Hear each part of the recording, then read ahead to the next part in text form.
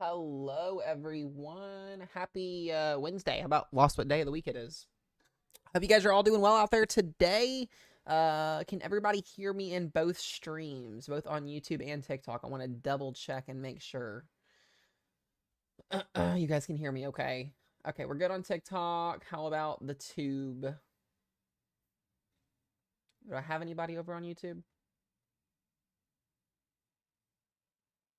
Maybe. Maybe. I would think so.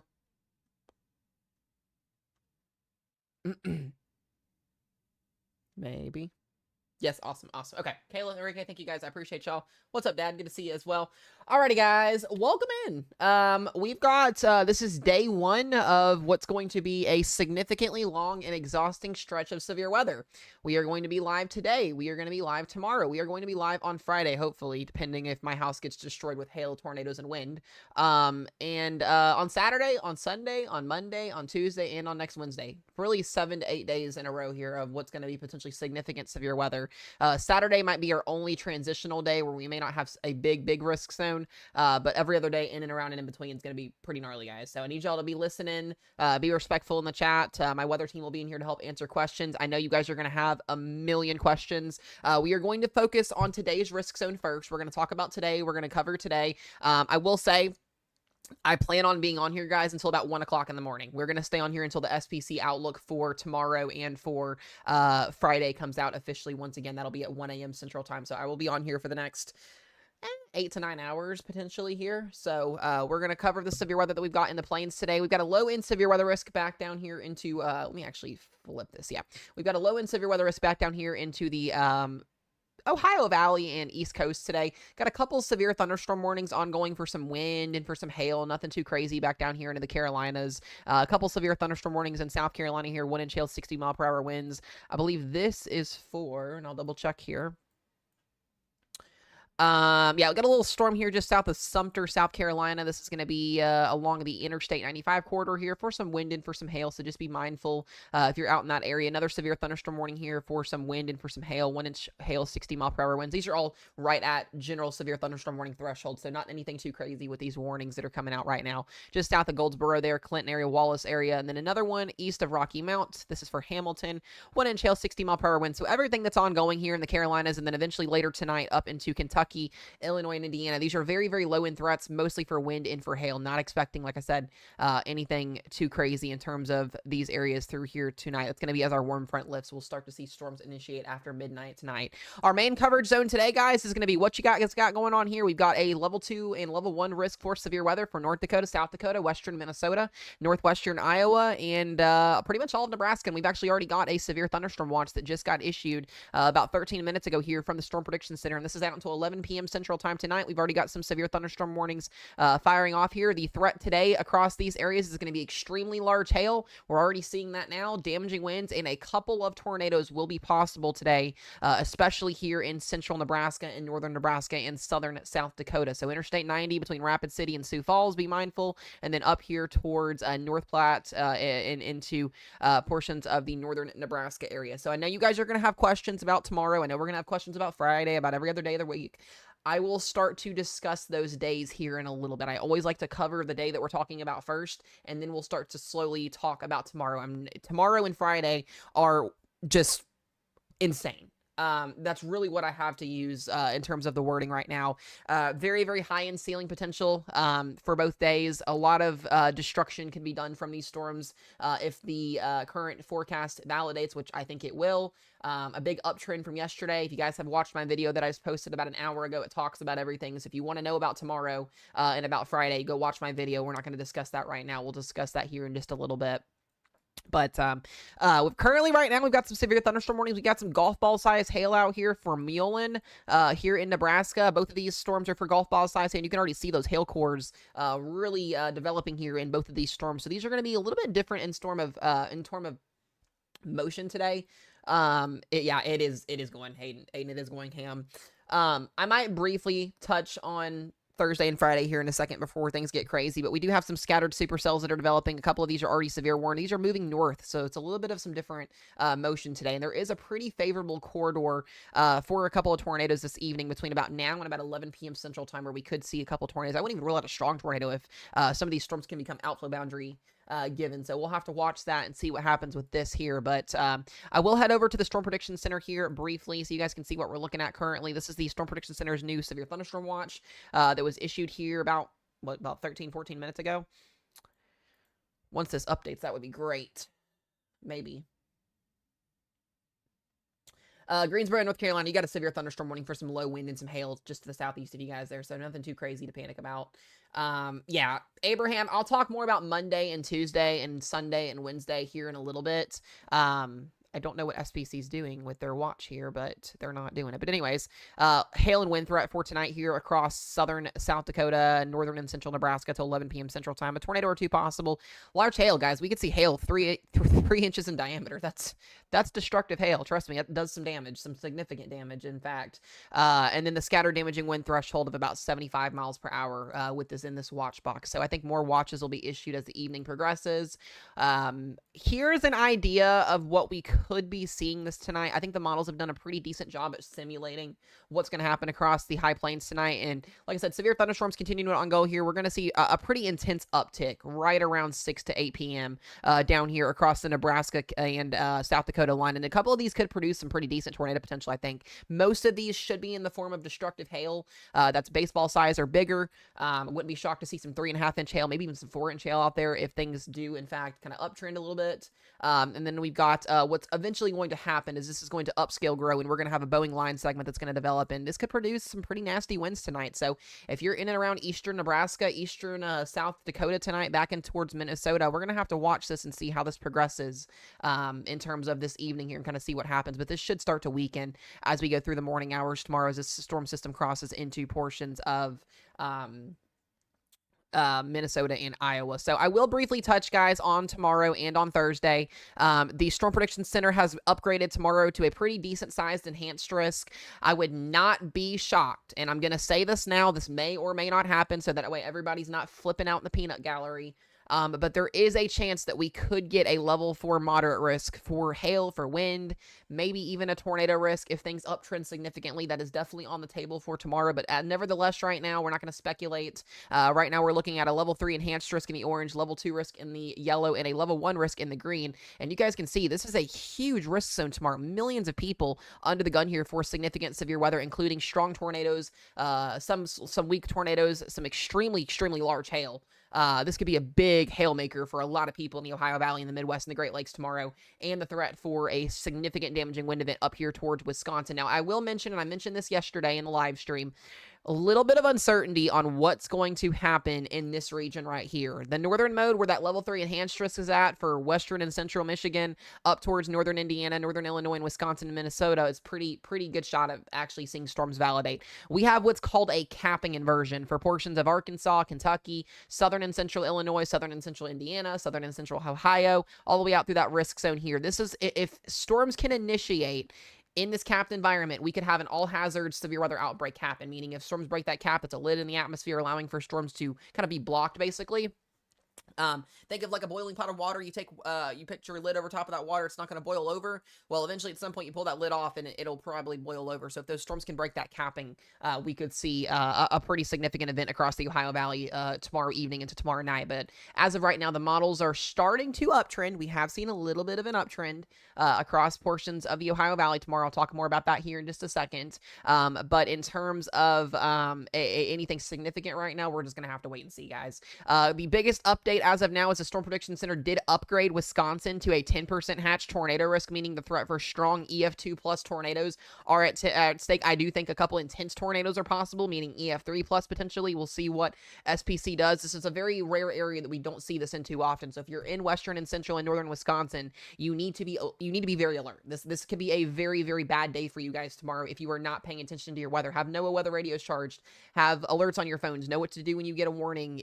Tomorrow is a very, very very big day in terms of severe weather. You guys can see the tornado risk basically goes from the Dakotas all the way down here to Texas. The 2% goes all the way down to Texas. The 5% goes down here to Kentucky. I myself am in that here in Western Kentucky. It's going to be a long day tomorrow, guys. We're going to be probably getting on stream right around 11 a.m. to noon tomorrow, and we're going to be on here probably all Dad Gym day. It's going to be a long day, and it's going to be an exhausting day. A lot of warnings could be out. A lot of tornadoes could be out. Significantly large hail. I'm more concerned about the hail threat tomorrow, given what we're seeing with the dynamics in the atmosphere. We do have a wind threat, 30, 15, and 5%. I do think the Storm Prediction Center will hatch this region eventually at some point, meaning winds over 80 miles per hour will be possible. Right now, we're looking at winds anywhere from 60 to 75 miles per hour in any of these regions, 5%, 15, and 30. They go up based off of probabilities, and then we have a huge hatched region. If you guys are in this 30 or 15% hatched hail region for tomorrow, and this is the outlined area, everybody should know where they live on a map. I'm not going to go, pinpoint everybody's location, but Chicago, Milwaukee, Green Bay, Minneapolis, La Crosse, down here towards we've got Louisville, Kentucky, Evansville, Indiana, we've got Paducah, Kentucky. Basically, anybody in that hatched region, you guys have the threat for large hail 2 to 3 inches plus in diameter tomorrow, and that's going to cause a lot of issues. We've known to see these large hail events in this area. I myself am included in that risk zone for tomorrow, so just absolutely thrilling in terms of having more hail here. I'm about honestly overseeing hail in Western Kentucky over the last 2 months. It's been... Since we had that baseball size hail that came through back at the end of March, I've not been a fan of hail. So yeah, causes a lot of issues, causes a lot of damage. So have your cars covered up, have your just your belongings, everything inside that you need that would potentially get destroyed with that hail. So that's our risk zone, and then we have an upgrade as I expected.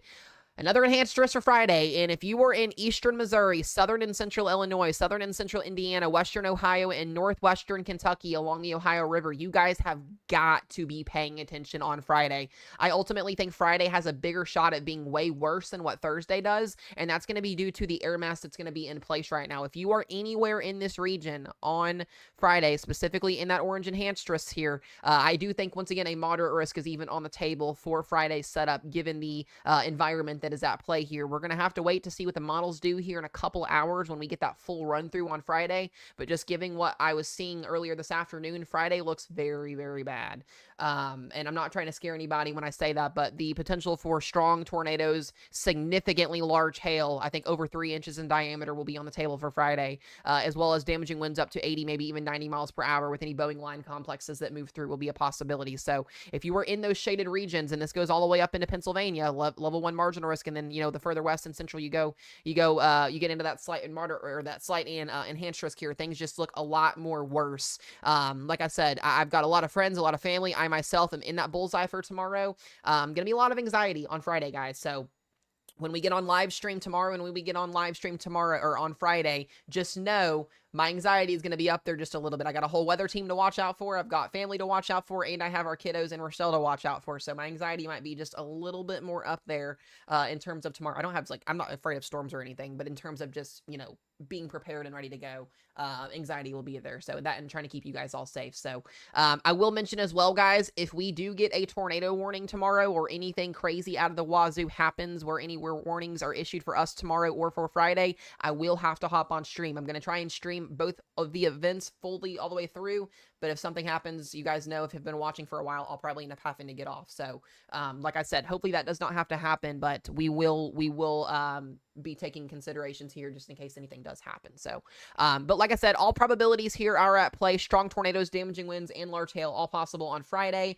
And then we get into Saturday. There is currently not a risk zone issued for Saturday for the day 4 outlook currently, but there will probably be something along this region for Saturday. We're going to have a cold front that extends to the southeast here, and it'll give us a threat for some wind and some hail. I don't see too much of a tornado risk on Saturday. This is more of what I call a transitional day before our next trough moves in off the West Pacific, and then our exiting trough leaves for Saturday. So we do have another risk. We have a day 5 outlook here, and that's going to be for Sunday. The Storm Prediction Center has issued a level 2 out of 5 slight risk here for Oklahoma, including Oklahoma City, Norman, northern portions of Texas. I expect this to get a lot bigger and a lot more higher in terms of probabilities over the next couple of days here as we get closer to the this event. I want to mention now, Sunday and Monday of next week do have significant severe weather outbreak potential, and the Storm Prediction Center has already highlighted where they see that fit at as of right now, and we're 5 days out from this event. So the further out you go when you see these risk zones that are highlighted, the more significant it is, because where higher confidence is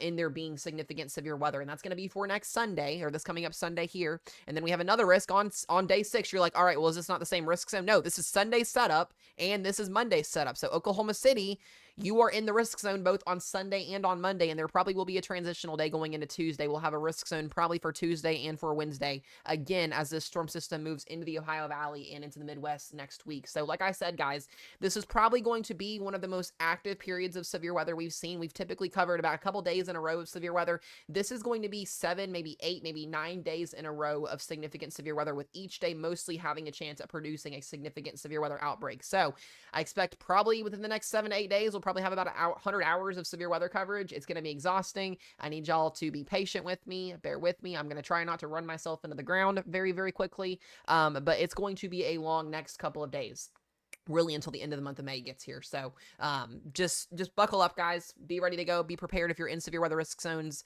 We got a lot of days to get through. So that's what we've got as of right now. I will mention there has been an uptrend with the latest HRRR model run. We've got a lot of other models that are showing different scenarios for tomorrow's event, but I do want to show the latest HRRR model run here for tomorrow. Let me go back to the 18Z real quick. So we're more confident in there being severe weather, significant severe weather up in this kind of catty corner right here. This is the area that I want to watch. And what's going to happen is this low pressure system is going to come through tonight. It's going to move through tomorrow. We'll have some remnant showers and storms moving through about sunrise tomorrow morning across, Minnesota there. And then what's going to happen is we're going to have a cold frontal boundary that's going to sit kind of draped over. I'm just going to draw it here. You can kind of see where that boundary is going to be in place at, and storms are going to initiate off that cold front. This is kind of like a plane setup, kind of a dry line cold front setup here. And what's basically going to happen is we're going to see supercells fire off, and this is going to be between about noon tomorrow afternoon and about 6 p.m. Chicago, you could see an explosion of thunderstorms in and around your area between noon and 6 p.m. I'd say more between 4 and 8 p.m. for you guys, but this is a big concern. Large hail, damaging winds, strong tornadoes.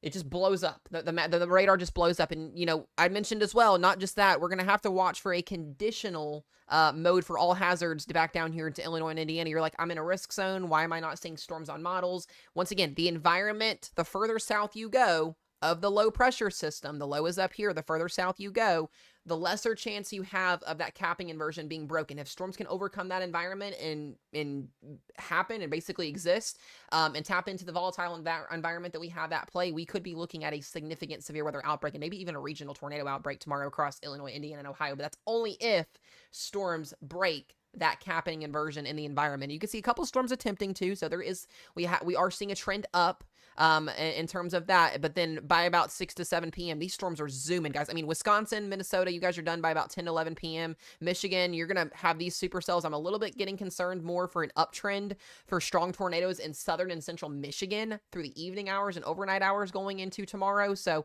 a lot of states, guys, are going to be impacted from this event tomorrow. It's going to be a pretty gnarly day in terms of severe weather, and like I said, if anything can get going in our higher tornado probability values down here, we could be looking at something even worse, but hopefully that does not happen and that capping holds. You can see most of that capping and holding. A couple showers and storms moving east with that cold front there as storms go into Ohio, but as of right now, that's still, like I said, a little bit of a potential uncertainty there. I'll answer this question again. Is a possible moderate risk on the table for Wisconsin? I think so. Are they going to issue it? I don't know.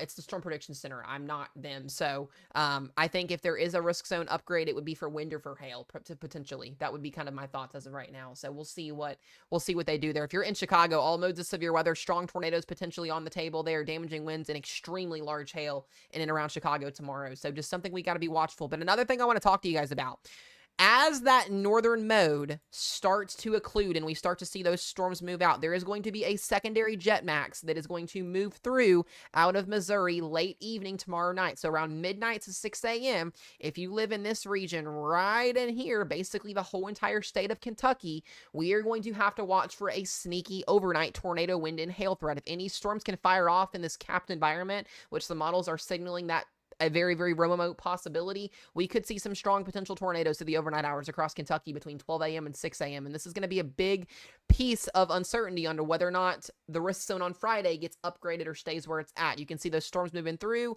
We're pretty much done in most of the Ohio Valley, and then watch what happens. That secondary vortex comes in, and we end up getting a couple supercells ripping through the state of Kentucky at around 3 to 4 o'clock in the morning on Friday.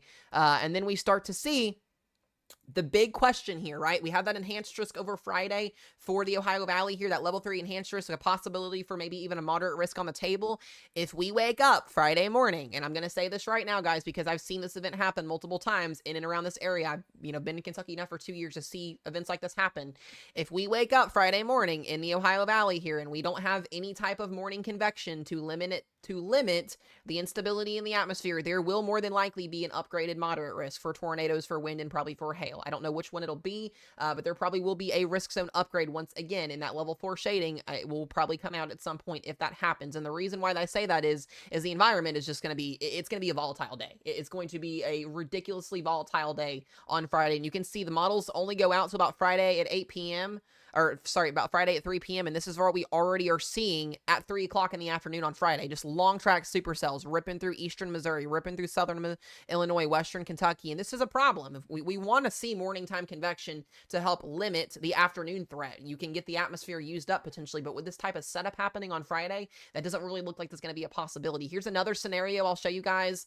These are a little bit more higher end scenarios that could happen on Friday that, like I said, that may or may not be, blown out of proportion just slightly, but it is a potential scenario here. Let me go back to the lowest, the other run here. This is our impasse model for Thursday and for Friday. You can see showers and storms moving through. Impasse model does not have much up here in Illinois and Indiana and Ohio tomorrow, but then watch on Friday here. It just convects. I mean, this would be really bad. If this type of a situation happens on Friday, this would be really, really bad. I mean, possibly a significant Boeing line segment moving through, some embedded supercells behind this. This would not be a scenario that I want to see happen in my backyard on Friday, and then another squall line ripping through. I mean, this would be gnarly if this type of solution happens. That's the impasse model. We can take a look at a higher end solution. This is the H-Wharf model run. This gives us another kind of idea on what we could be seeing here going in through Thursday and through Friday. Like I said, Thursday,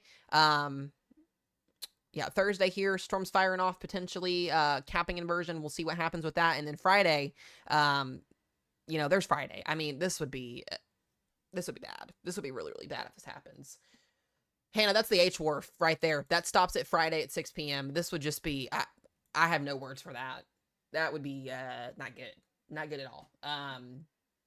So what I'm getting at, guys, is both tomorrow and Friday have very, very high ceilings, but also could be nothing if things don't, go the right way. So we're going to have to see. The Rufus model, I believe, is doing some gargantuan crazy crap. The fact that the Rufus does not show convection tomorrow in that slight risk is actually really interesting, which makes me think we may stay capped tomorrow, which would be huge in terms of that. Michigan's main risk tomorrow is after 4 to 5 p.m. You've got all modes of severe weather, maybe even a couple strong tornadoes possible in southern and central Michigan. So that's something we're going to have to watch out there for you guys. Topeka, you guys aren't going to see anything until next week. So we'll get to that here in just a second. But the Rufus, Hannah, just be mindful of what you're about to see. This is just insane. I hope this does not happen. We would be out of power for days if this type of a situation happened. I would not be able to talk to you guys for days, probably. Yeah, this would not be good. Supercells, prefrontals, and then potentially maybe even a nasty squall line with just significant. I mean, either way, every single model run except for the HRRR right now, the HRRR will be in range in about 4 hours to give us a solution. Every model run has us getting some gnarly stuff on Friday. So, no, guys, I don't think this is going to be. So in order for a derecho to be established, you have to have a line of storms progress over, 258 miles or something like that, over 258 mile lengthwise period, and produce winds of over 58 miles per hour. This isn't going to be anything like that. There will be a damaging wind threat and a large hail threat and a tornado risk and a strong tornado risk. But currently right now, we're just kind of waiting. So when we get that last HRRR model run in, for tonight, I will give you guys a better update on that. And I think the NAM 3K also still suggests,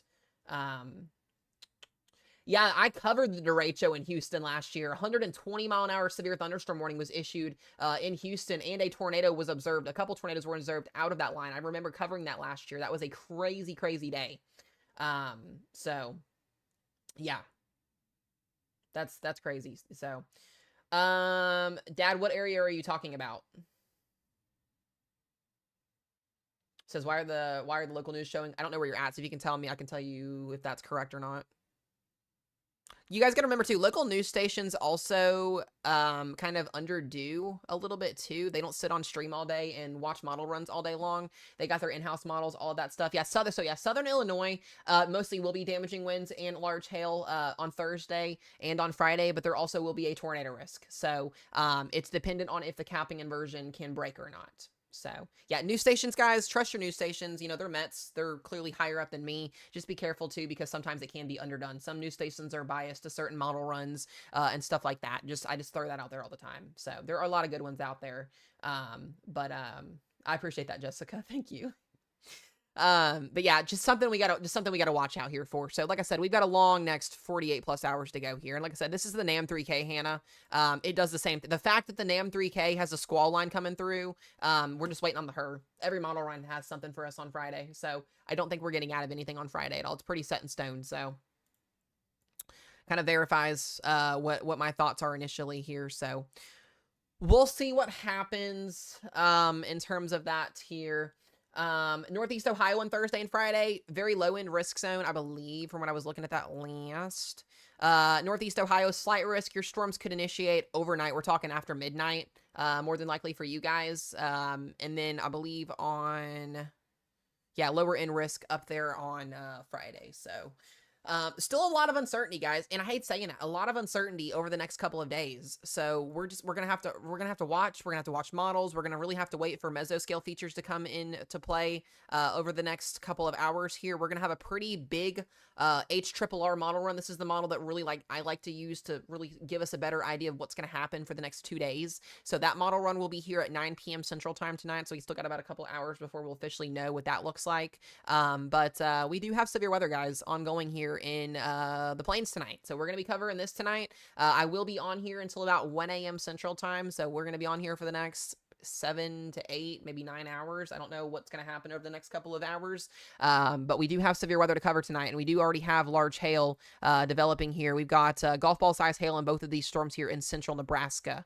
So I want to take a look at this and see if we have any. We do not have any rotation on this storm yet, I don't think.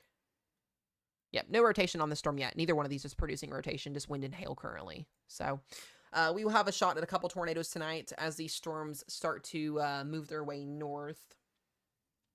Manners, thank you for the hat and mustache. I appreciate you. Thank you guys for all the gifts. Thank you, thank you, thank you. It's going to be a long day, guys. It's going to be a long next couple of days here. I honestly dread it. So let me see if our new GFS model run, it is just now starting to load. So as this new model run comes in, we'll look at that as well. I will remind you guys, severe thunderstorm watch is out for southern portions of Nebraska. Sorry, southern portions of South Dakota and northern and central portions of the... I'm losing my mind. Sorry, southern South Dakota and northern and central portions of Nebraska. So we'll see. Minnesota, yeah, you guys are in a marginal slight in eastern portions of Minnesota are in an enhanced risk for tornadoes tomorrow, wind and hail. So yes, tomorrow you need to be under the gun or under the alert for that. Sydney, good to see you over on YouTube. Hope you're doing well. What's up, Michael?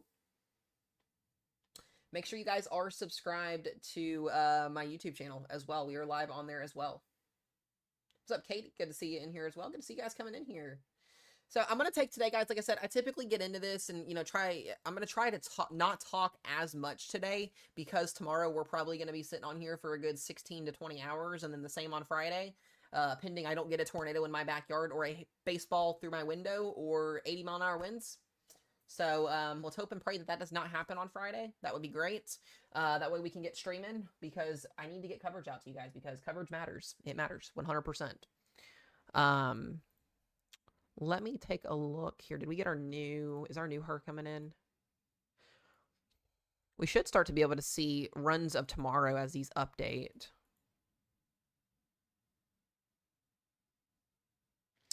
I don't polar bear. I don't have a way to look at Canada. I don't. I physically don't have a way to look at Canada. Like I don't have any models. I don't have anything that can show that. If you've got a 70% chance of storms, I would say that you're going to get storms. Yes. Yeah, I specifically don't have a way to look at Canada though. This is a nasty complex of storms. Excuse me. Oh, it could develop tonight, so we'll have to see what happens. Laney, you were under the Laney, you were under the gun for significant severe weather in South Central Kentucky, both on Thursday and for Friday. I don't know what you were seeing, but you're in a level 2 risk zone tomorrow and a level 3 risk zone on Friday for strong tornadoes, damaging winds, and extremely large hail both days. I'm included in that as well. So be very vigilant on that. I wouldn't just base your forecast off of the NWS forecast. I would also look at SPC. That way you know if you're in a risk zone or not.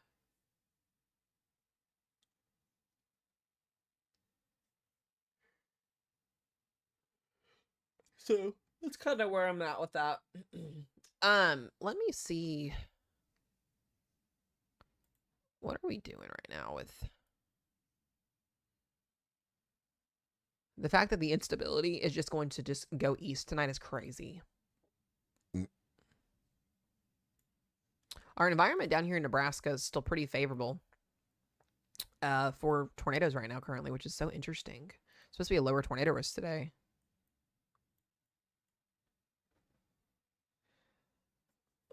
I'm going camping today through Sunday. Okay, yeah, you're fine. Central Kansas is fine.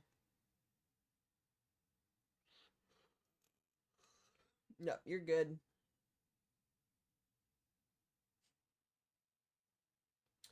St. Louis is concerning on Friday. All modes of severe weather will be possible. Tornadoes, damaging winds, and large hail. Yep. Possibly even a strong tornado if warm frontal advection happens. Mama, I was actually going to message you on your backup. Boy, are we in for it. We are in for a world of storms tomorrow and on Friday. Strong tornadoes, extremely large hail, and significant damaging winds. It's going to be a fun next 48 hours.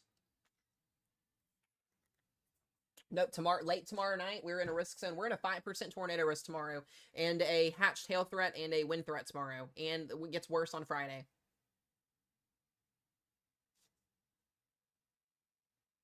Yeah, so as of right now, SPC is keeping St. Louis, I believe, in that. Let me double check on it here. Yeah, St. Louis, you guys are sitting right on the slight risk, marginal risk. So yeah, low end tornado risk for you guys. Damaging winds and hail will be more, but I wouldn't be shocked to see that risk get extended a little bit further north here if the warm front moves north. It's all dependent on where that frontal boundary sets up at. We'll have to wait and see what SPC does with that. Oh, this was expected. No, this was expected. I've been forecasting this for 7 days now. Yeah, but we've been talking about this for 7 days. Yep, no problem, bud. Yeah, Monday and Sunday, I'm waiting for the new GFS to come in currently. We can take a look at the Euro, I guess, and see what it did. I did not really look at the Euro from earlier today. We can see what it did here. Wisconsin tomorrow. You guys are cooked. Just kidding. Wisconsin, you're in for it tomorrow. The whole state under the gun for strong tornadoes, damaging winds, and large hail tomorrow, basically, in a nutshell. Will Minnesota get a watch? Potentially. We'll see.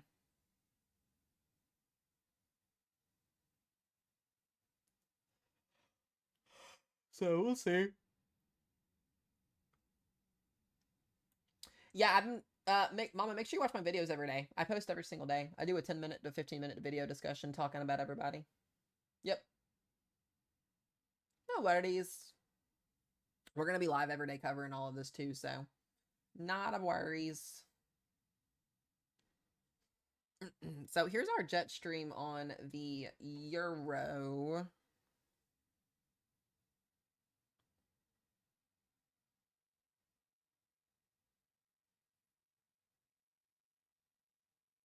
Oh, that's nice.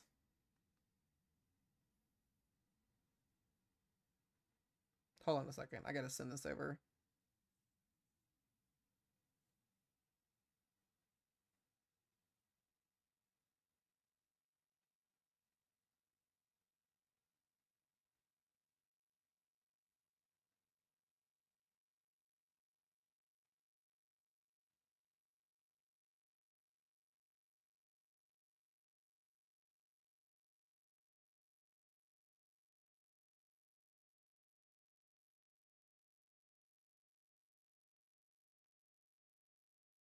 Hannah, look at what I just put in Messenger, if you're still in here.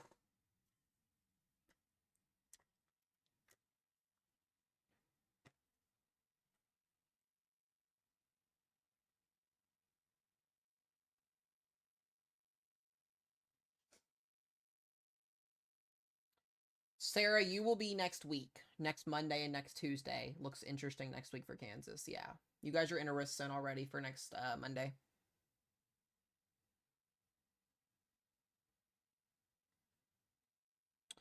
So this is interesting, guys. If I've got anybody that lives in the Evansville, Indiana area, this is from a lovely, reliable source, but the NOAA weather radios are completely off air and will be off air through Thursday and Friday. So if you are in southern Indiana and you're covered by Evansville, Indiana, and you use NOAA weather radios to get your warnings through, you need to find another way to get warnings. Download a weather app or something to get alerts on, because those are not going to be working for the next 2 days.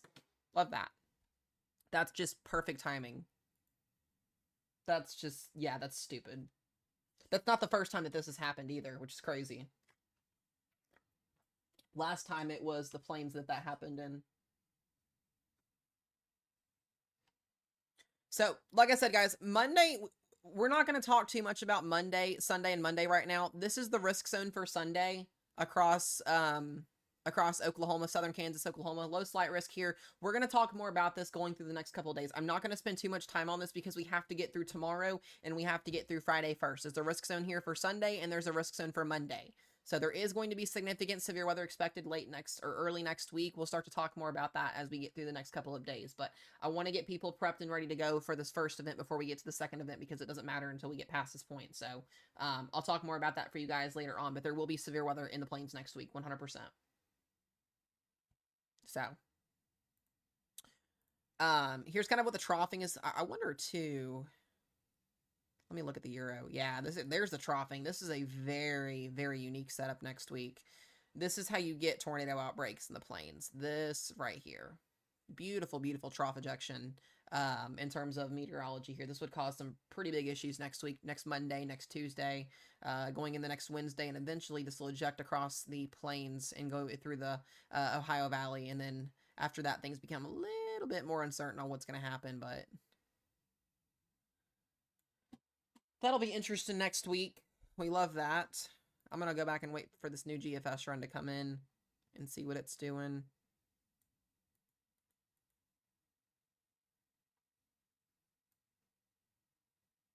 Yep, everything's still looking the same. We'll go back to radar here. And so we still got this severe thunderstorm warning out until 5 p.m. Central Time. Some pretty large hail inside this storm here. See if we got any hail indicators. So yeah, they've got 2-inch hail on this storm, 2.5-inch hail potentially, but I don't know how true if that's reaching it to the surface or not.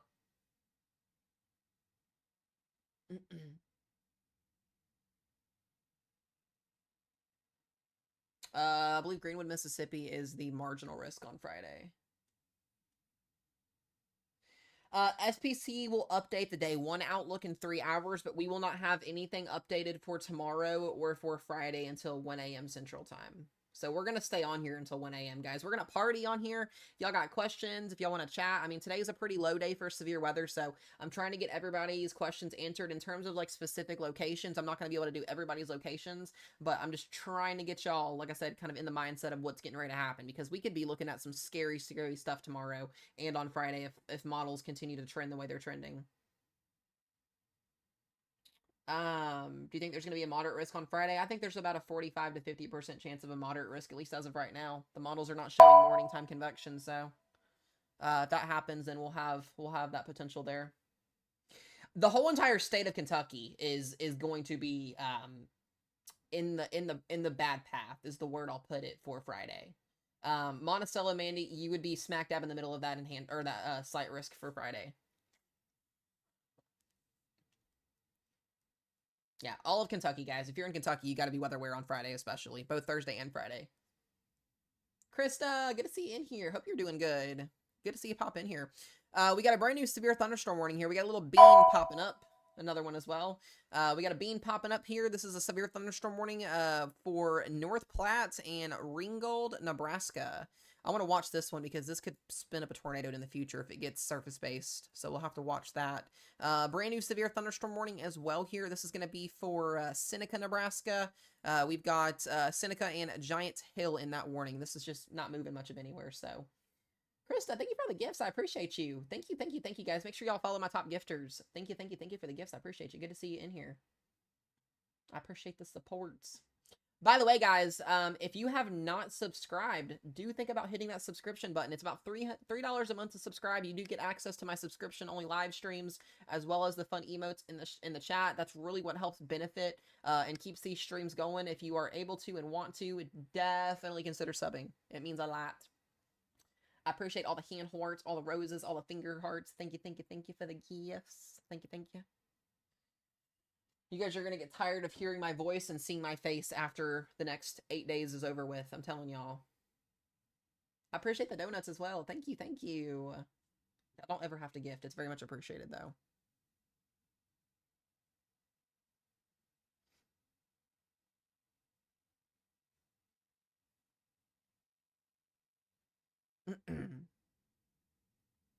I appreciate it. Georgia, you guys might have some severe weather on Friday. It's still a little bit, or not on Friday, but on Saturday. It's still a little bit to be determined on that.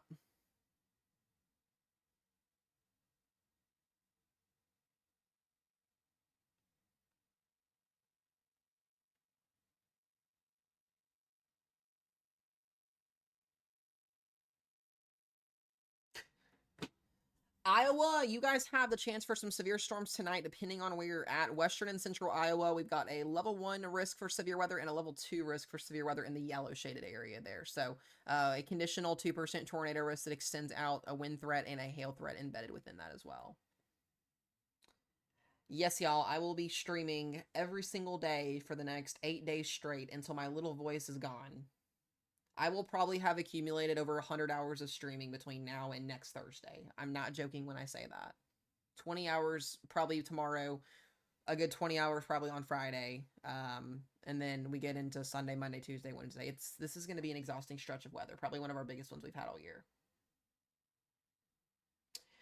Is the West Virginia Panhandle, as of right now, in terms of West Virginia for severe weather tomorrow and tomorrow and Friday, there's a lesser capping the further east you go because you have the cold front to initiate those storms. So there will be all modes of severe weather going into your Friday, potentially. Wind, hail, and an occasional isolated tornado. We'll just kind of have to wait and see what the models do with it. But yes. Green Goddess, thank you for the freaking galaxy. I appreciate that. Thank you, guys, for the gifts. I appreciate the love. Thank you. Thank you, guys. Y'all don't have to do that. It's very much appreciated.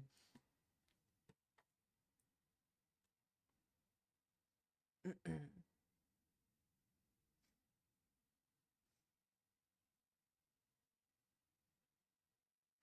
if we got any updates here.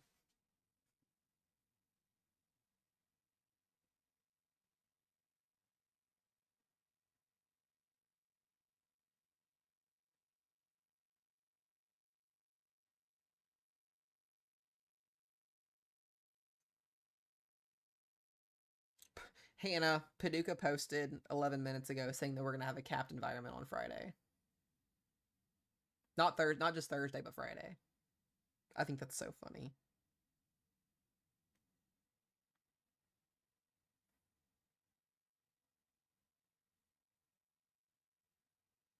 Right, it's typical of them, I think, at this point. I think that's freaking hilarious.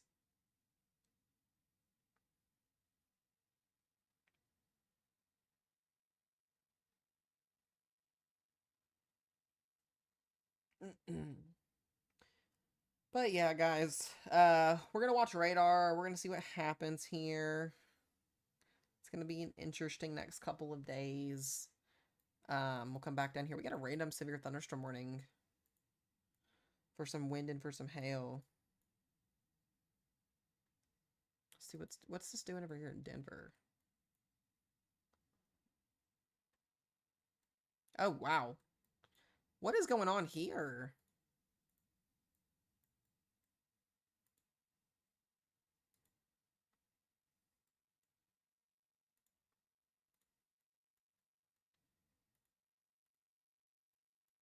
That's concerning.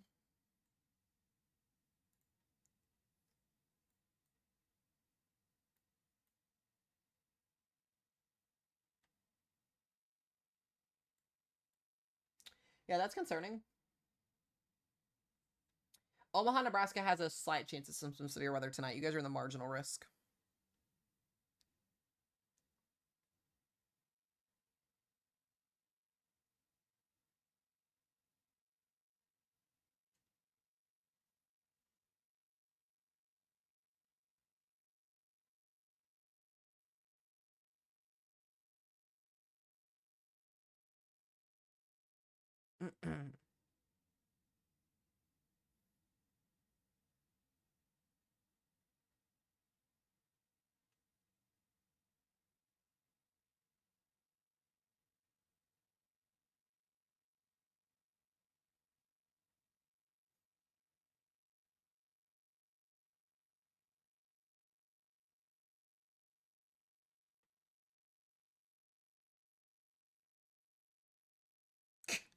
Oh my goodness. Sorry guys, I was reading something. By the way, guys, quick question. Do I have any NFL fans that are in the stream currently? Just out of curiosity.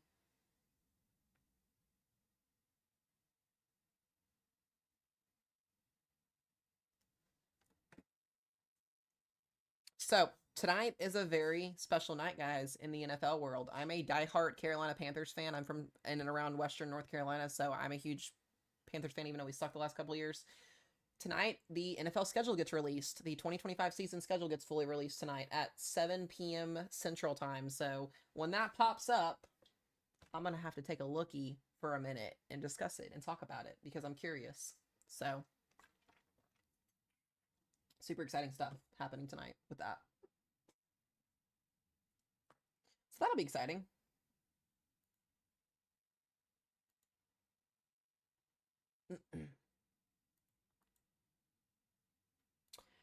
You are good, Madison, until next Sunday and Monday. Severe weather will be possible in your area next week.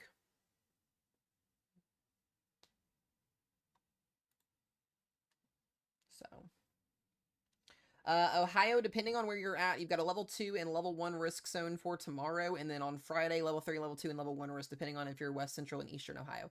Yeah, Cincinnati, Dayton, all modes of severe weather possible. Strong tornadoes, damaging winds, and extremely destructive hail on Friday. Timing is still a little bit unknown. And then tomorrow, you have a conditional wind, hail, and tornado threat as well.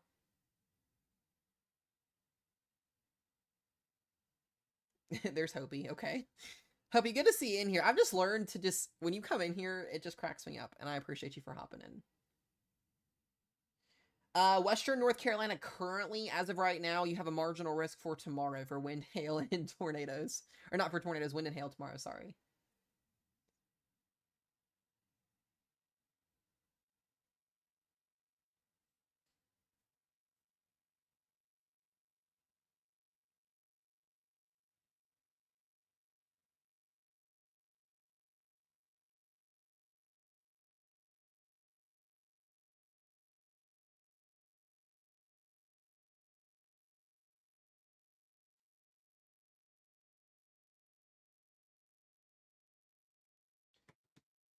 Oh, man.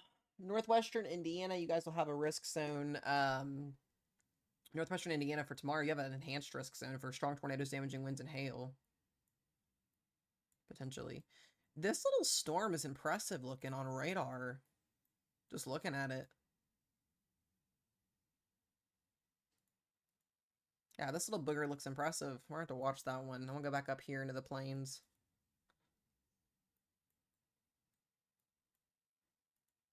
Still got golf ball size hail and 50-mile-per-hour winds here at this cell.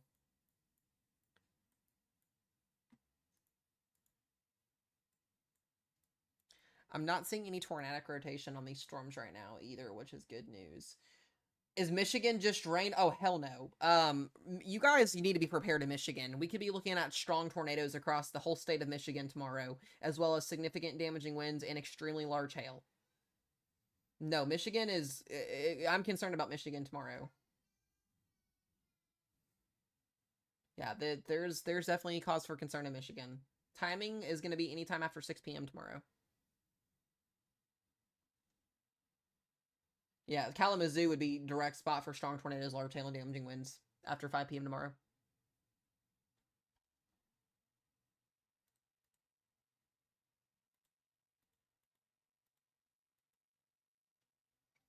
All right, we got a new mesoscale discussion for Watch Possible. So they're going to issue a watch outside of the risk zone, potentially. That's interesting. That's Denver, Colorado.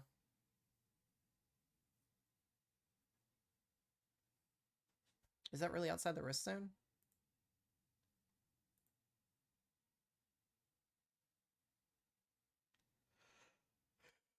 Yeah, it is outside the risk zone pretty much. Just right outside of it for that marginal.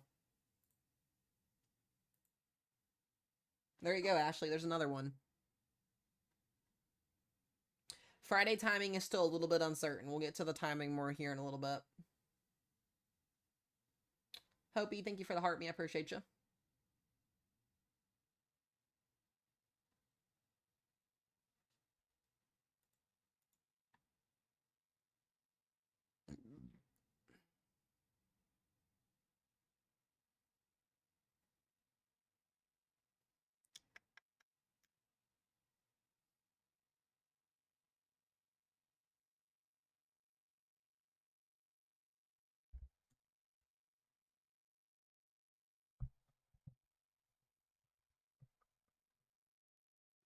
Get my mic fixed here. There we go.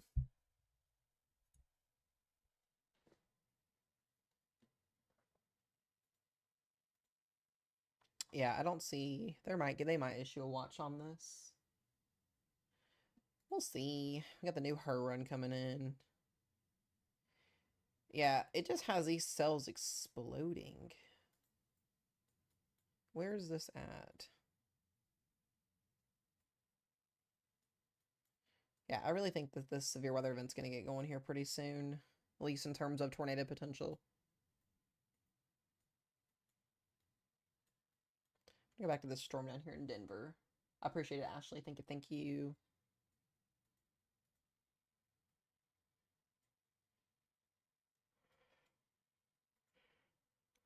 Golly.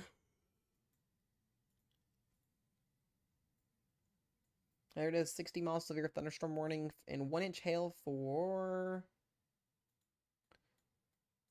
Raymer. Was that Raymer? Just outside of Fort Morgan, Colorado there. We've got Grover, Raymer.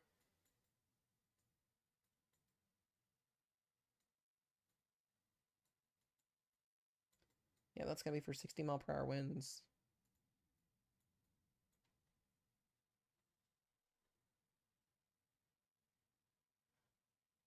Do solar flares affect weather patterns? Yes, they can. They can actually enhance earthquakes, and they can also enhance upper tropospheric dynamics potentially. Slowly, it's a slim chance, but it can. It can enhance a couple things.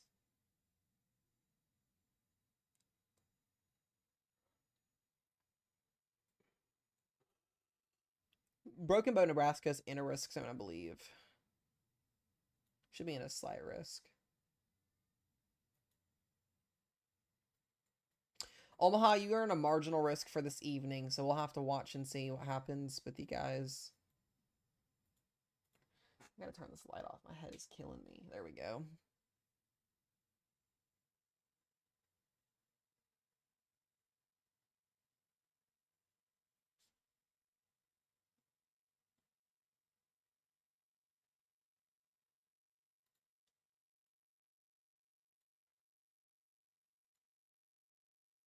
There we go.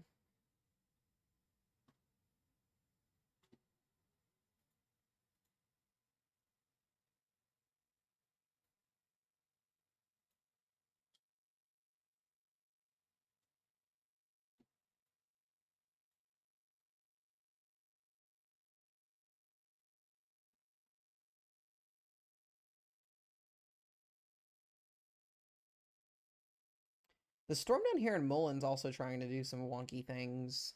This is in Nebraska for anybody that does not know. Yeah, I'm not seeing anything with like tight rotation or anything signaling anything crazy right now, but that can change.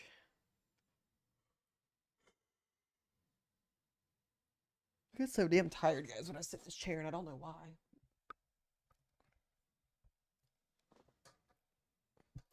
I start doing stand-up live streams at some point.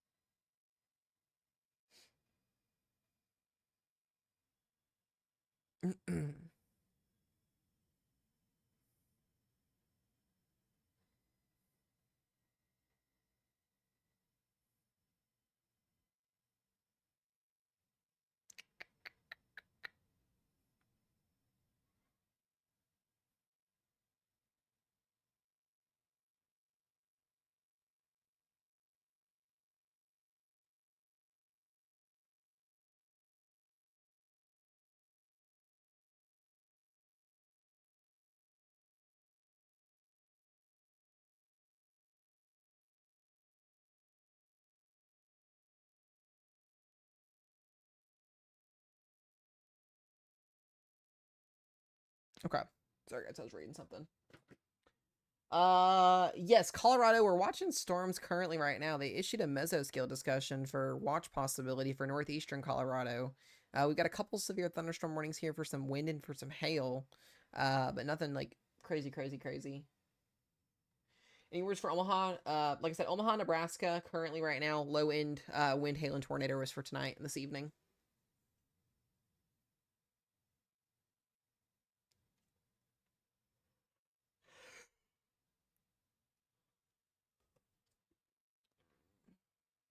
Get used to no back. Honestly, that would probably be a smart idea to generally.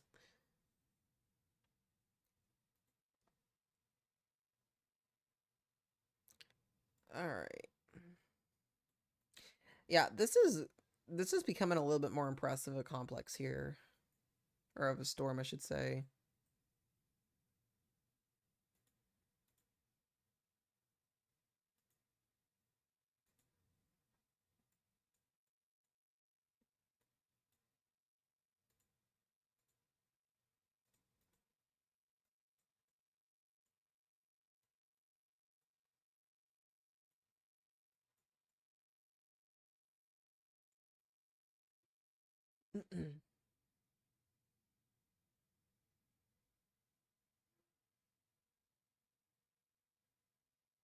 Yeah, correct, Ashley, correct. Yes.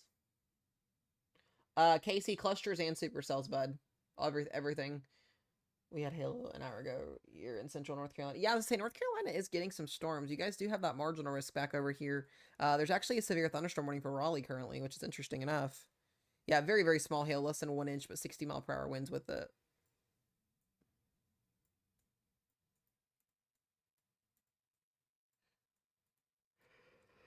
Yeah, a couple storms. Golly. Yep, got a couple storms moving in.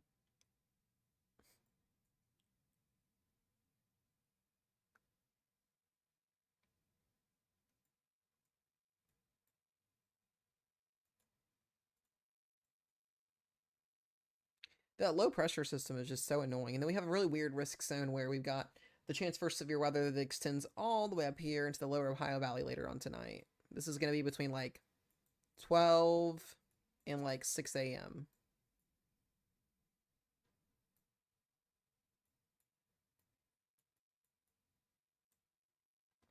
That's my handwriting, guys. I'm sorry, it's garbage.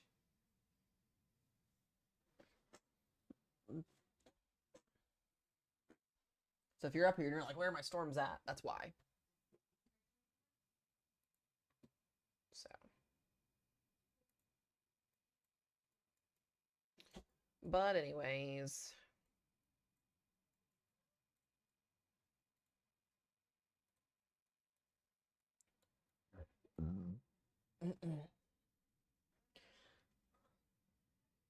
when do you think Harrisburg, South Dakota will get storm 605? Yeah, let me get to you. Where is that at?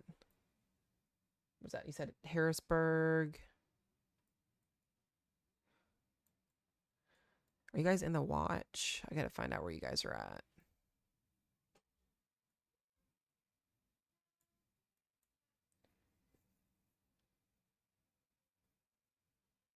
Okay, just in general, South Dakota, you're in that watch till 11. Given what the models are showing, really in the next 2 to 3 hours, I would say if not already the next 2 to 3 hours. I get more and more concerned about this Boeing line segment that's going to develop later on tonight. This has my concern for wind.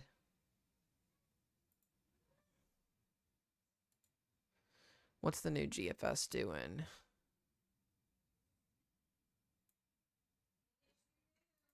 Golly.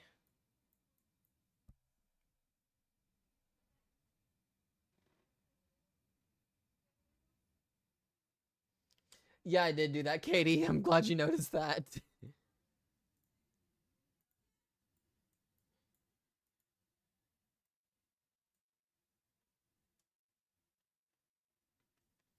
Thank you, GMA, for the gifts. I appreciate it. Junk, thank you for the gifts.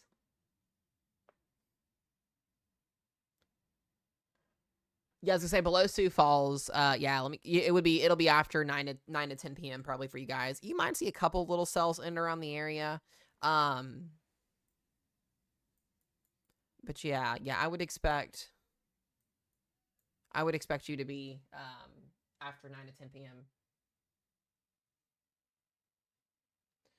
Okay, yeah. So why is there a risk but not a cloud in the sky? Because there's either storms. Your storms aren't going to be until later on, or your storms are not in the area. Risk zones are issued because conditions are favorable for severe weather. Doesn't mean you're guaranteed to get severe weather. I do want people to understand that. Whether you're in a high risk all the way down to a marginal risk, it does not guarantee you're going to see severe weather. The higher probabilities increase as you go up, but it doesn't mean you're going to see severe weather.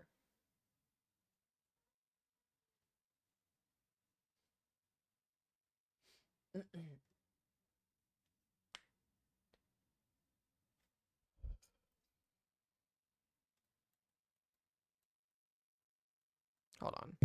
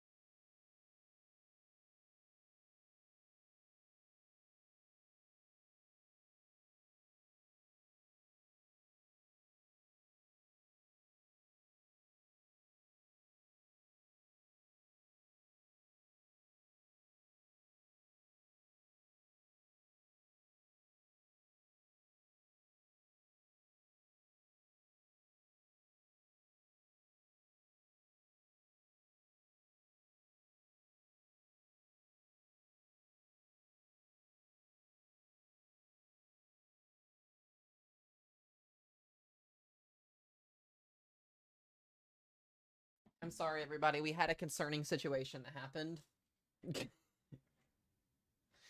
Okay. I went out there because Rochelle needed me to get some wipes because our oldest decided to poo-poo himself. And then I go out there and I asked Rochelle, I said, did you get it cleaned up? And apparently there was some on the floor and I stepped in it and had to go wash my toe off in the shower. So that happened. So we love that. But anyways.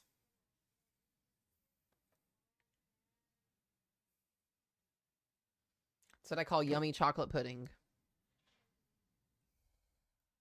It's not the first time that's happened either.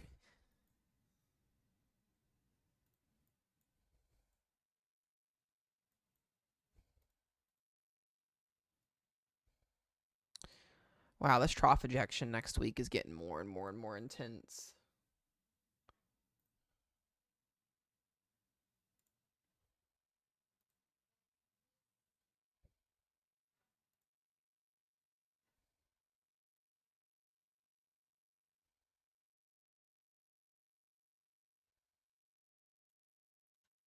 It's impressive.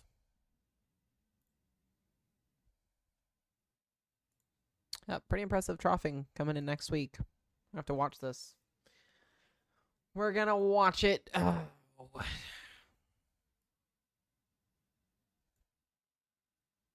Models are doing a little bit less with this convection now tomorrow morning, so this may uptrend that severe weather risk across central and eastern Minnesota tomorrow too. We'll have to watch and see how that trend continues to go. Got a couple new supercells that are trying to fire off here just to the northwest of Grand Island, Nebraska. We'll watch those. Other than that, our main caveats right now are the hail and the wind that's happening. So we got hail up here just north of North Platte, Nebraska, and then the two really strong storms here. We've got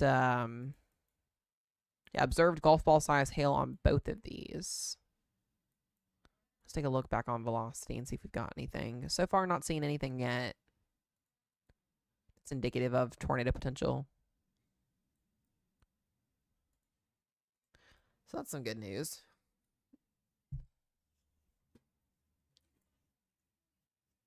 Kayla.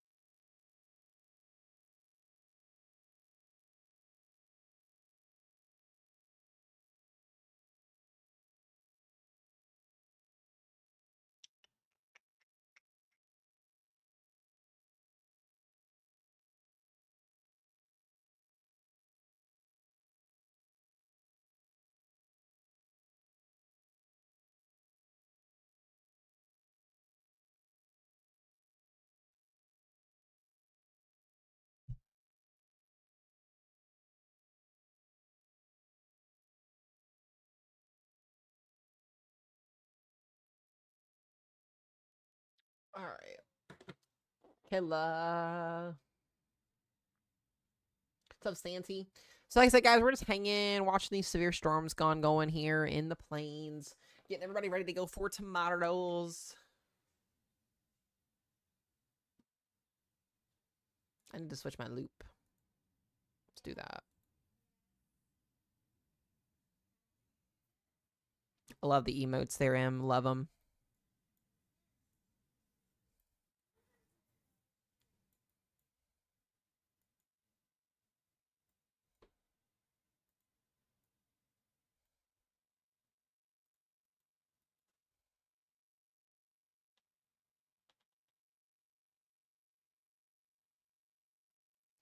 Yeah, this little complex of storms is getting a little bit more impressive. 60-mile-per-hour winds and 1-inch hail still out of this. I wouldn't be shocked to see this be upgraded to 70-mile-per-hour winds here soon. This is what I want to watch as this line progresses east. What's going on with Michigan tomorrow? A severe weather outbreak, potentially. Strong tornadoes, damaging winds, and large hail. Extremely large hail, in fact.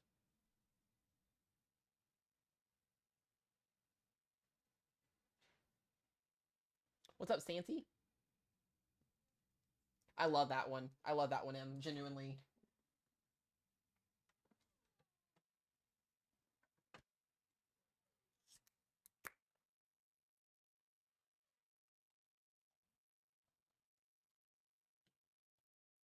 By the way, guys, we do have a Galaxy Live goal gift today. If anybody would like to help contribute to that goal, you can. We've already got one today. We need 4 more today to get that live goal completed. We got about 2 hours left on that goal. So, second as well, if anybody would like to subscribe here on TikTok, you guys can. You do get put into giveaways as well as subscription stream only events, and as well as you get fun emotes in the chat. So do consider subbing if you are interested in doing that.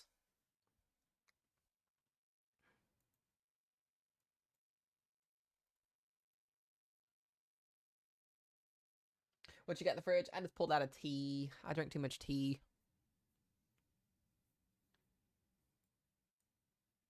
Yeah, I wonder if this is going to start to bow out a little bit more. If that does, we could get a 70 or 80 mile an hour wind event eventually as this goes east.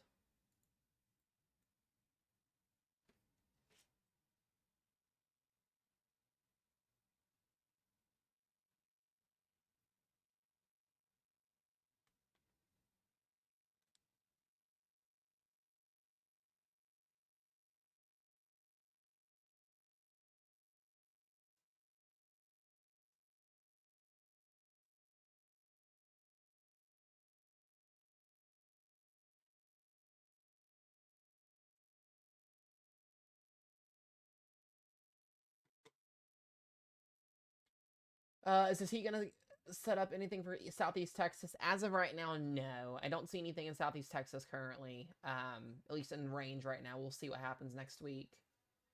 If there would be a day to watch next week in Southeast Texas, maybe Monday, but other than that, no. Yeah, not much. Not much, sadly. Sucks about that.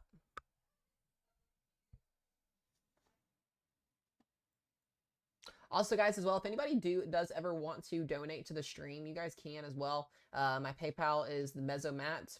Super, super simple. If anybody ever does want to and you don't want to give it all to TikTok, you guys can send it. That way I get all of it also as well. So, also, Dad, I will be getting your merch tomorrow. So, hopefully we can get it here before vacation. If not, I'll mail it to you, but we should have it here before we leave.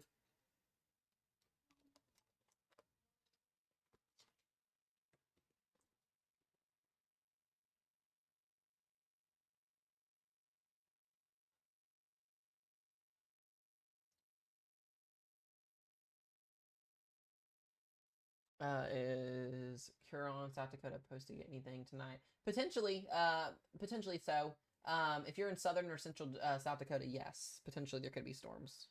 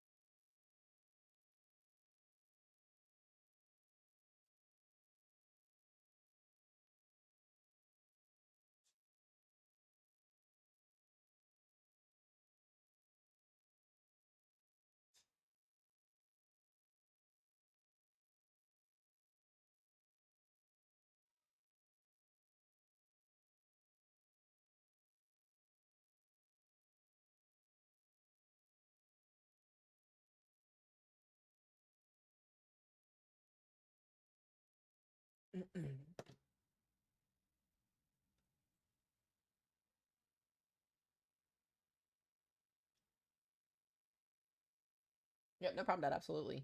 We're gonna finally get it to you for once. Yeah, like I said, 605 Chaser, bud. You'll have all modes of severe weather this evening. Very low wind chance in your area. I don't expect too much, but there will probably be a round of storms that comes through probably between 9 p.m. and midnight. It's kind of my initial thoughts right now. What I'm thinking. We're starting to see more of an upscale growth in our line potentially developing here already. So the tornado window is really between about 6 p.m. and 11 p.m. tonight. So could be a little bit of rotation embedded here trying to develop maybe just north of Thedford. But other than that, I don't see anything crazy with the picture right now. I can't wait to see what our OOZ model run's going to do for the Her tonight. That'll be interesting.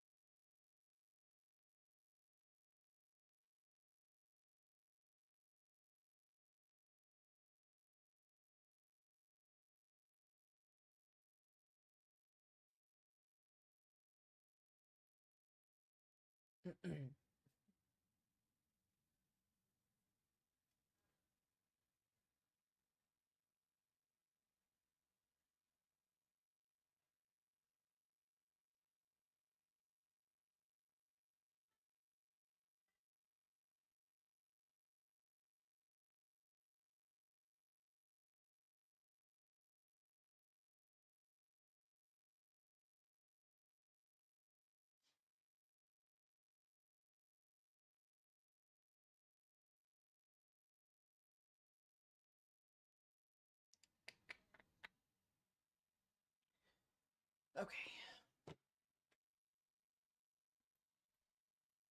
You guys can hear Hazel in the background. Oh my goodness. Yeah, I want to watch these two supercells. So the one in Broken Bow currently right now, severe thunderstorm warning, 1.25 inch hail, 60 mile per hour winds. These could be an issue. We don't have a lot of storms in and around the area. So if these can get going, we might have an issue in terms of tornado potential down the road. We'll have to see. I think the models are trying to handle these solutions pretty well. We'll see.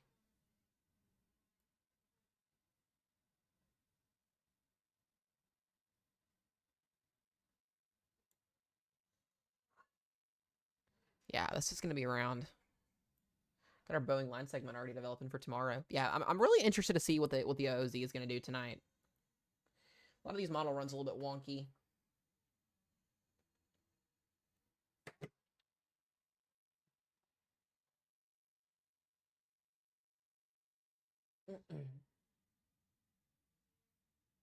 Yep, there's another one, Katie. There's multiple. I appreciate you, 605. You as well, bud. You crushed it in the mornings. I need to start getting up earlier so I can watch your stuff in the mornings. I always hop in when you're getting off because my chunky butt over here sleeps all morning. But starting tomorrow, or at least tomorrow, I'm going to be up a lot earlier. I got to get these videos out earlier. I waited today to post my video because I wanted to see what SPC was going to do on the update.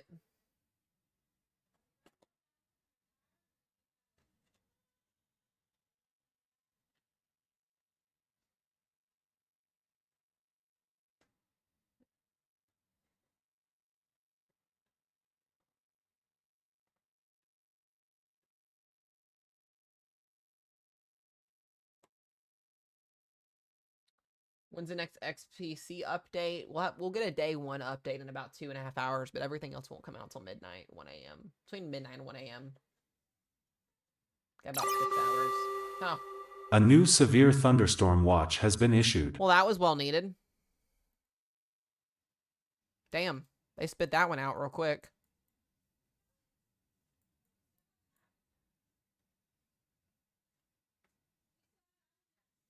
They actually issued that in a 40%. Yep, it's going to be this region right in here.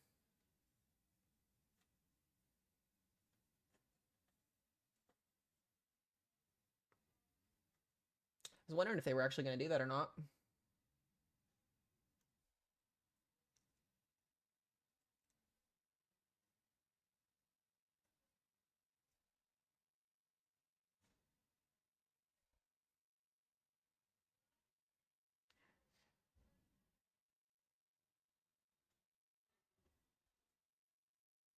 There's that watch. This is also out to 11 p.m. Ooh, this is a spicy watch. Let it update here in just a second. Now, this is a little bit of a more of a spicy watch. I guess the word I'll use. Alright, so here's a funny story.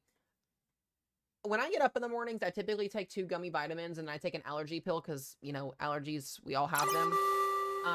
There's A new severe thunderstorm watch has been issued. Thank you for interrupting me, overlay. But I took this pill this morning. I swear I did, this allergy pill, and it just popped up from underneath my mouth. So I guess I did not take it. So that's really confusing, actually. That's actually really tough. A new severe thunderstorm watch has been issued. I guess we're gonna take it because I didn't take it, so that's fine. Because I only pulled one out this morning. A new severe thunderstorm watch has been issued. A new severe thunderstorm watch has been issued. Oh shit.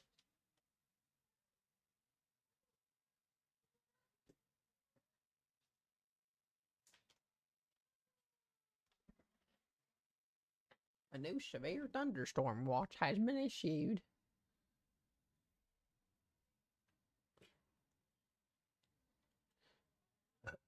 Is Ashley still in the stream?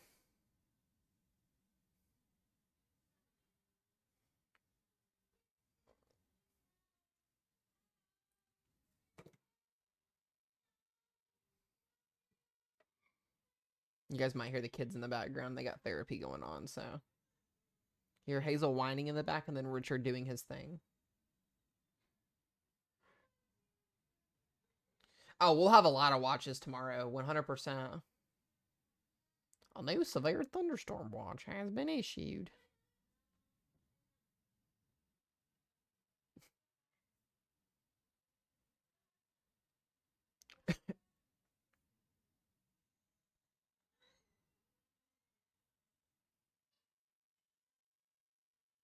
Hazel's just not having it.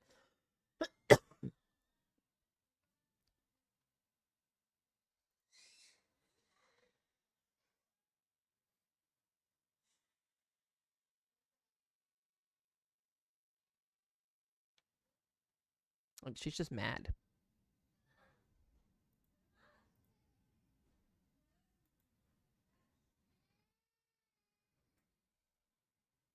Missouri tomorrow doesn't really have a severe weather threat. It's gonna be on us on Friday. Did we see anything happen?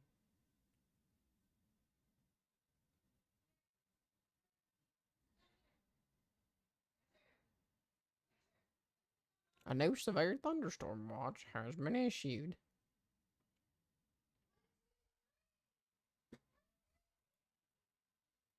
Something tells me we're about to get 80-mile-an-hour severe thunderstorm winds here in a few minutes out of this storm here.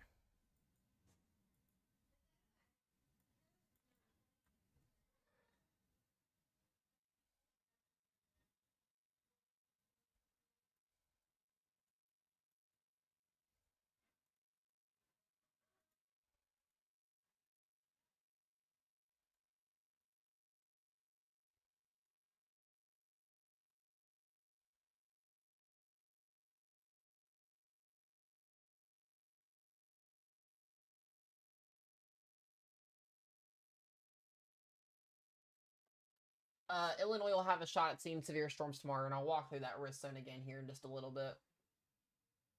Wichita, Kansas, you'll see storms next week. Oh, I appreciate that. I appreciate that. Hydrotix, I hope I said your name right. Yeah, Missouri will be on Friday. It's a low-end threat for some severe weather. Low to medium threat, winds, hail, and a couple tornadoes will be possible. We'll break that more down here in just a little bit as well.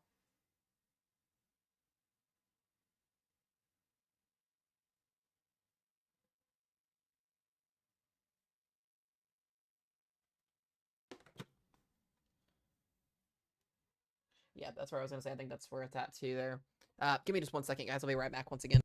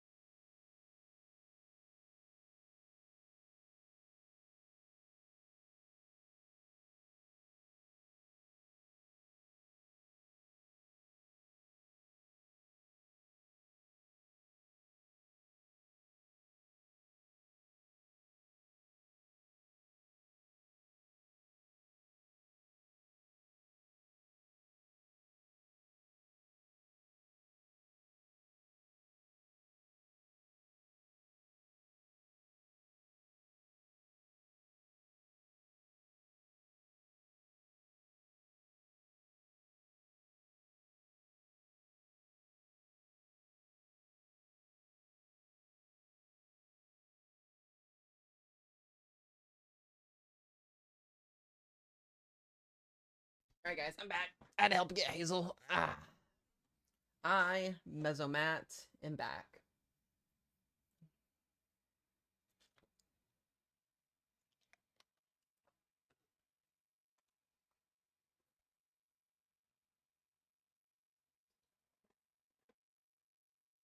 All right, let me see if I can find some traffic cameras up here in this area that'll show what's going on.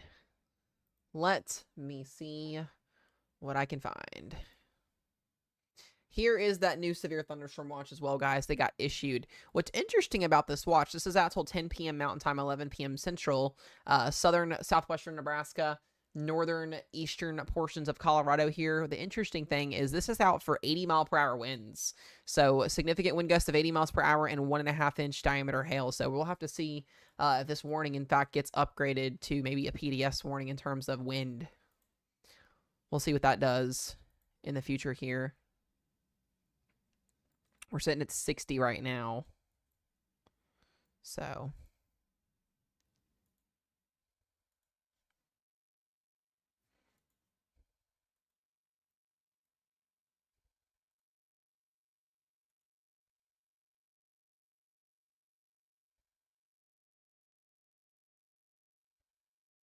Yeah, I'm not seeing anything quite yet in there.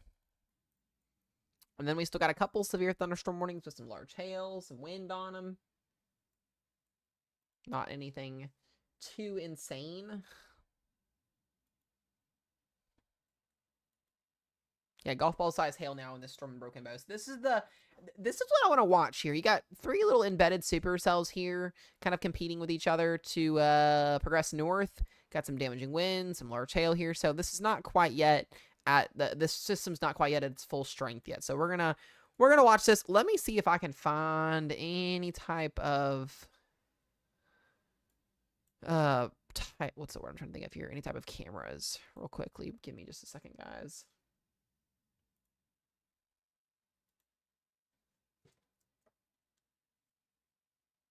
Squeak, squeak. There goes the Dominator 3. I love that.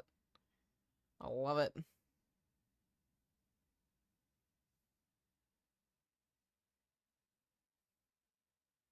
I appreciate you, 605. You're freaking awesome, dude. Keep up the good work if you're still in here.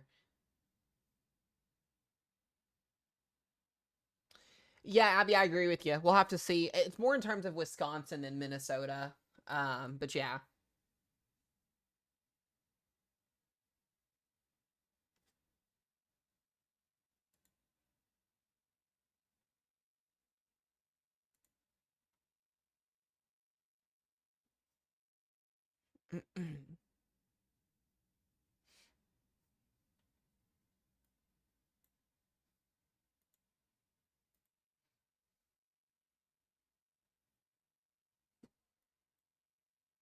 See if we got any cameras in Nebraska currently we can watch.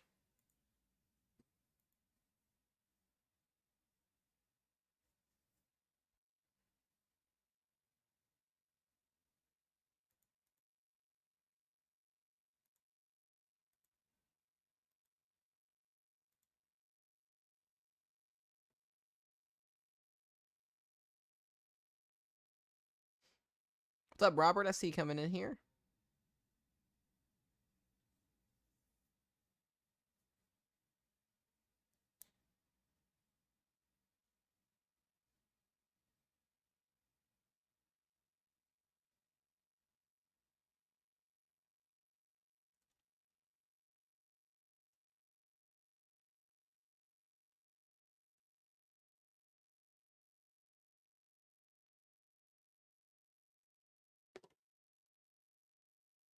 Let's see what I can find.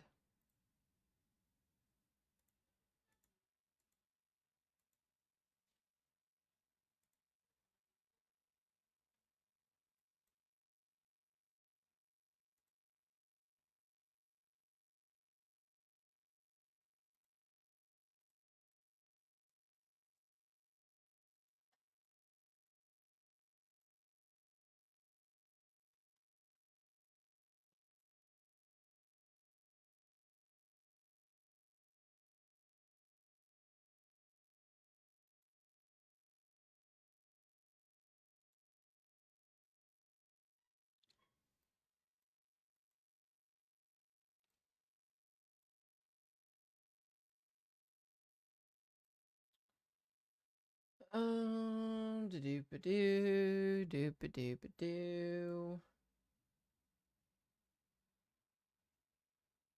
There's not a lot of cameras that are good angles on these for these storms.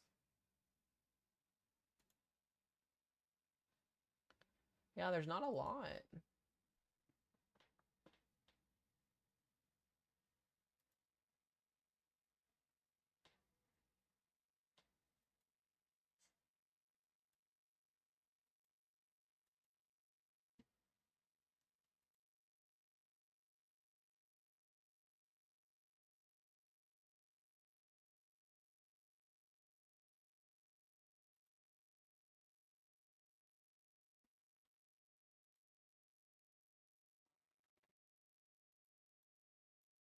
See if Colorado has any that I can look at.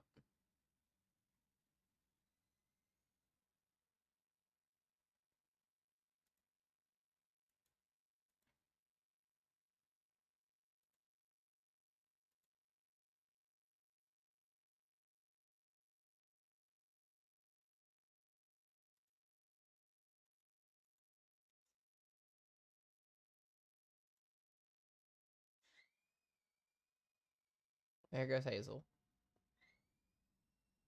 Hold on, guys. Hold on, guys.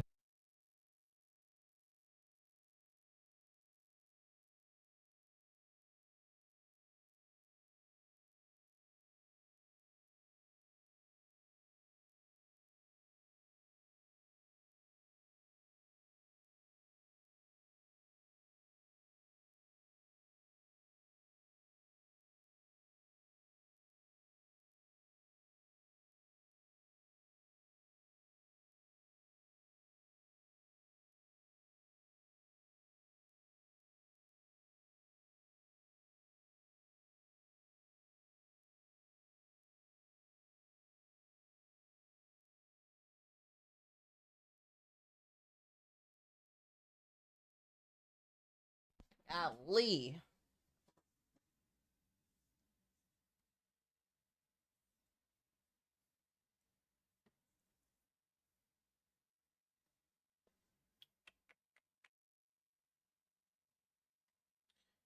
Yeah, guys. Wisconsin is under an enhanced risk, not a moderate risk. If you're not me or my weather team, guys, please don't put information in the chat that's false. Thank you. Please be mindful of what we see. It's not a moderate risk in Wisconsin. It's a level 3 out of 5 enhanced risk.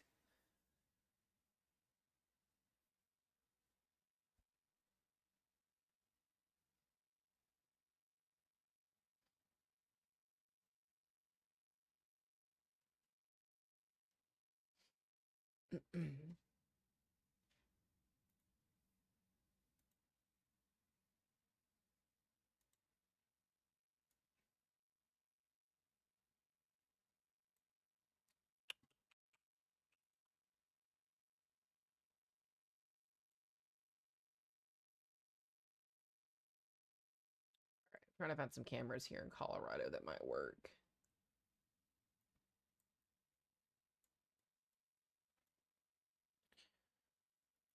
All right, so we get Sterling. Still got 60-mile-per-hour winds off the radar site here.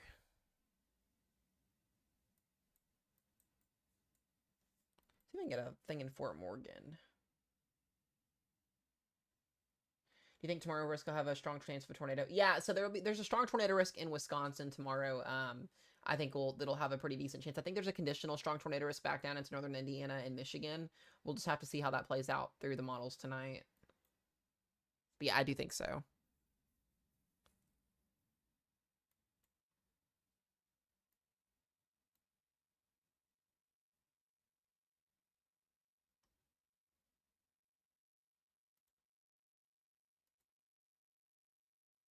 Oh my god, look at this camera, guys. Hold on a minute. This is in Fort Morgan, Colorado. Take a look at this.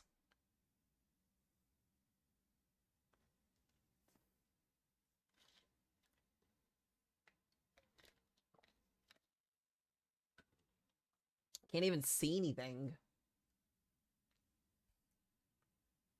Like, that's the interstate. That's Interstate 76, northbound.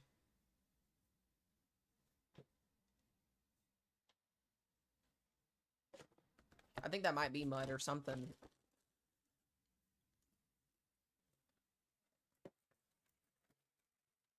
What's up, Moon Pie? See if I can get another camera. It's so windy. Look at the camera moving.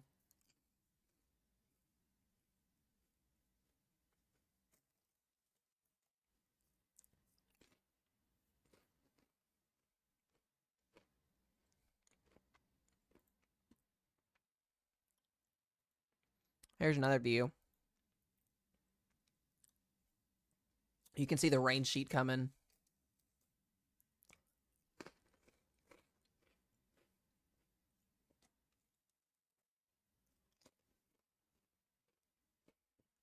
That's going to be right on the interstate here. So they're about to get this.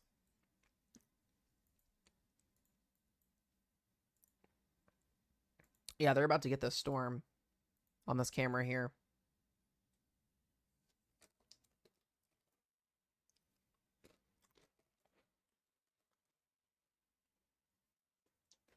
There's not a tornado risk in Colorado today. You can never rule it out when you have severe weather, especially in this area. There'll mostly be some heavy rain, some damaging winds, and some large hail, if anything.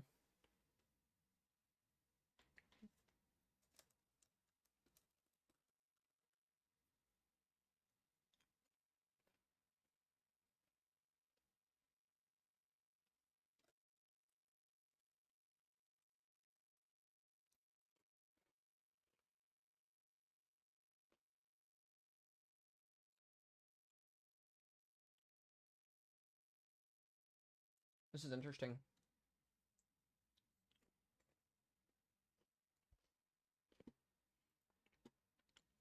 me see if I can get another view again here. That just shows the road. Like, we don't want that. Here's the east side of where the storm is coming in at. It's beautiful over here in eastern Colorado.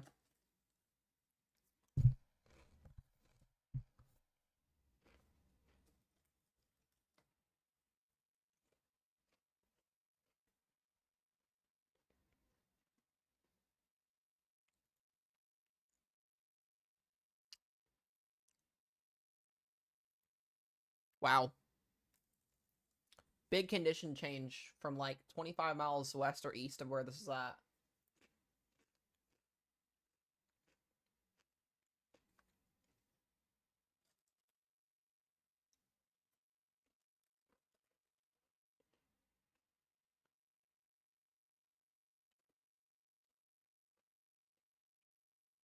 No, this storm's not rotating at all.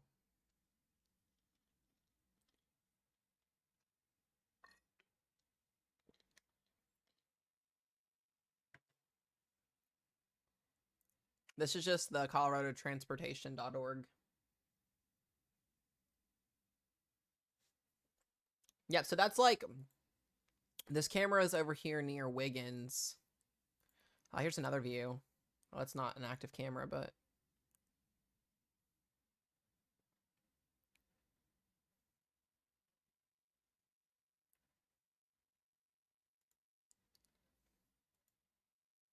yeah, they just got there. They're getting their storms now.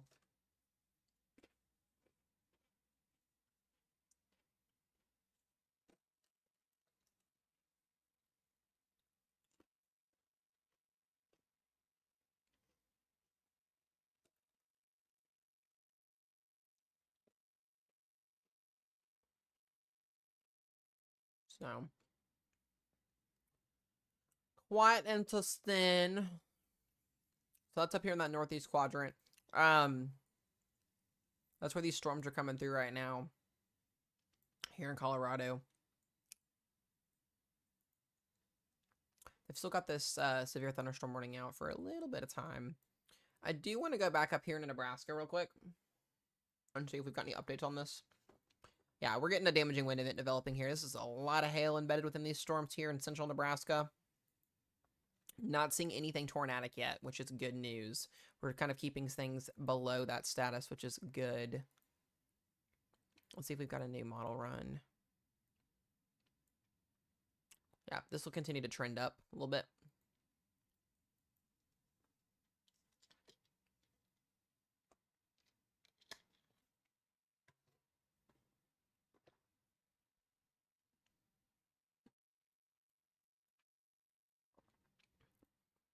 Yeah, this isn't like a big tornado day today. So there's a chance for storms for a potential couple tornadoes, but wow.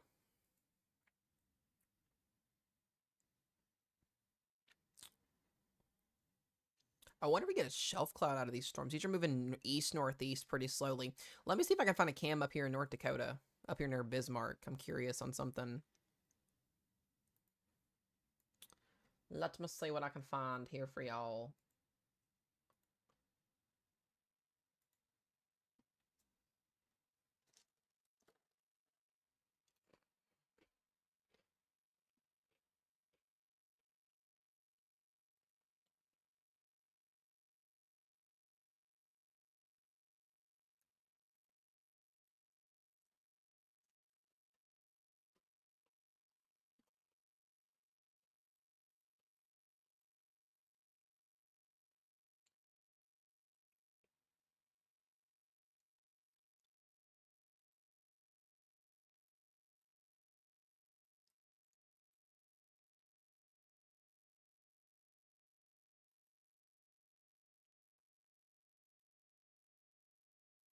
Nope, none of these work.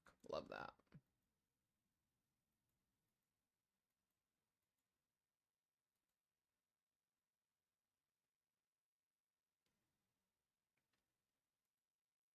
Yep, never mind. Anyways, regardless of that, strong storms moving here through North Dakota, South Dakota. It's quite interesting watching the storm move. These storms are going straight south to north. So you got a couple cells up here in the round of the marginal risk, slight risk here, but not anything severe yet.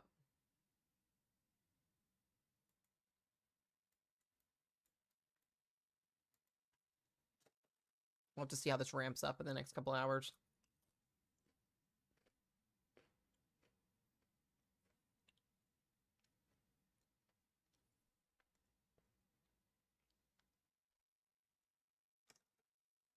What's up, Carrie Ann?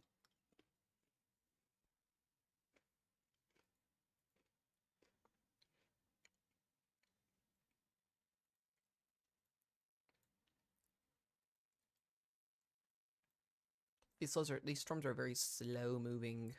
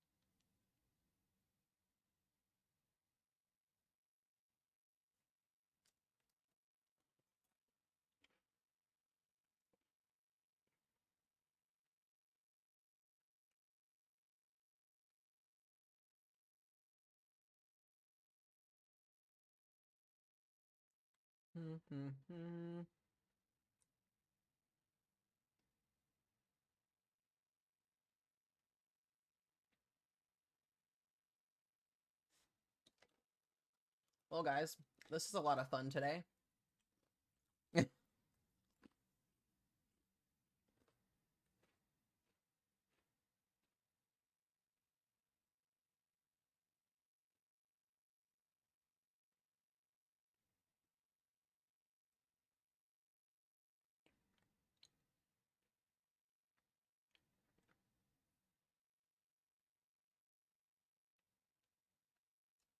What's up, Jesse?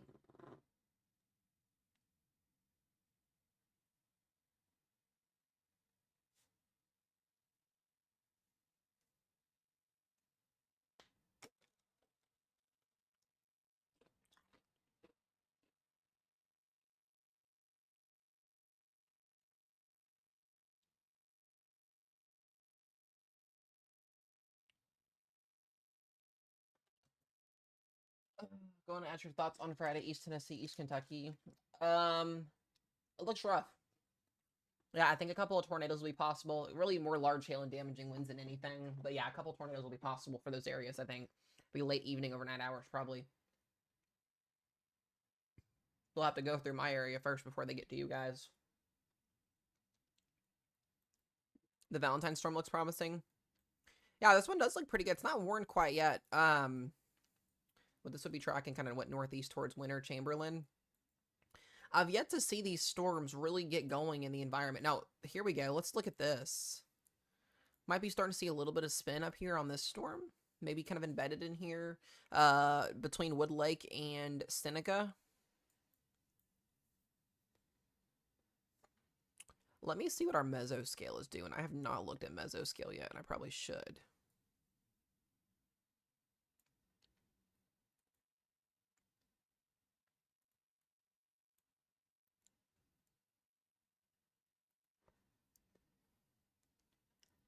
What's up, Mandy?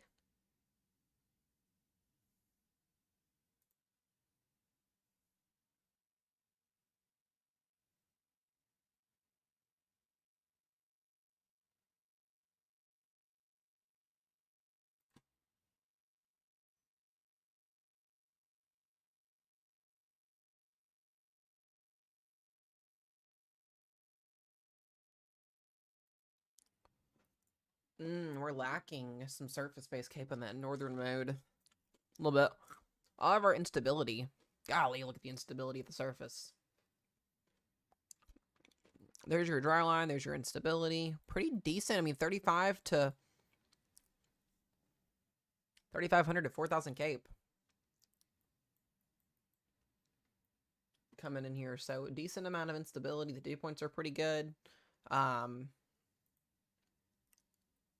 Super Silk Composite's a little bit lower.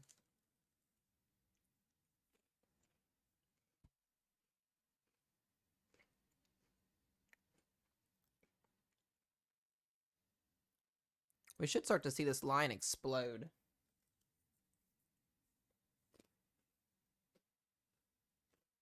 Oh, that's exciting, Jesse. I hope that goes well, bud.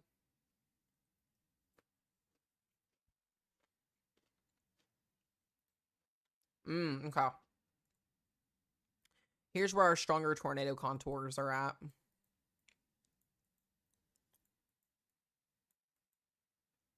Can you guys see where the higher tornado parameters are at?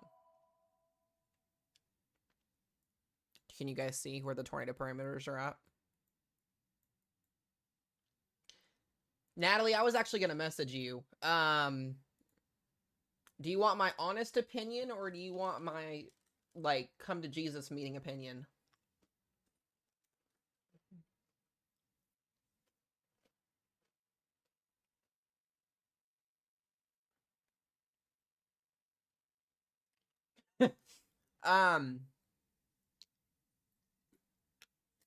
Message me, Natalie, message me what part of Kentucky you're in and I'll send you a message because I don't remember what part you're in.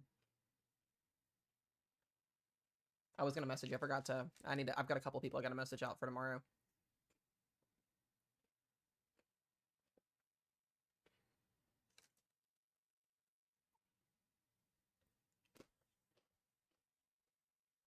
Casey, but nothing's changed for you. All modes of severe weather tomorrow and possibly on Friday.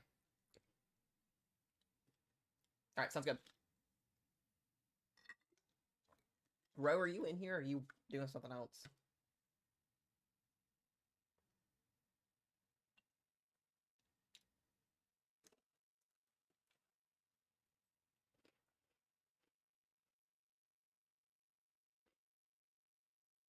Okay, I think Ro is playing in her game.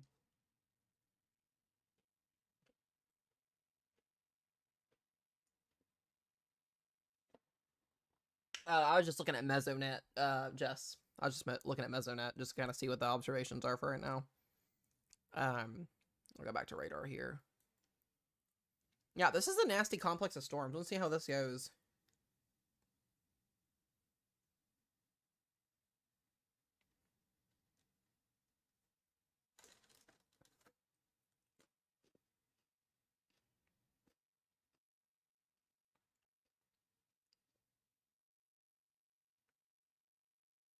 Okay.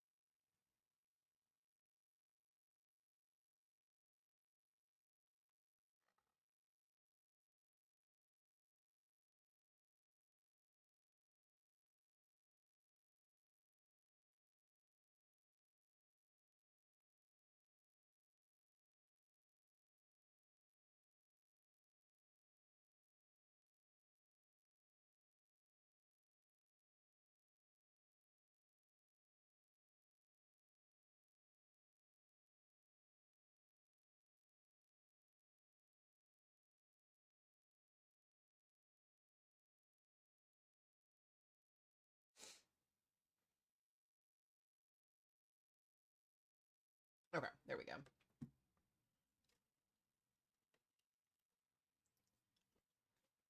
Menders.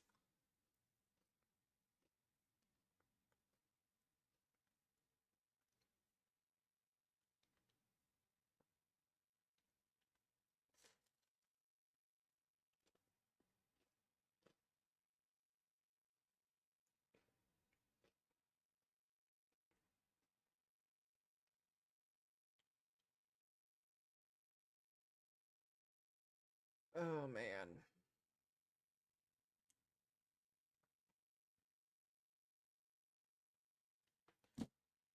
Y'all, I am dreading this crap tomorrow and Friday. It's gonna suck.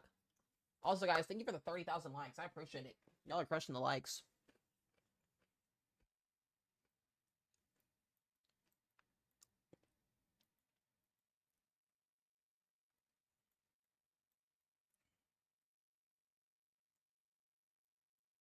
Not seeing anything like materialize yet either in terms of hail or wind right now.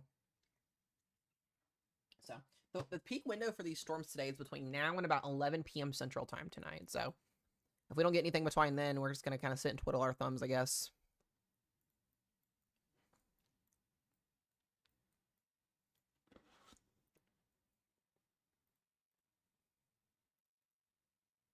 Got the 22Z Herb coming in right now. Yeah, Manders, it looks like less coverage for you for tomorrow morning now, which could ultimately make your threat tomorrow a little bit bigger.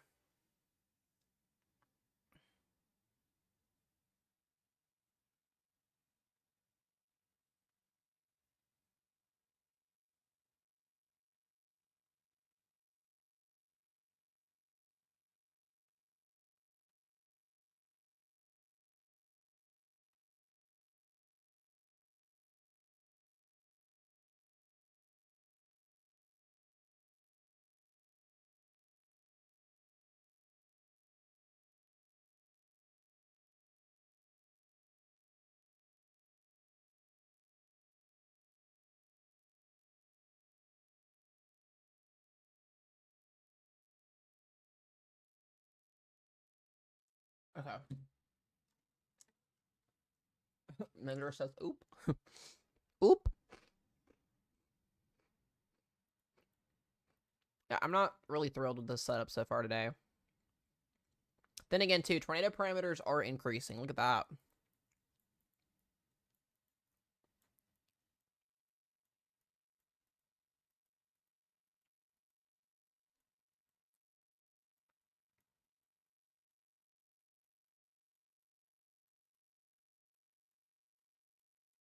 There we go.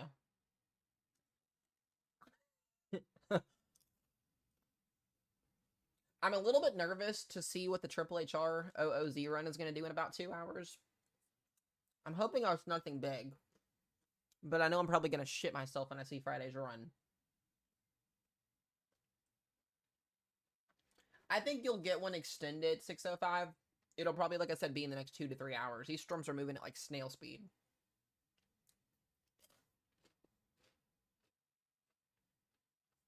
Yeah, so Katie, there are tornado parameters right in here where all of the arrows are at that do show where the tornado parameters are currently at. So this is where the environment is favorable for tornadoes right now. Just in case you didn't know. Oh, I know she was being sarcastic. I was being sarcastic too. I was being a lot more sarcastic than I think than she was.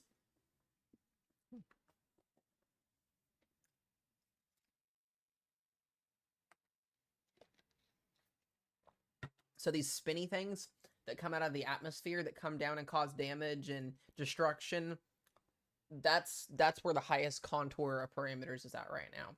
Parameters are basically a space in the atmosphere where things happen at the model show. Pretty cool stuff.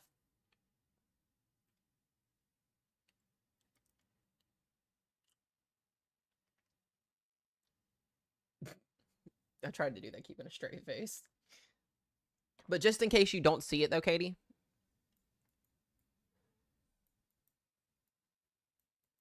Just in case you can't see it. Just a little bit better observations here.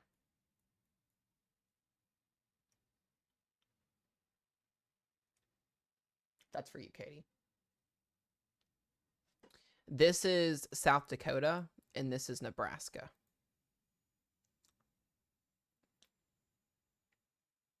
Pretty cool stuff.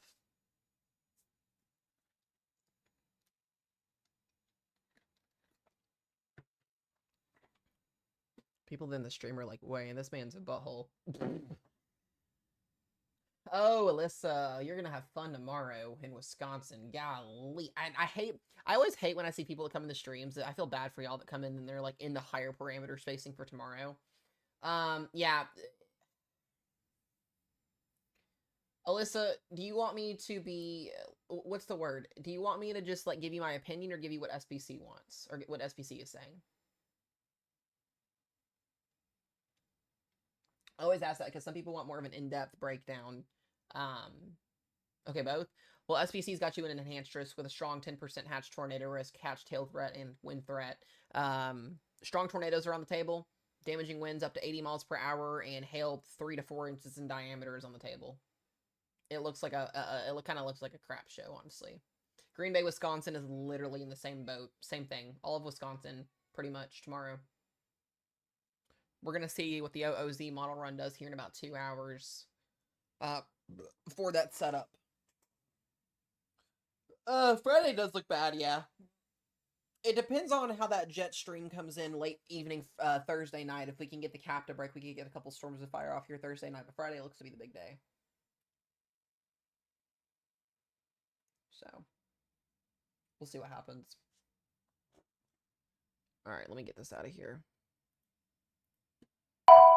Ah, not a 70-mile-an-hour severe thunderstorm warning. I was waiting for Colorado to finally issue one. Hazel went, wow. Is this it? No, that's not it.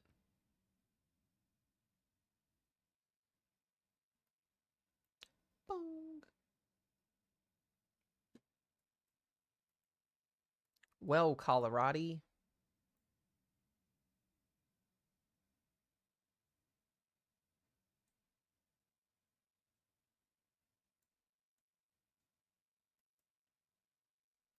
There it is. Ooh, Seth, 70-mile-per-hour winds now here for Sterling, Colorado. We've got, this is headed toward the Yuma area. I remember covering this area a lot last year. South Dakota has a severe thunderstorm warning on it, does it?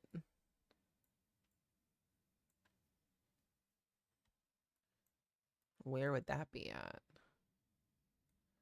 I don't see one in South Dakota yet, and yes, it hasn't popped up yet.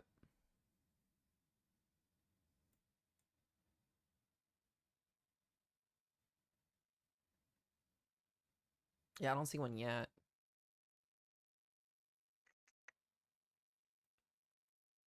They have a watch in South Dakota right now, but I don't see any warnings yet. Unless I'm late on that. Yeah, there still is a marginal tonight in the Ohio Valley. I need to take a look at that here in a second. Yeah, Minnesota. We're going to get into the timeline here again for tomorrow here in just a little bit. There's a new severe thunderstorm warning. Yeah, 70-mile-per-hour winds again for Yuma. Yeah, I'll get into the timing on tomorrow here again in a little bit once our OOZ run updates. Yeah, we're just getting 70-mile-per-hour winds off the mountains here. So that's where that's at.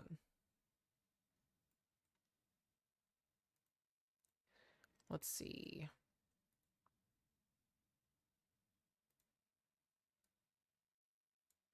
Yeah, there's going to be a round of storms that comes through Minnesota early tomorrow morning. These should not be severe. If there's anything associated with this, some very low wind and some hail.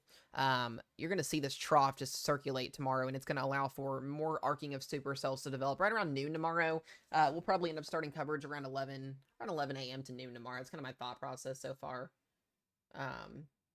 Tailing in Ohio. What is it?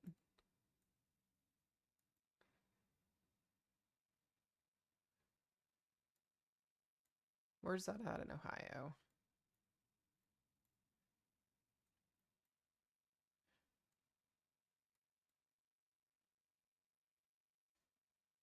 I got you, Manders. I got you.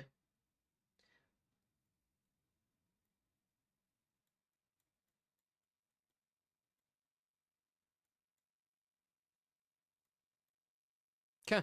Of course, the Dayton, Ohio radar is down. Go figure. The day before a significant severe weather event. That sounds about right.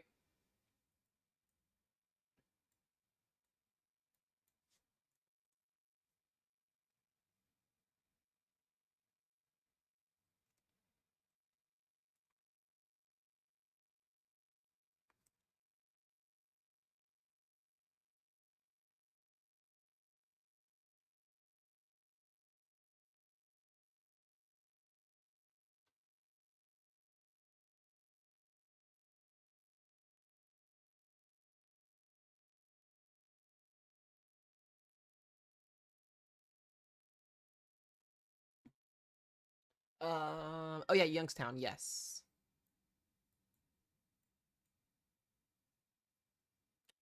Youngstown is up here. There it is. Let's take a look.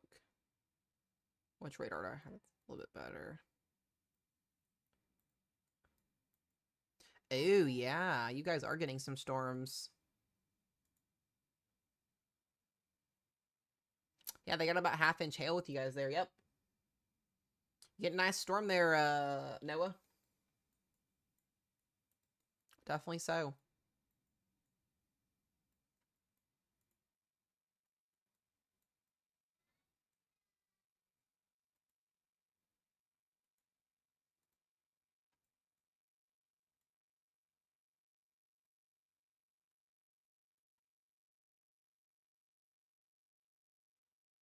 That's crazy, Katie. That's crazy. For the Storm and Mullen, do you think there will be a tornado warning on it soon? Let me take a look here and see if we've got any low-level rotation. Yeah, right now I don't see anything in need. I do want to watch. We're really starting to get some significant damaging winds developing in this. So I think a 70-mile-per-hour severe thunderstorm warning, especially to the north of Thedford here, needs to get issued here. This is not good. We're starting to see that significant wind threat kind of develop here. I don't see tornado potential yet with Mullen. It would be east if there is anything currently, but I'm just not. Yeah, I'm not seeing anything other than kind of straight line winds right now currently. They need to actually get that warned to the north. I need to check the Ohio Valley and see what these storms are going to do tonight.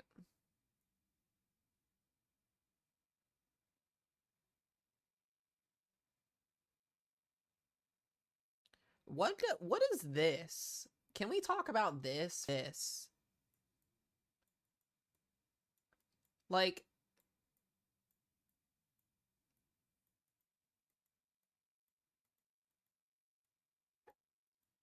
what is that? Genuinely.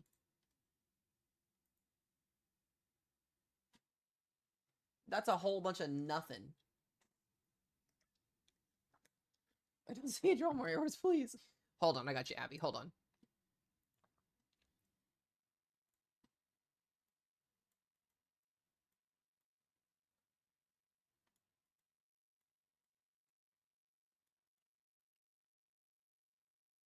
What is that?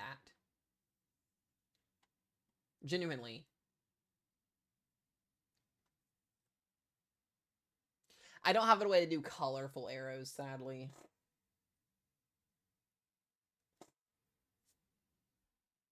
Where is it? Please, I'm so lost. What's up, K Caller? How are you, bud? I don't know what this is. It's like convection tries to convect, then just dissipates. You can actually see the warm front lifting for tomorrow already. There it is. It's moving off here to the northeast through this evening. So definitely will feel a spike in instability tomorrow morning when you wake up in the Ohio Valley. It's going to feel disgusting tomorrow. We're supposed to be pushing 91 degrees here tomorrow. I'm not thrilled about it. So we'll be getting 2 more hours here, and we'll have our lovely run of what's going to be an interesting scenario for Thursday and Friday here soon.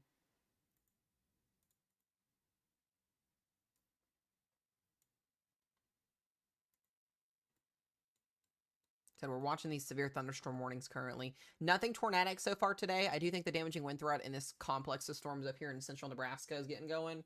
So we'll see what happens. Oh, heck yeah, dude. Freaking heck yeah. That's exciting. Yeah, I mean, I'm dreading it. I'm smack dab in the middle of the risk zone for that enhanced risk on Friday. A little bit anxiety for that there, just given all the parameter spacings that we're seeing. And then yeah, Thursday, tomorrow will be quite a day if that cap can break. Wisconsin and Minnesota and Michigan look like a slam dunk, but Illinois, Indiana, Ohio will have to wait and see what happens with that capping. I think it's got real good potential. I think a lot of the models have been backing off on the capping too, so.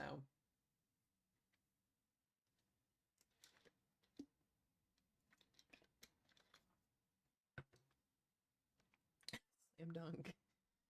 Have you heard something else? Yeah, Northern Illinois, Chicago, you'll get storms. Pretty good chance of that. What's a slam dunk mean? It means there's a really good chance that you're going to get things. Manders, I would love nothing more than to give you the biggest busted risk zone of your life. Oh, wait, you had that a week ago. Sheesh. As Connor would do on his streams.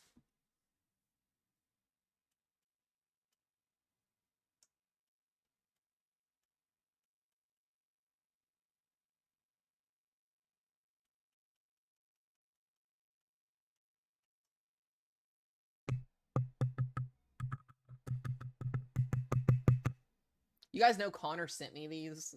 He sent me 2, and he sent Rochelle 1. Connor specifically sent me both of these from his collection. So, love that. Is my sound having issues? Yeah, I got the color table. I actually enjoyed it. My color table looks really good. I love it. Can you guys hear me okay? Does my sound okay?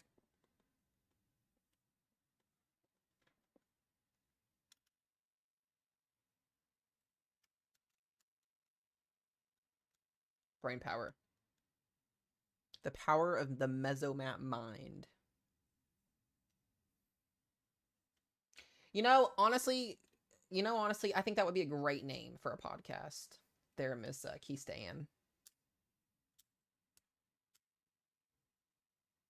You got to use the power of the mind to forecast the weather. I could probably find you one and send it off Amazon, Dad. Connor sent us both of these, so. But when you forecast the weather, you have to use the power of the mind and the knowledge that is embedded within the Mesomat brain. Pretty cool stuff. So, I'm not always accurate, but I'm pretty damn good. What am I talking about, guys? I'm just a weather wannabe. I don't know nothing about weather. I just want to be a meteorologist when I grow up. That's what some of the viewers tell me in stream all the time. It's quite funny.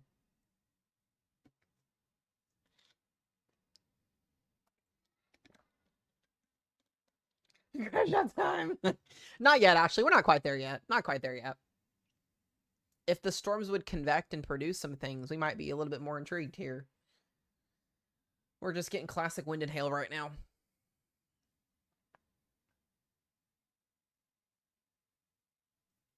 I've only gone to college for about a year and a half. I don't have a degree quite yet. Working on that slowly. I'm debating whether or not I want to go back to school next semester or not, genuinely. It's expensive. It's super expensive. And I'll have to pay a lot more out of pocket this semester to go back. So we'll see what happens. I got some thinking I got to do. So, do I want to be a meteorologist at some point? Yeah.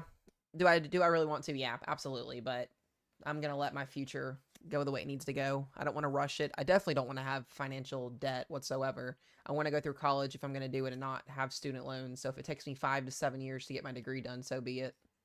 If I have to take 1 or 2 classes a semester because it's so dadgum expensive, so be it.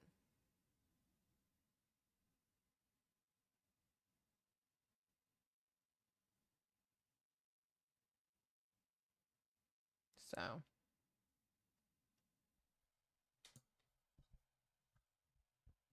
you guys should be able to hear me better. There we go.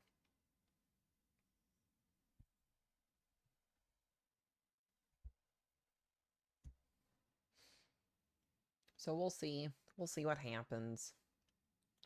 Tomorrow, Ohio. If you're in Ohio tomorrow, you got a marginal and a slight risk for an isolated tornado risk. Really more wind and hail than anything, but there is an isolated tornado risk tomorrow.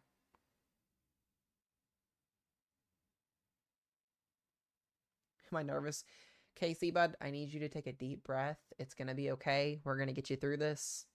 We got you. We got you, bud. I know you're nervous. I know you are. It's gonna be all right. It's gonna be good. Yeah, that's the thing. It's meteorology is one of those expensive programs. A lot of the programs are clearly expensive, but I've got about a year and a half under my belt of schooling. I'm about 3 semesters from finishing my 2-year, and then we'll kind of see what happens from there. So I don't know why the sound is being weird on YouTube. Shouldn't be.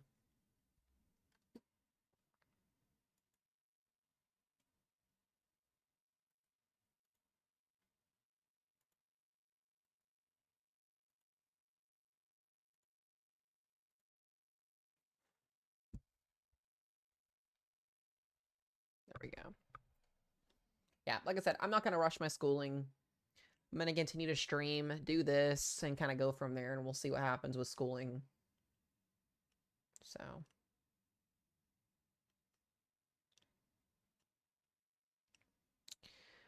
All right, let's zoom out here. Like I said, multiple severe thunderstorm warnings, 70-mile-per-hour winds back here in Colorado. Nebraska's cooking right now.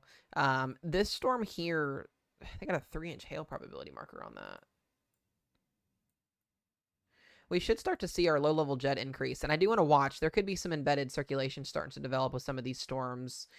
We need to watch kind of in the middle of nowhere here in Nebraska between Wood Lake and Seneca, potentially here. But right now, these storms are in the middle of nowhere. So that is a positive.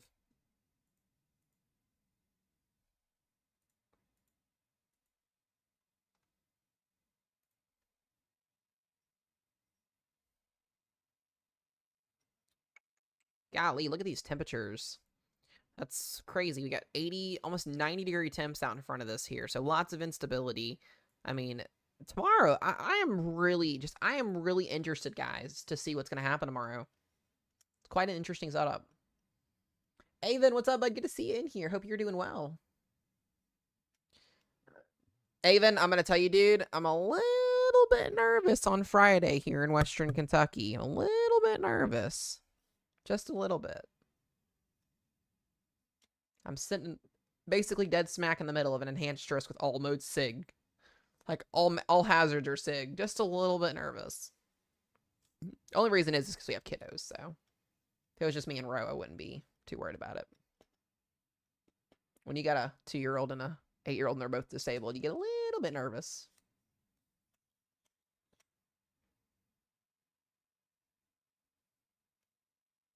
If you're nervous, I'm nervous. By the way, guys, if anybody ever needs to message me, send me a message. I try to go through my DMs once every night, once I get off stream and all that stuff. So if anybody ever needs to, also you guys can, you don't all have to do this, so don't do this, but best way of communication in terms of my DMs are always flooded with ridiculous spam. If you guys ever want to reach me, the fastest way you guys can add Mesomat Snap. It's Mesomat22. That is my Snapchat.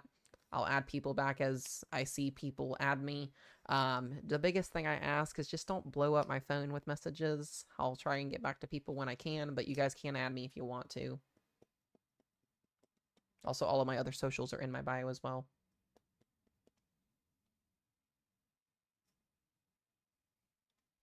So, looking at those things. Actually, Keista, I need to message you as well, and kind of have a chat with you on Friday too. A lot of my people that I'm closer to, I need to kind of speak to about. There was a rainbow in Ohio today. Yeah, I bet there was. You guys got some showers and storms out there, partly cloudy skies for those storms that do move in, so it doesn't surprise me.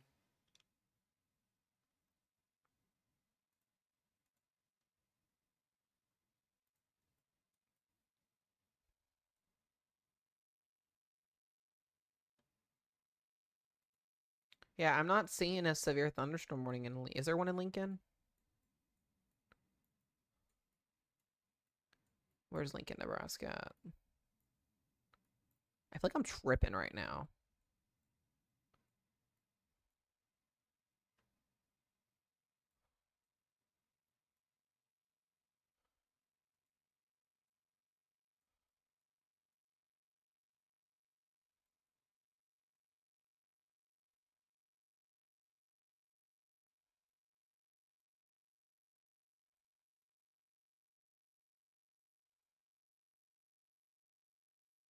We got one in Scotts Bluff.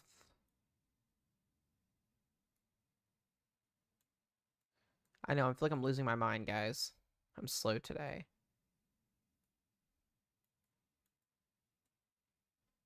Yeah, Lincoln, Nebraska. No, we don't have any storms in this area right now.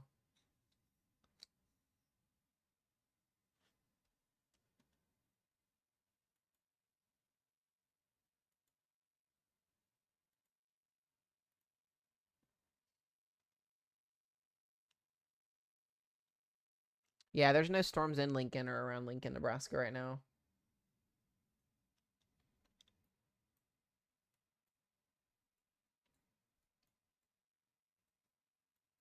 Yeah, this is a pretty significant supercell here near Stapleton, Nebraska, if this can develop. But currently, right now, I'm not seeing that happen. I see more significant winds still north of that.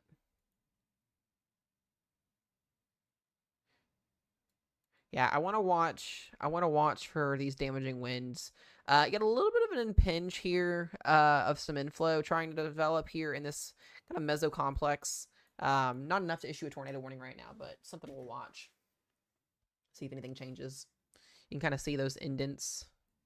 Definitely looking at some pretty gusty winds. I still think the winds are producing 70 plus. Yeah. Definitely looking at 70-mile-per-hour winds embedded within this line of storms. And I don't know why there's not a severe thunderstorm warning extension on this. It's a little bit concerning to me personally. But I do got to remember the National Weather Service offices are understaffed, so warning time issuance might be a little bit slow. Seems like that'll never get back to normal.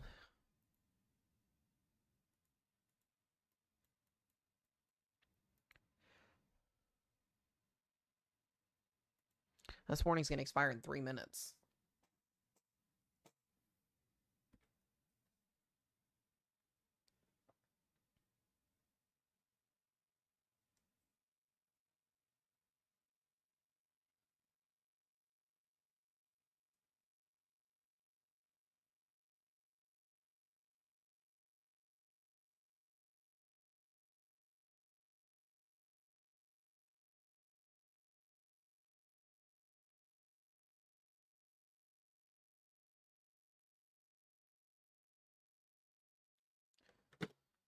Like I said, guys, if you're in the plains, but if you're in the Midwest, the Ohio Valley tomorrow, get rested up, guys. We got a very, very, very long day ahead of us tomorrow. We'll probably be looking at about a 15 to 16-hour stream tomorrow.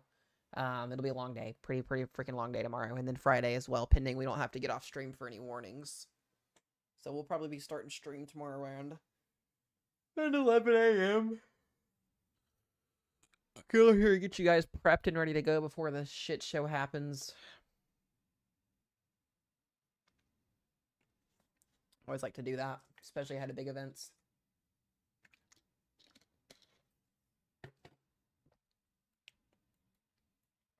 Hopefully we don't sit on stream for 16 hours like the last moderate risk zone and have everything bust. I mean, it's a good thing to have busted storm coverages because people stay safe.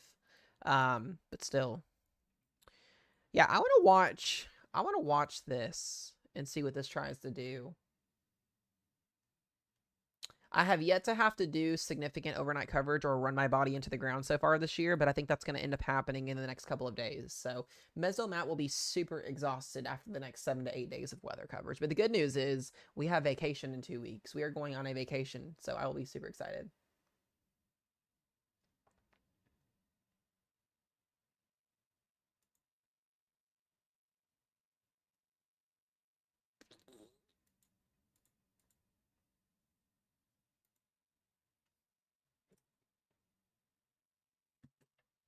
Oh God, Stephanie's typing me. What do you want, Stephanie? I could see a moderate risk upgrade. Let's see what the OOZ model run does here in about an hour and a half, and we'll go from there. Really, an hour. We're going to get a very important model run here in about an hour. Casey, no, the Ohio Valley is uptrended a little bit in terms of connection tomorrow.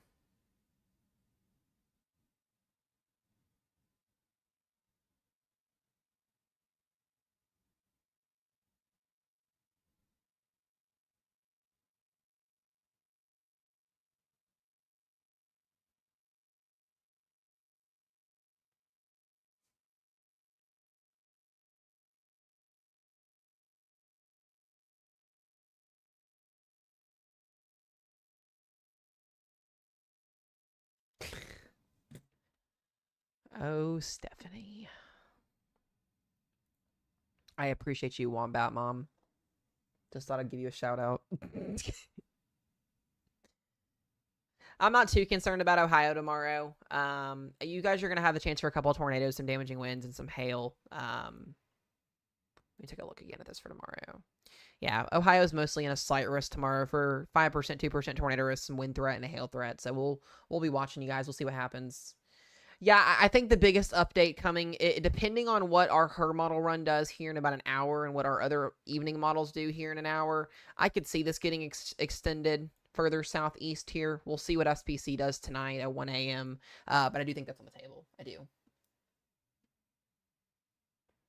Oh my God, a Mesomat shout out. My day has been made. Well, as it should be. You should feel loved. Steph, I'll do it under 100 people, but I won't do it over 100 people, so enjoy it. No, I'm just kidding. I'll be on here till 1 a.m., guys. I'm staying on here until this day 1, day 2 comes out. That's my plan.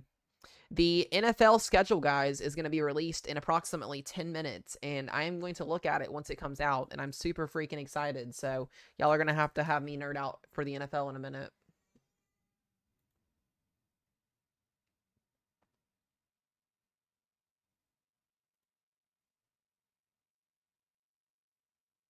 It's just on the NFL.com. Yeah, I'm gonna have this pulled up so I can look at it in a minute. I'm so freaking excited. We have 12 minutes. I'm a huge NFL nerd. Outside of the weather, Mesomat has lots of cool things, so I'm gonna be doing this. I don't want to watch this.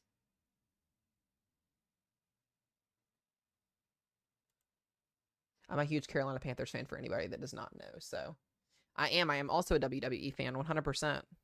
But my Panthers fan, I'm a huge Panthers fan for anybody that does not know. So just saying.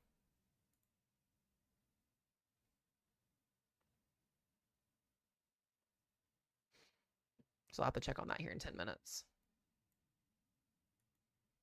Hold on, I gotta go run to the bathroom, guys. I'll be right back in just a second.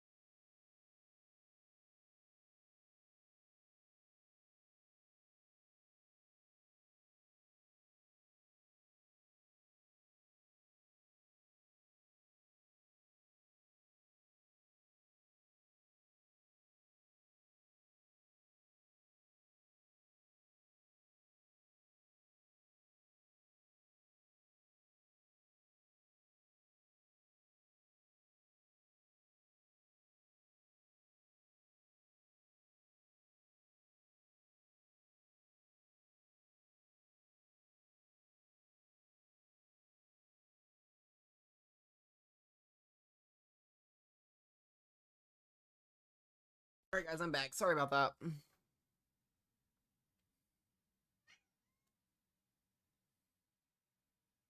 And then you probably hear Jenny. All right, we got 4 minutes until the schedule gets released real quick, guys. We're going to nerd out for a minute. Did you know that you're the best person ever? I appreciate you, 605. I do. I'm going to see this here in a second.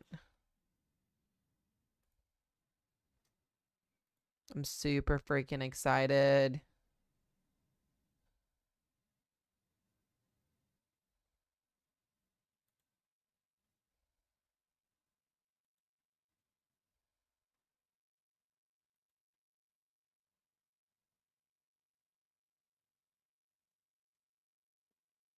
We're going to nerd out, guys, here for a minute in just a second.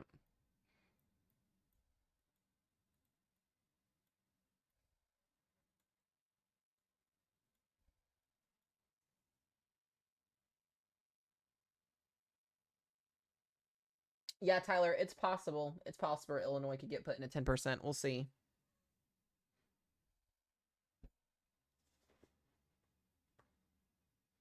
Iraq Warvet, thank you for the heart me. I appreciate you. Allison, thank you for the heart me. Thank you guys for all the gifts. I appreciate it. Good to see you guys coming in here.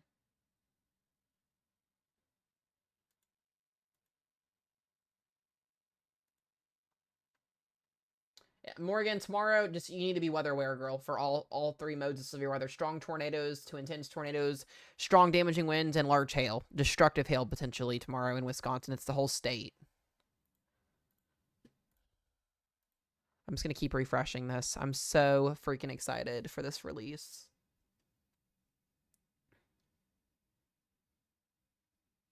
Not too sure about a moderate risk. We'll see what happens. We'll see.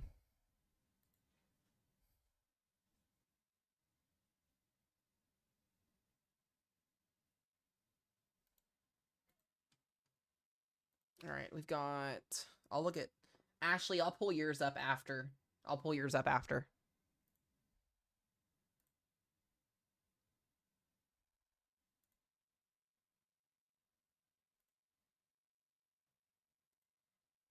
We got 1 minute.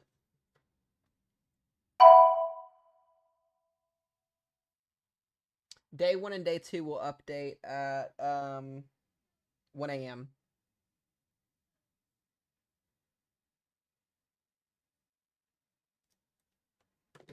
Ashley, I'll pull your schedule up for the Steelers or for the Chiefs if you want after I see mine. All right, we got 1 minute. We're going to steer away for weather, guys, for just a second.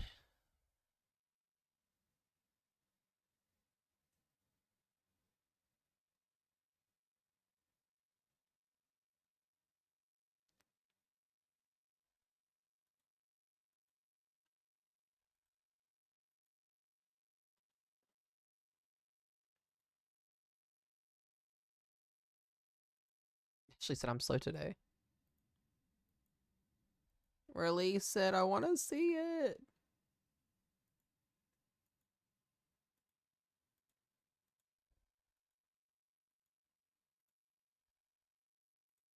I'm just like refreshing it.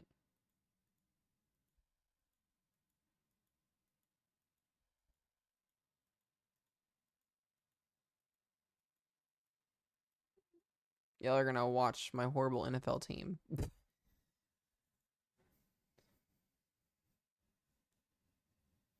I know, I want to so bad. I'm from Western North Carolina. I lived there for 22 years. Oh, come on, release it already.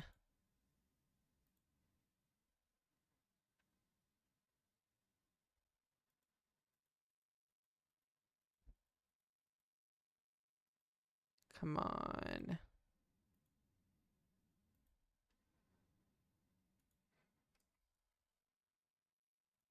Let me go back to the NFL app real quick and see.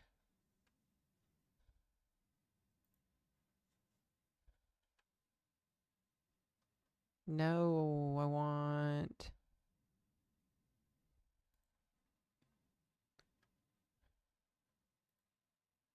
There it is. Oh. We have to go to Jacksonville, Florida first. And then Arizona. So we have 2 games away at first. So 1 o'clock and then 4 o'clock and then Atlanta and then New England and then Miami. Ooh, Dallas, gross.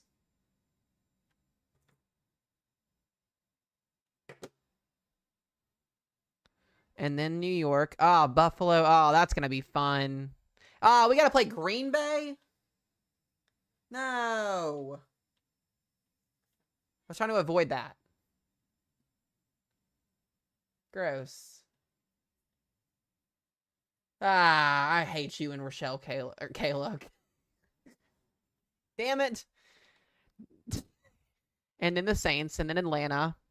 Ooh, we have a Monday night game against San Francisco. That will be interesting to watch. We'll have to fight against or play against Christian McCaffrey. That'll be interesting. I wouldn't say it's too tough. It's not too bad. We're going to be competitive this year. This is Bryce Young's 3rd year. And then these 2 games still have to be... of course we have to play Seattle. That's not... Oh, that's at home, too. That'll be a home game for us. Not bad. I'm actually not... This isn't a bad schedule. Buffalo will be a loss. San Francisco will be a loss. The Rams will probably be a loss. Miami will probably be a loss. So I think, let's see, we'll go 1-0, maybe 2, 3, 4 definitely. 4-1, 4-2, maybe 5-2, 5-3.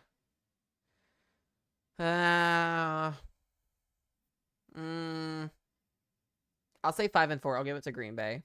So 5-4. And then definitely beat the Saints. The Saints suck this year. They don't really have a quarterback decision. 6-4, 7-4, 7-5. I say we win this game. 8-5, 9-5, 9-6. And then I'll say 9-7. I think 9-8. 9-8 seems reasonable.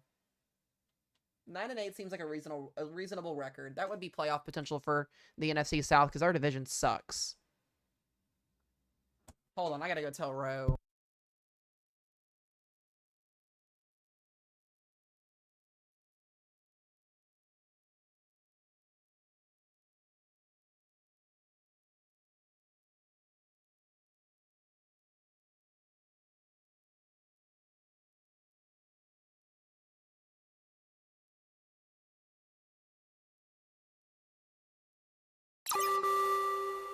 A new tornado warning has been issued.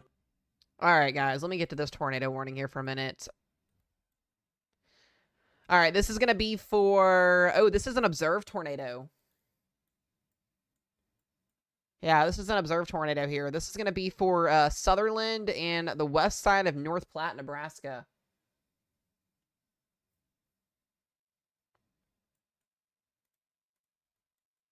There's not really a lot of rotation. I would be more concerned about the rotation with this storm.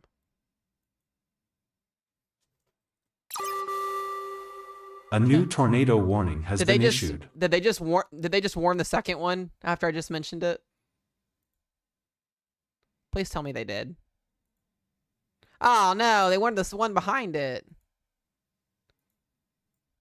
What are we doing?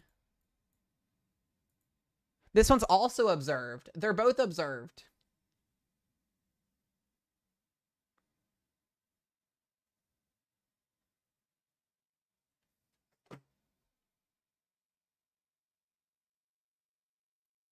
All right, guys, if you're in North Platte, Nebraska, you need to be getting ready to seek shelter here. This is going to be coming in your backyard. Let's see what we've got here. That might be it right there.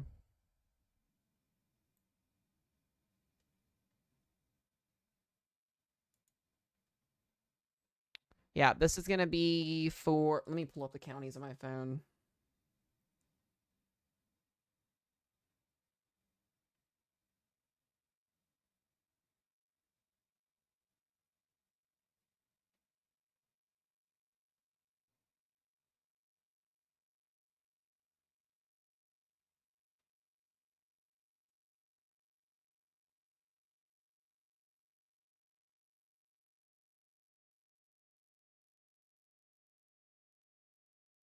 Hold on, guys. Let me get the county here.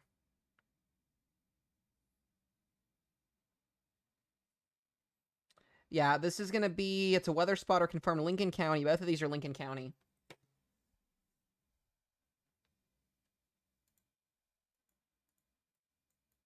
Yeah, both of these are physically confirmed doing damage. Yay. Well, that was a quick change in mood.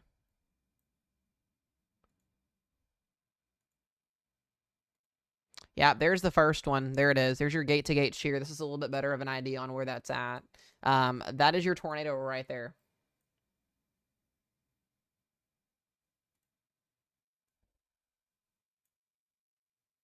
So that's your first one. This is going to be headed towards North Platte. So if you're in North Platte, Nebraska here, you need to be getting ready to seek shelter. I would almost think the southern one here, or the northern one would be also warned, but it's not. The one down here, I'm not too sure on, but they're both supposedly confirmed in terms of observed.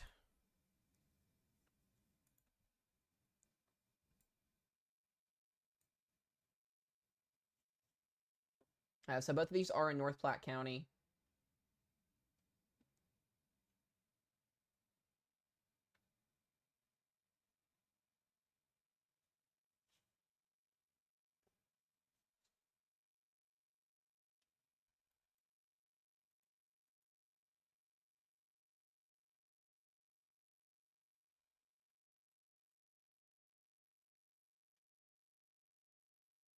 Yeah, these are in Nebraska currently.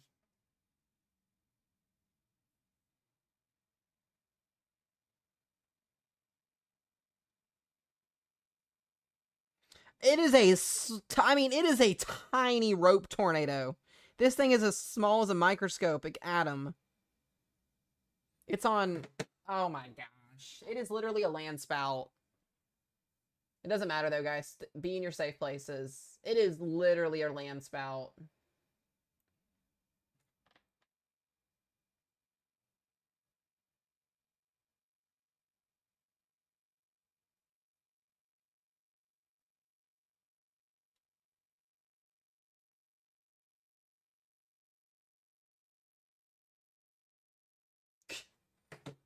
Crazy.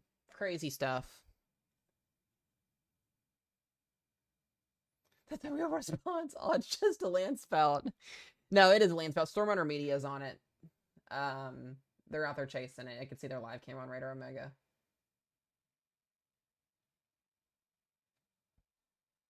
Yeah, it's a little one. It's a baby.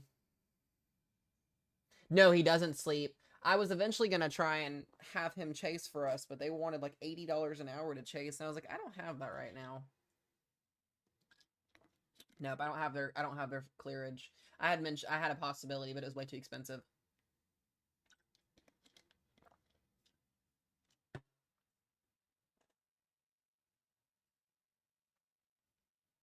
I might do 30 or 40 an hour with somebody, but yeah.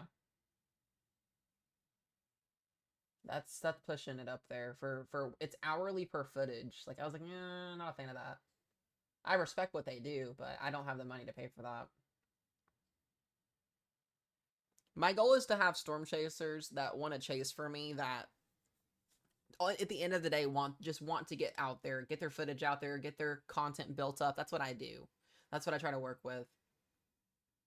Yeah, but they're worth it. No, they're 100% worth it. They grind. They 100% grind. Respect to all the storm chasers though. But yeah, I eventually at some point when I get monetized a little bit more and I'm able to work with that type of amount, I'll do it, but not right now.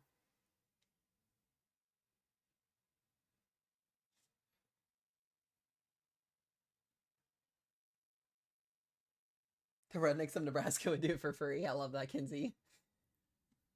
I love that. Yeah, if I've got anybody that ever chases and you're wanting to do it just to get yourself put out there,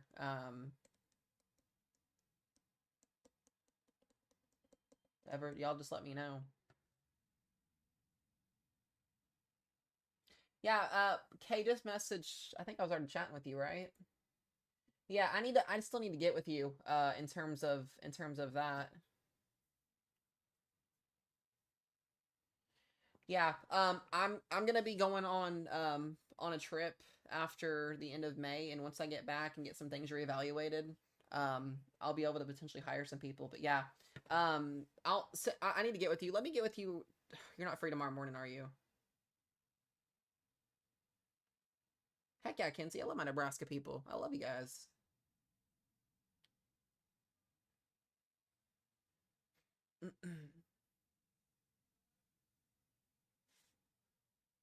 Yeah, both of these tornadoes are confirmed. They're land spouts.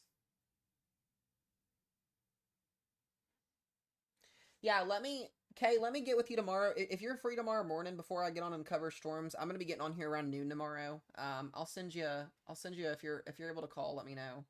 Send me a message. I think I have you. Yeah, I have you on Snap already. So, yeah, send me a message. I want to I want to be able to get something worked out. I've got one chaser already that's on my weather team. That I've got some things I've got to figure out with, and then yeah, I'd love to have you.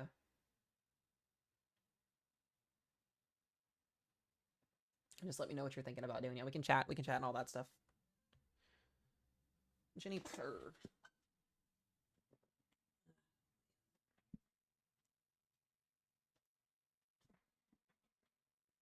We weren't going on vacation, I'd throw you out there now, but we're getting ready to go on a trip for a couple days.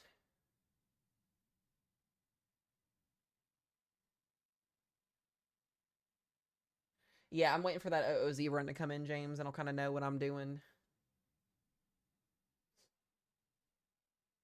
Allie, what's up? Good to see you in here.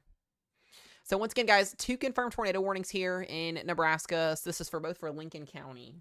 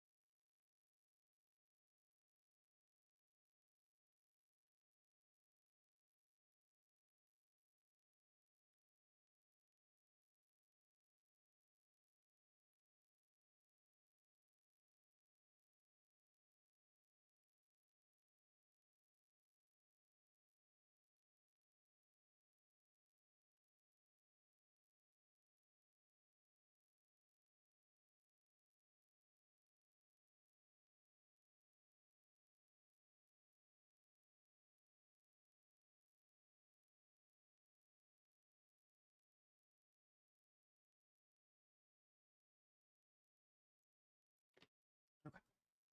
Y'all want to see the purrs? Oh, shucks. There's the purrs.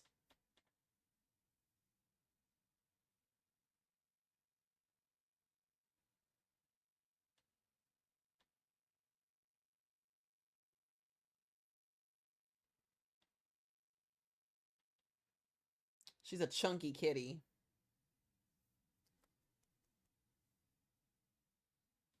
What are you doing?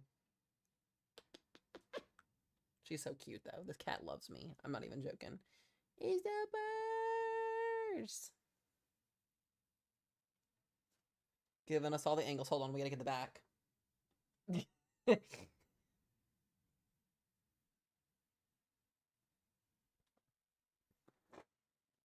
you guys go. There she is. There's the purrs. Ready? She's about to get eaten. Wow. Throw it onto the bed.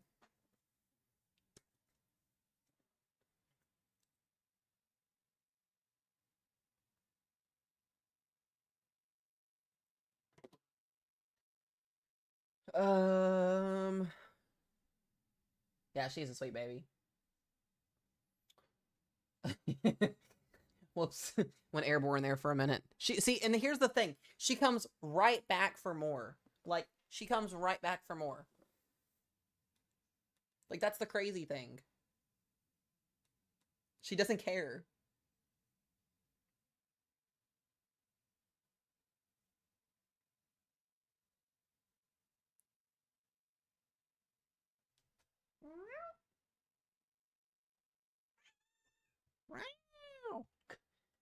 It is our co-host.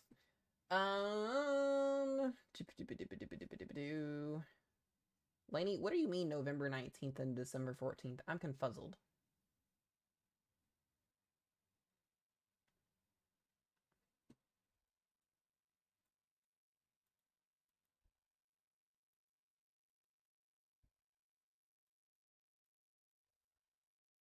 All right, let's go back here and get into this for a minute. Yeah, whatever land spout was in progress here, I don't think that we've got anything else here anymore. I'm not seeing anything on either one of these storms. Still got some pretty decent rotation here on this tornado warning in Hershey and Sutherland. But currently right now, not seeing anything too crazy here. Most of these storms are non-severe, which is also quite interesting.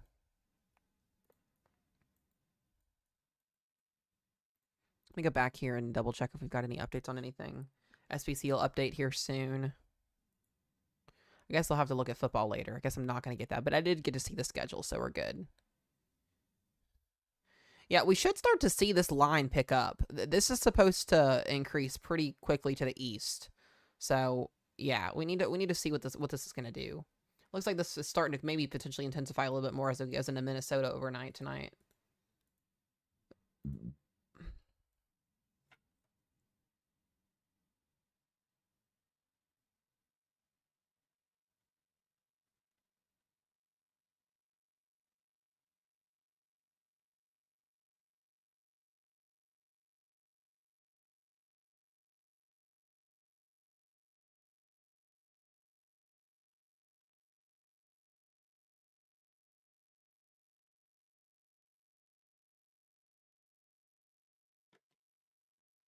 What is the difference between colored boxes? Yeah, so the tornado warnings are in the red and the severe thunderstorm warnings are in the yellow. Those are going to be your different contours. So, Hazel is just all over the board right now. What's up, Beast Team? Do you think there's going to be severe storms in Nashville on Friday? Yes, there will be. You guys are in a risk zone on Friday. You're actually in a pretty significant risk on Friday. NW Trader 123, I have a question. I have like 35 Cape in Missouri, but there are no storms whatsoever. Yeah, so here's the thing, guys. When you have the temperatures that we've been having over the last couple of days, those temperatures without any type of frontal boundaries or anything are going to create instability. When you've got temperatures in the 80s and 90s, you're going to get instability, and that's what's helping supply our severe weather threat on Thursday, on Friday. So you can have instability, you can have tornado parameters, you can have all this stuff, but if storms are not going to be able to fire off or convect, or there'll be a shot at seeing storms, your atmosphere goes unused. So that might be also one of the reasons why you've got 3,500 Cape or something in Missouri. And I know what you're talking about too. It's that small setup down, or not setup, but it's that area down in Missouri, eastern Oklahoma, eastern northeast Arkansas. So yeah, it's a very unfavorable. Sadly, the atmosphere will not get used down there. Yes, South Dakota will see some severe weather tonight. To what magnitude that's going to be, we're going to have to wait and see.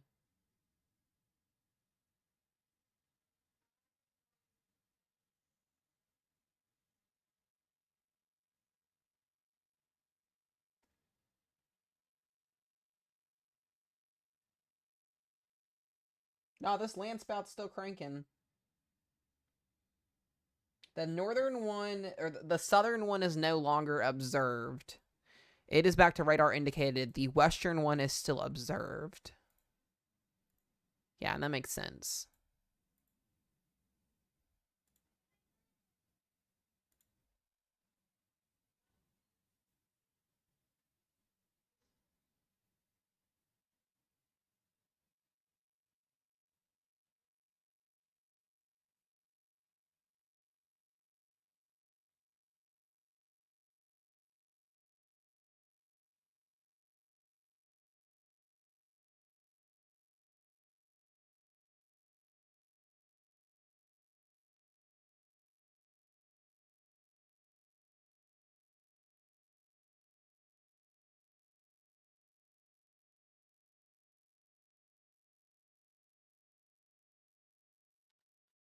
What's up, Chris?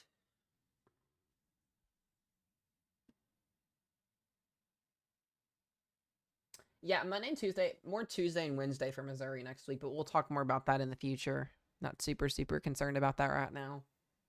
I always try to stay true to what we're going to be seeing in the first 3 days before we get past that point. There will be severe weather next week, 100%, but where that's going to be at is still a little bit uncertain.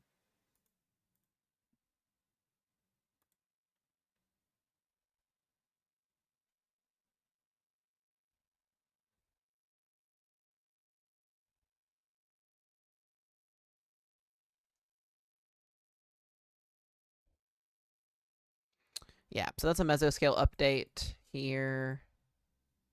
Yeah, we should start to see this line segment push east here in the next couple of hours. We're approaching 8 o'clock Central Time here soon. This whole upper level process is quite interesting. Did our Rufus update finally for... Oh god, let's take a look at this. This will be interesting. Oh my... This is one of these model runs that are like high in ceiling for events like Thursday and for Friday, guys. So take this with a grain of salt, please. Oh, that'll be fun to watch, Ashley. I'm excited about that. Yeah, if you're in North Platte, guys, be seeking shelter. It's a land spout that's been observed there. This is interesting. The Rufus finally convex. It finally convex. So I wonder if the Her model is going to start convecting tomorrow. But this is impressive. I mean, this is ridiculous tomorrow if the Rufus is right.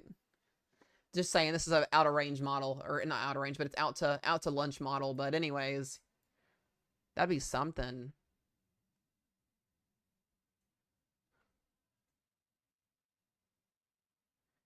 Golly, Friday.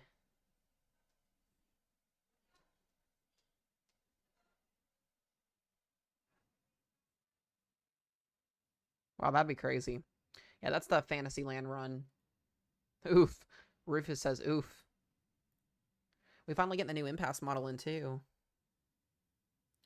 Yeah, I'm starting to see... this is a problem. They're going to probably have to do something with this. I'm getting more and more concerned about Northern Indiana, Southwestern Missouri. Yeah, these are the newest runs on the... I was just looking at the art. The Rufus is what I call it, Kenny. And then we've got the... this is the Impasse model. The which one is this? Yeah, this is the RT. So this would be for tomorrow that just came in. This is really concerning. If we really, in fact, get something like this tomorrow, we could literally have tornado warnings across the whole entire state of Wisconsin. So if you're in Wisconsin tomorrow, guys, you guys have got to be weather aware. This could be a very, very dangerous and destructive day tomorrow if this validates. I hope and pray this does not validate, but we could be in for a world of great times tomorrow. And the fact that this model specifically has these supercells long tracking over Lake Superior and going east is crazy. And then it just re-intensifies, goes into Michigan, and then we get a break, and then I get a couple cells down in Kentucky overnight, and then there's Friday's event. Golly. That'd be something on Friday. So I'm waiting for the Her model to run. The OOZ is going to start coming in here in about 30 minutes. So we'll start to watch that as that comes in.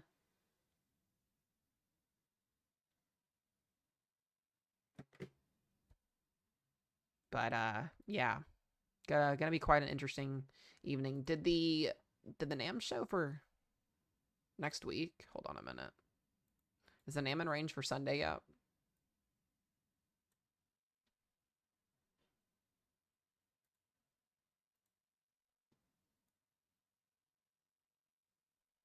Yeah, it is. Wow.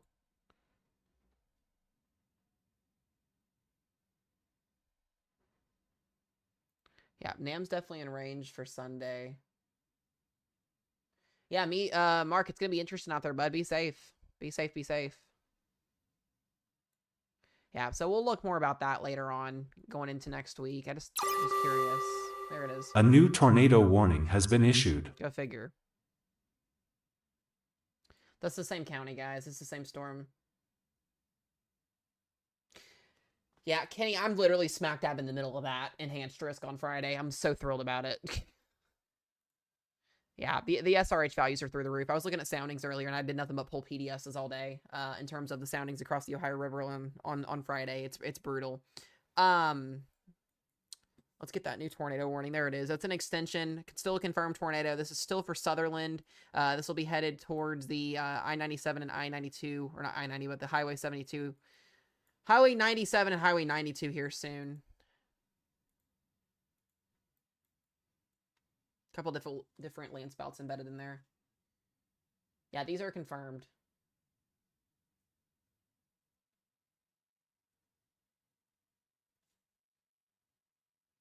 Do I think tomorrow could go moderate? I think there's a good shot we get a moderate risk in Wisconsin tomorrow. I think it's been trending. I think it's been consistent. I think if anybody gets a level 4 out of 5 risk tomorrow, it's Wisconsin. Don't be mad if it doesn't happen though, because it may or may not happen. It's all dependent on who's forecasting tonight. If Broyles is forecasting, then probably we'll get a moderate risk. We'll see.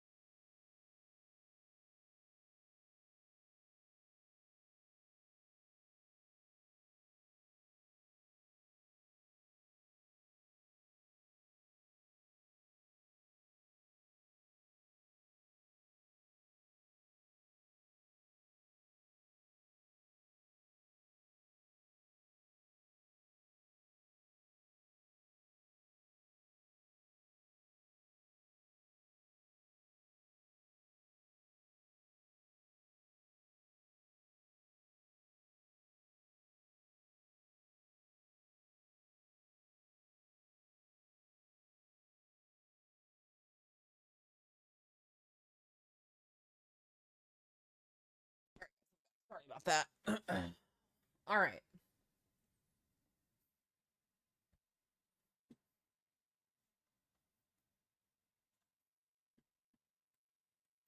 All right, so we still got one tornado warning left here, guys. It is still observed Sutherland and Lincoln County, Nebraska. That is that tornado warning that is still in effect here. Got a couple more severe thunderstorm warnings that were issued up here near west of Sargent and south of Ainsworth. So got a couple more cells here with some hail and some wind. Nothing too crazy out there right now. Yeah, tornado is still in the ground. It's a land spout, yeah. It is a land spout. Golly, the parameters on that is wonky.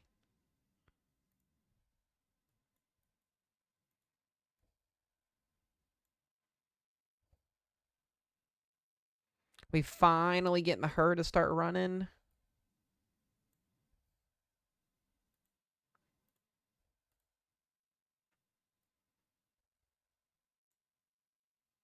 Yep, so initiation looks to be right around noon tomorrow. Let's see what our dew points are doing.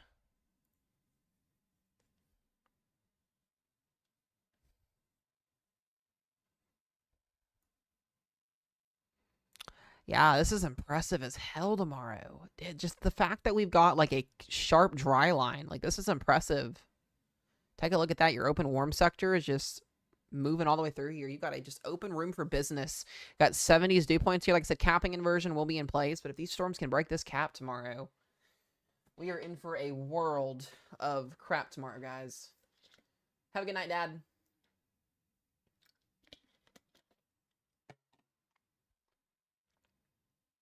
Yeah, let's look at sin. I think I was seeing the sin was going down just slightly. Let me find those parameter spaces here.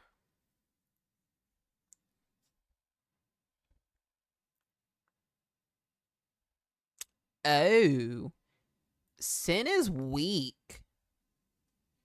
Very, very weak sin now. That's not good. That's actually really bad. That's not good, guys. Yeah, that's a non-capped environment almost for tomorrow now. What were we looking at yesterday? Hold on, I want to do some comparison here. Let's just take a sounding in this. This is impressive. Let me go back to the her run from 18Z. Was it showing this 18Z earlier? Yeah, the capping is a little bit further down to the south here. But still, regardless of that, I think with the cap trying to erode...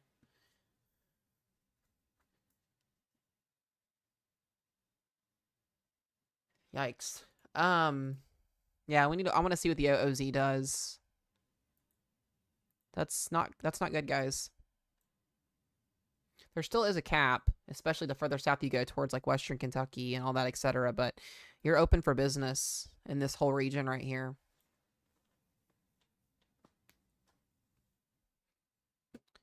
Interesting stuff.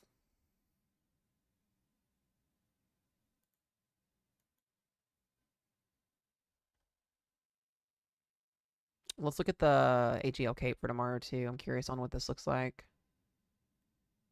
Oh, we're not quite there yet. We're not quite there yet. Let's look at Mixed Layer Cape. Yeah, that's really impressive. A weak cap with the most instability sitting over top of that weak capping inversion. I see an enhanced risk extension happening. I see that enhanced risk getting pulled all the way down, personally. We'll see what they do. I'm not SVC, so I don't make these risk zones, but I don't like to see that. That's not a good thing.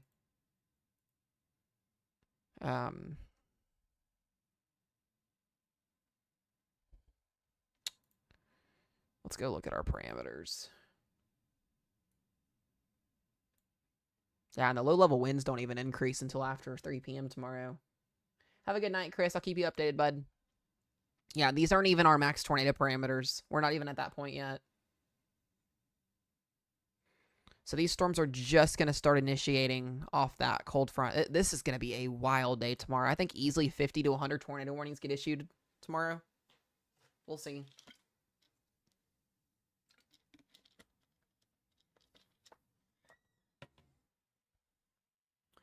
If you're in Sutherland, Nebraska right now, you're in a tornado warning currently. It's an observed tornado. This still has some pretty decent rotation on it. It's a weird area of rotation because it's like on the back side of the supercell here, but that's where your rotation is currently at right now. Tommy, you need to be weather aware tomorrow in Chicago, and I'm not trying to say that to scare you, but you need to be very mindful tomorrow if you're in Chicago. Chicago's not out of the woods. Just because you're a major city doesn't mean you're not going to see severe weather. Yeah, absolutely, Kenny. I appreciate you, bud, for hopping in, and I'll chat with you tomorrow morning. We can get something figured out. I appreciate you, bud. Good luck tomorrow as well.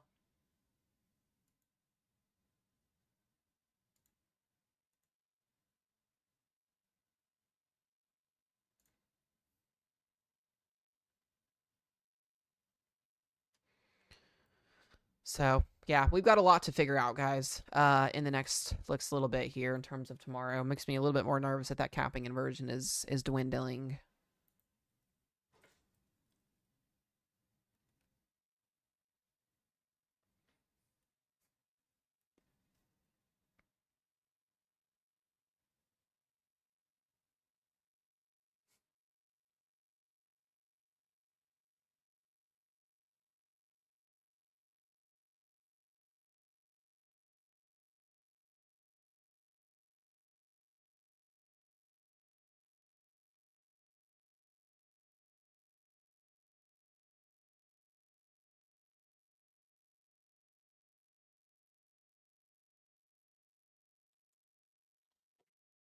Oh, man.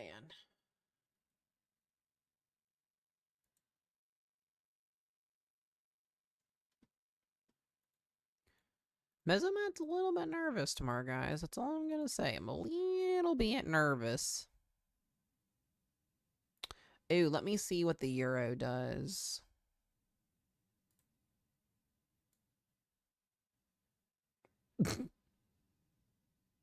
No capped environment? That's concerning.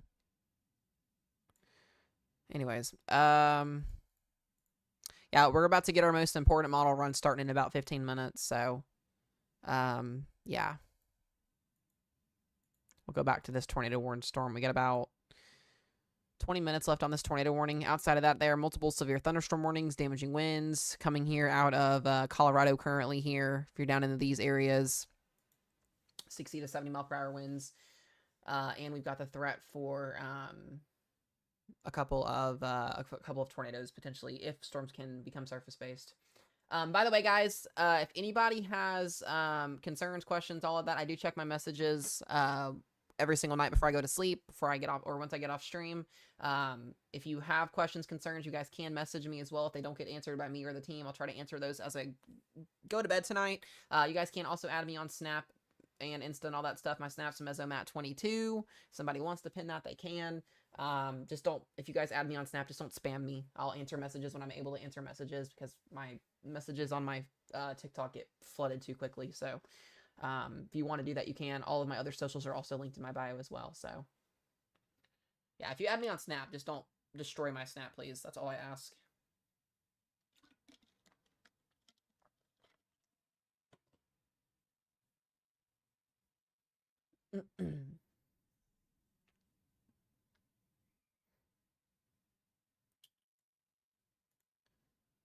Yeah, we're gonna have a fun day tomorrow, guys.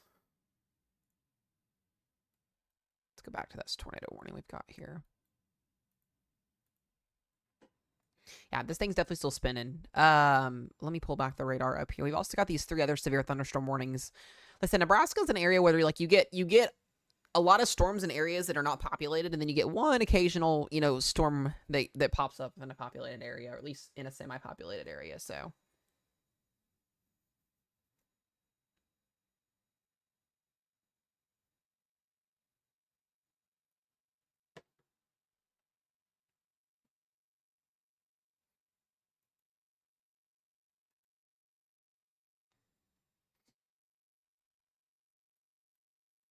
There's just a lot of over-convection. We should start to see this congealate into one line eventually here soon, I would think.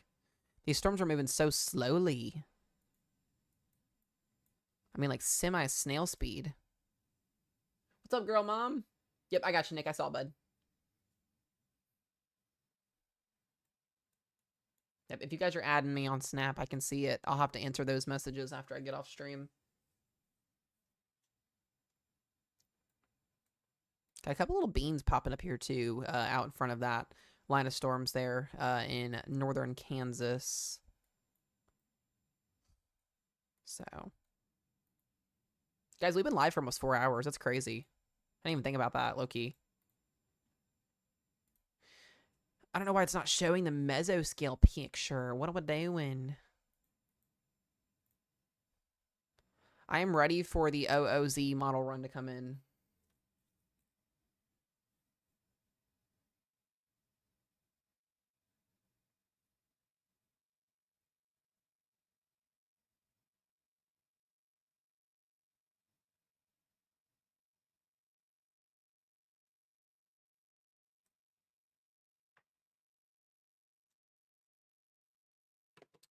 Morgan, I have not shown the actual runs yet. It's going to be, we're going to have your official model run here within the next hour.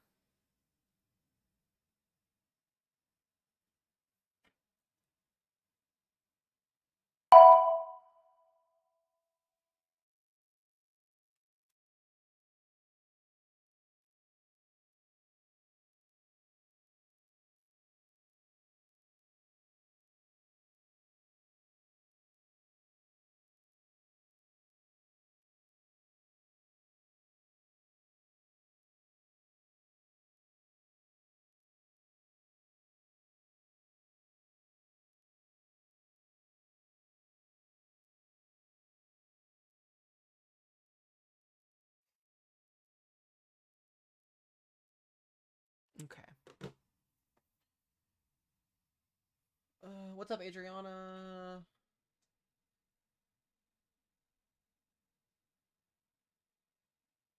Yeah, Tommy, like I said, 10%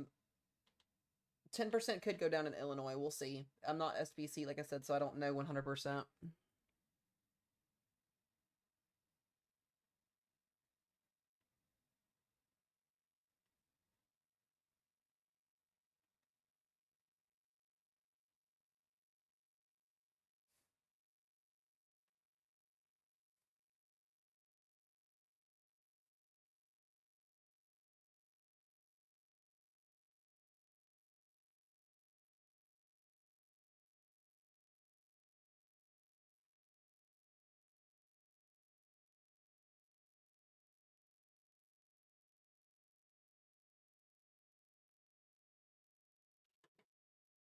All right. Timing for Chicago, we'll know that here as well. Like I said, I'll have timing answers for you guys here within the next hour. I'm waiting on this last model run to come in. We got a new meso discussion.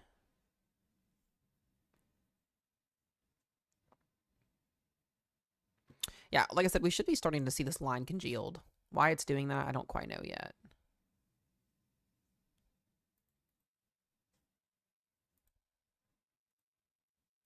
Yeah, we'll come back down here to that tornado warning we've got here in Nebraska currently still. Whoa.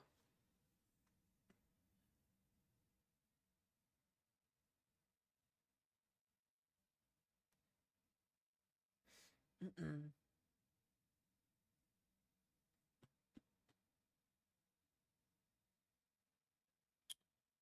Doop-a-doop-a-doo. Junipers.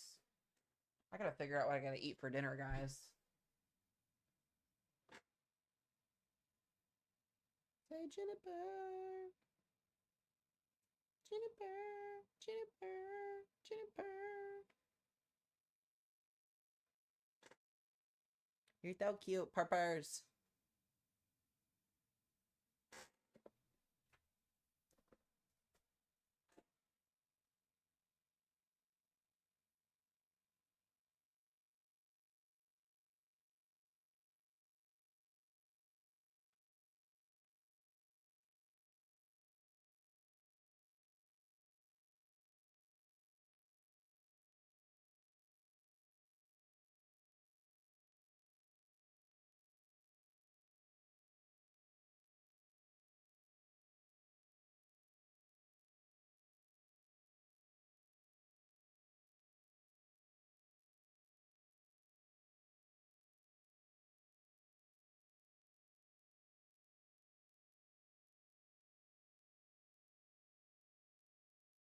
Hold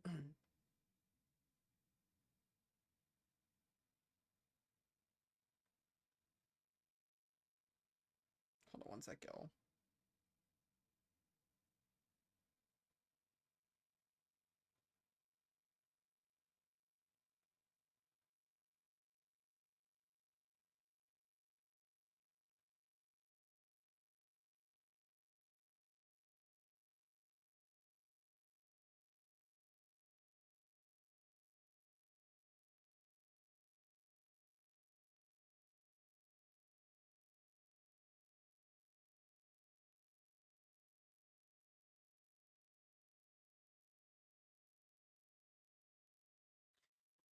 Okay. Yeah, like I said, I wouldn't be too concerned about Ohio tomorrow. You guys are going to be super, super late in the initiation period, and it looks to be that most of the models are actually weakening the system as it goes into Ohio. We'll just have to see what the models are. Like I said, the model run that's about to come out, the HRRR, as well as the NAM tonight, will be a pretty big indicator on what we're going to see for tomorrow. That's what I'm kind of waiting to see what's going to happen. So that should start to run here pretty soon. It'll show tomorrow and it'll show Friday.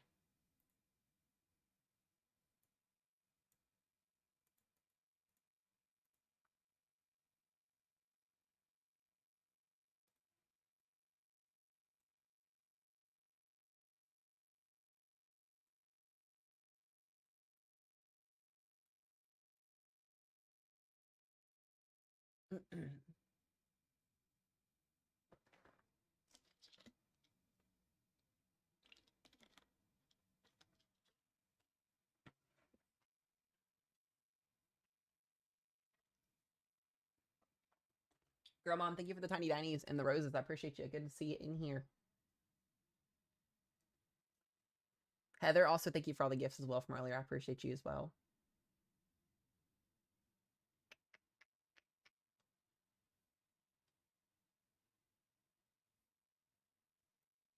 Yeah, Iowa's got a shot at some severe weather tonight. Very low in threat. Isolated tornado risk after 10 p.m. to midnight, and then really more after more midnight, I would say. But damaging winds and hail will be your biggest threat. We should be getting rid of this tornado warned storm here pretty soon. Actually, still has some pretty decent rotation, so we might actually still see that warning get extended. I'm not seeing rotation anywhere else with any of these other storms. We should, like I said, be starting to see these storms congealed into a line. And I think we're starting to get to that point slowly. Upscale growth, and then we should get a squall line that develops with this. There's just a lot going on with this right now, so.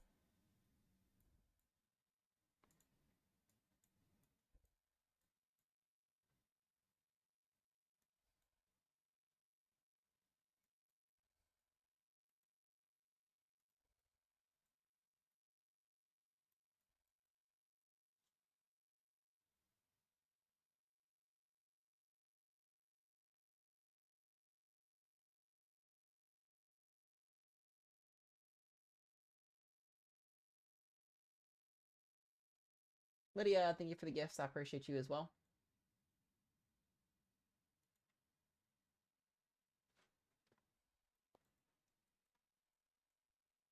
I'm waiting on the new her. Hannah, our Friday run is about to be coming in here pretty soon. That's what I'm waiting to see ultimately at the end of the day. What's up, Adam?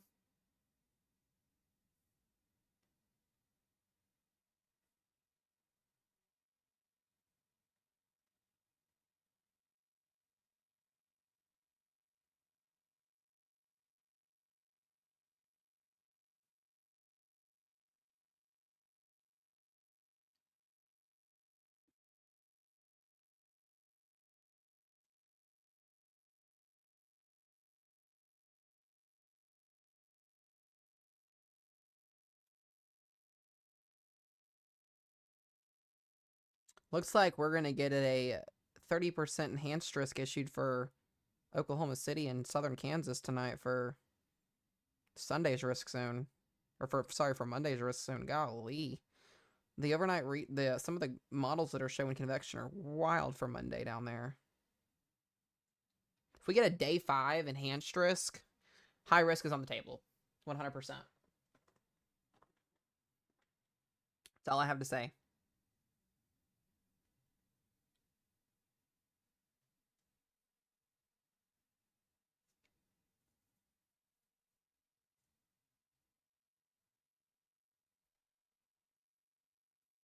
Yeah, that would be central Oklahoma.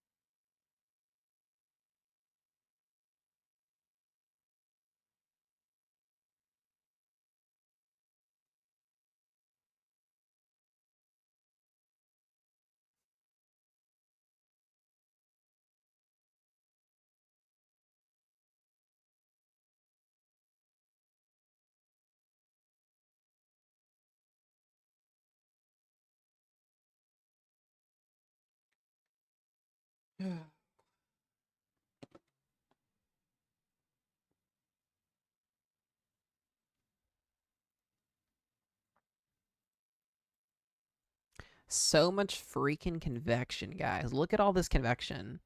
There's not a single severe thunderstorm warning north of these two cells here in outside of Ainsworth. It's all just rain, heavy wind, lots of heavy wind and rain.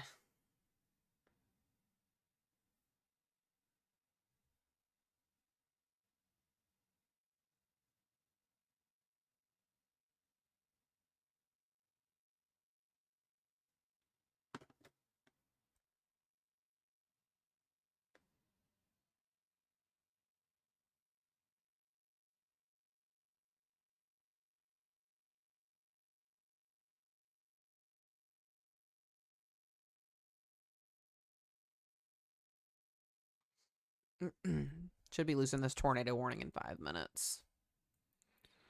We'll start to watch the new model run come in, guys.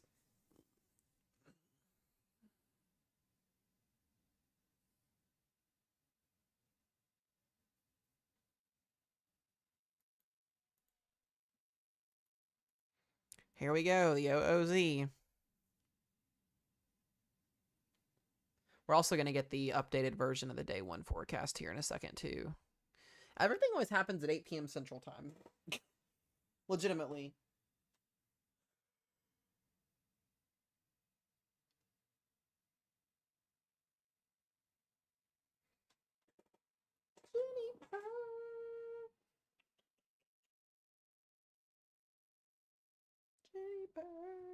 The purrs.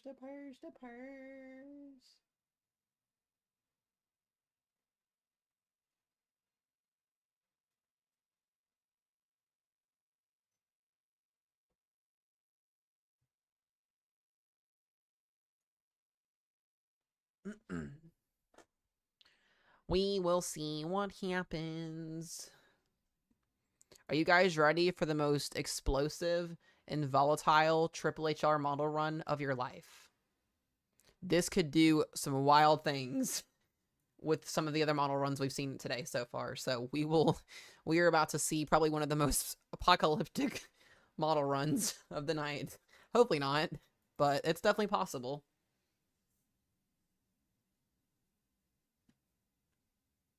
I gotta make y'all laugh at some point. Come on. Come on. So this will take an hour to load in, but we'll see it as it loads in. Apocalyptic. I'm telling you guys, these short range models, especially 24 to 48 hours from an event, they do some wild things. If there's even a chance at a tornado outbreak happening, they'll make it look like a tornado outbreak blew through a state. The model that we're watching right now is very down to earth and it's used on a daily basis, so I'm not thinking this is going to do anything crazy. But let me show you guys an example. If you were not in here earlier to see this, this is an example of an apocalyptic scenario that's probably not going to happen. We're talking like 1 to 5% chance of this probably happening tomorrow, but this would be what we don't want to see happen tomorrow. Hold on. This is what we call the Rufus model. It's known for exaggerating every single weather event. This is not what's going to happen tomorrow. We're not going to have 50 supercells between Wisconsin and Illinois ripping through cities and towns and wiping them off the map. That's not what's going to happen. This scenario is not down to earth. This is exaggerated. We have model runs that do this. But, you know, it just kind of tells us, hey, like, you know, there's a signal, so we'll see.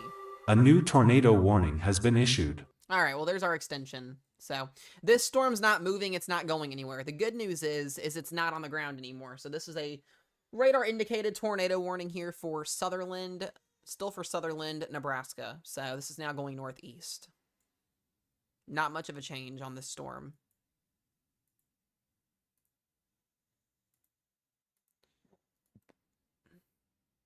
Not going to do much.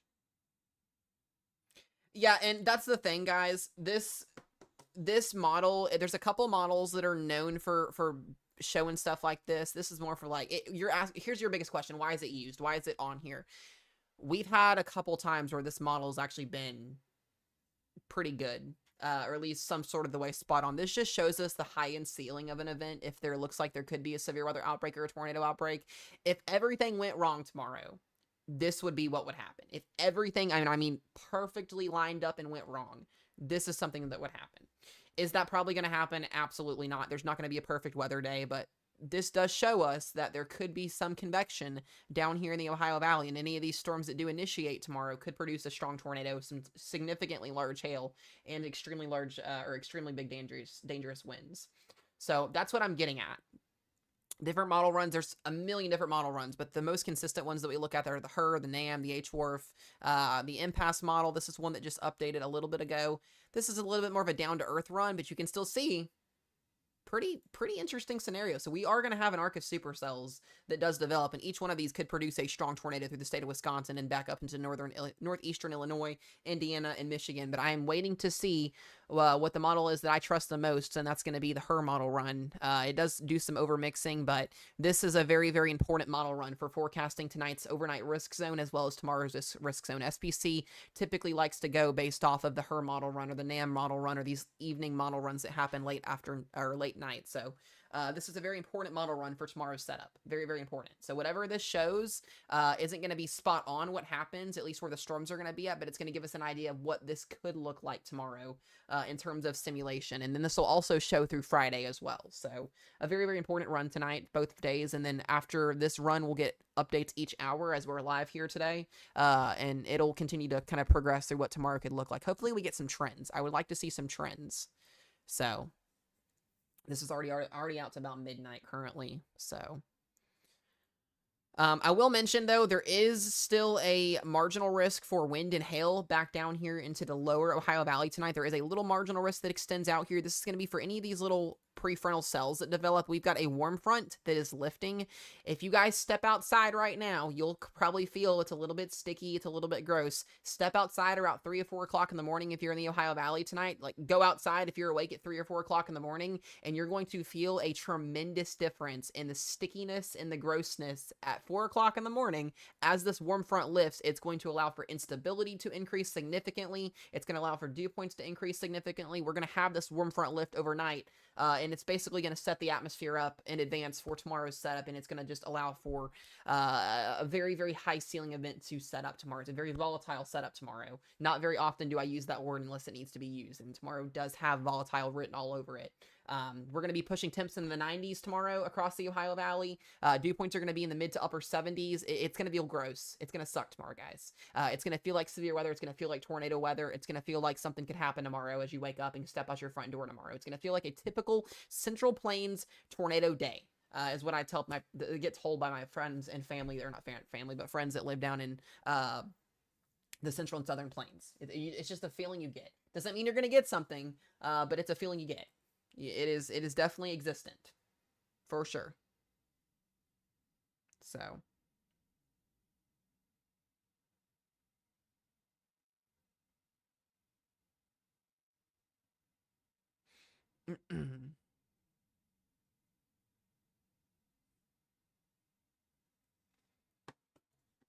So. No. A new severe thunderstorm watch has been issued. Oh, we got a new watch.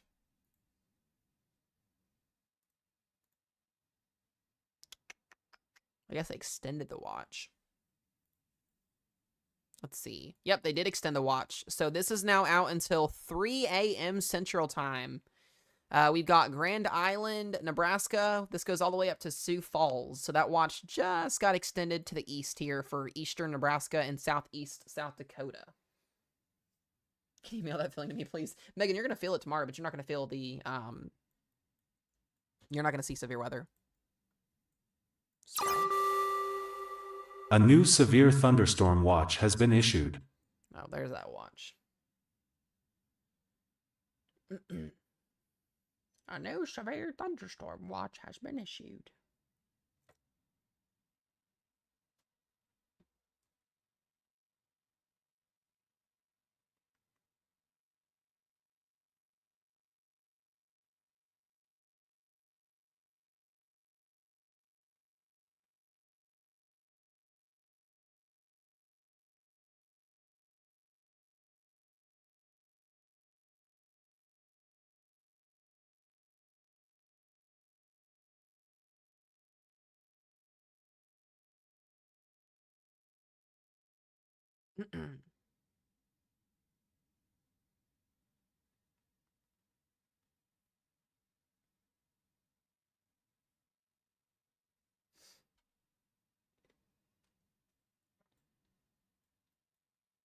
Laney, thank you for the gifts. Claire, thank you for the gifts. Guys, don't forget, if you want to be a part of the lovely Mezzo Nation family here on TikTok, you guys can subscribe.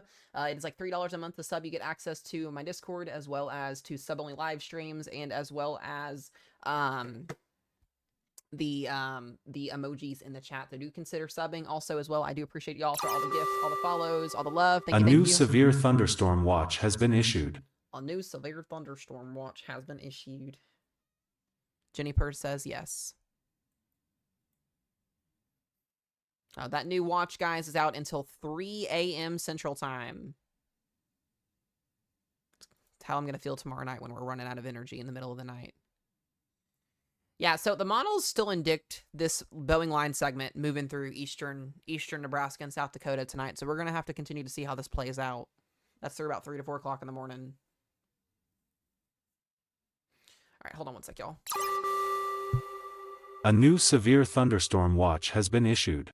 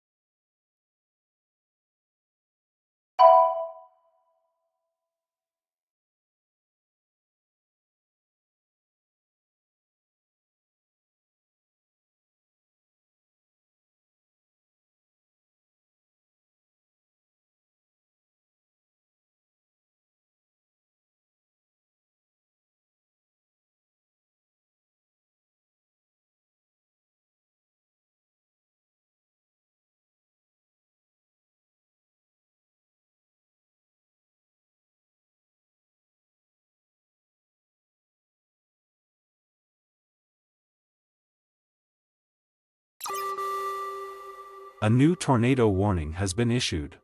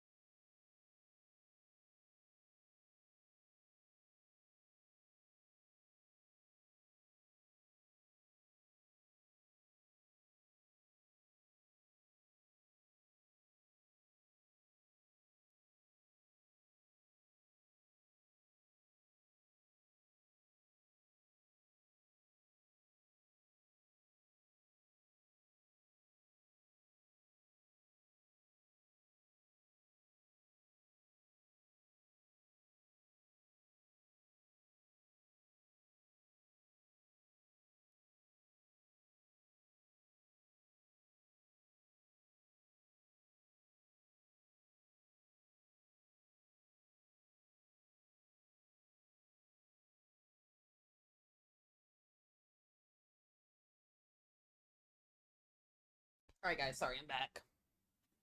All right, we got an updated risk zone here from the lovely Storm Prediction Center.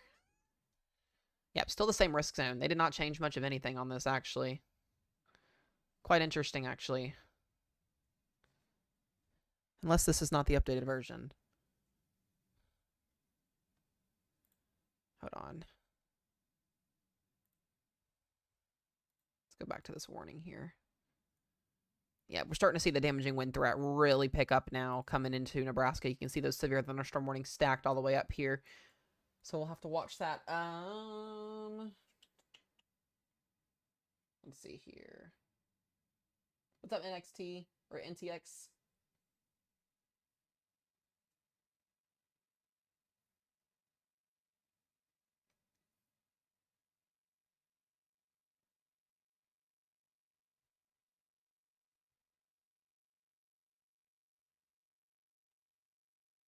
Yeah, they kept the risk zone the same. Okay.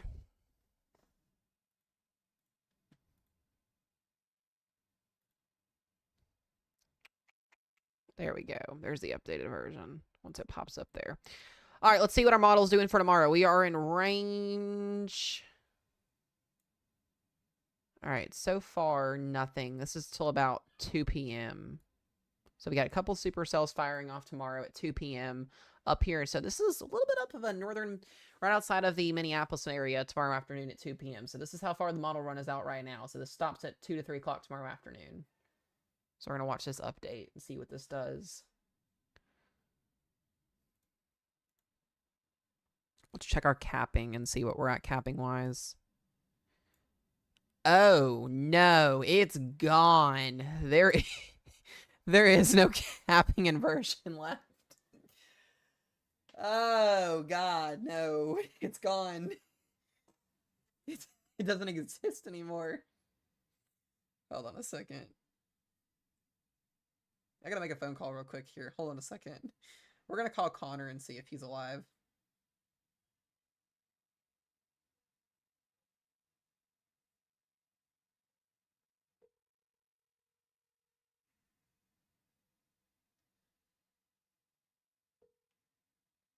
Hey, don't say nothing crazy because stream can hear you.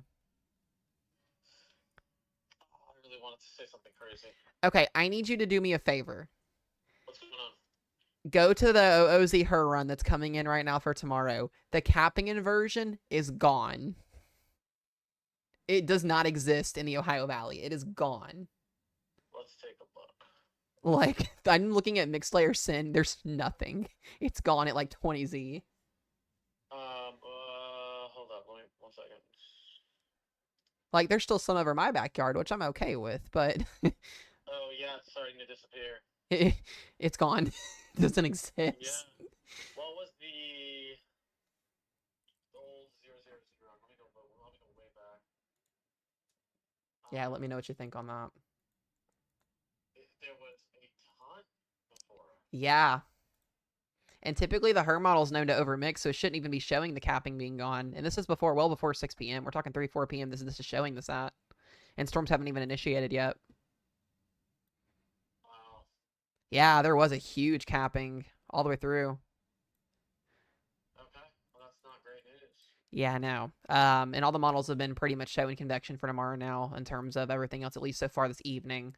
I'll wait to see what the NAM does. Did you see what the Rufus did in your backyard? Yeah, I'm not a fan of it, and I'm not a fan of the H-Warf either.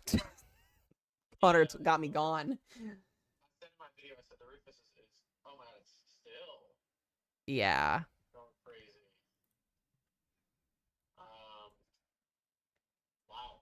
It's got an explosion of convection now in Western Kentucky at 22Z on the new Her coming in too now. So I wonder if that'll be an uptrend, if that breaks the cap with those storms coming through in general for the evening. Yeah, this next 12 hours is going to be really important, especially if that, and you know, the parameters through eastern Missouri, central Illinois, into central southern Indiana are wild, and capping was kind of saving a lot of them. Yep. This is going to be a little bit different. I think we go moderate tonight, honestly. That's what I was telling chat. For Thursday? Yeah. Yeah. So. Yeah, we might take back up moderate. I can't disagree with that. But. I really want this Her to finish loading. Yeah, it's gonna be 9 o'clock before it finishes running. Yeah, I'm interested to see Friday too. I was looking at everything for Friday, dude. It looks, damn. I'm sitting smack dab in the middle of that enhanced risk on Friday. I was like, oh my gosh. I'm still watching Friday for a high. Yeah, I think it's not off the table too, and I think too. I was looking at the global ensembles for Monday across OKC. I think we go 30% enhanced risk tonight on the day 5 outlook for Monday for Oklahoma City, which also puts a high risk on the table. I think for next week too. I was almost looking past this event originally, but Thursday's looking okay. Friday's looking really good. But yep. That's what I've had my eye on this next week. Yep. So, right. If you got anything you want to say to chat, say hi. What's going on, chat? I'll be on a little bit later. Y'all make sure y'all go hop over to Connor's stream once he goes live. We've been on here for 5 hours, Connor. That's fine with me. I've been on for 5 hours. So, all right, bud. I'll send them your way. If y'all don't follow Connor's Climate, the corner, make sure y'all go follow Connor. We freaking love Connor. He's awesome. It's always him calling me in stream, and I never get to call him when I'm in stream. So I'm like, all right, we're going to call Connor and get his opinion.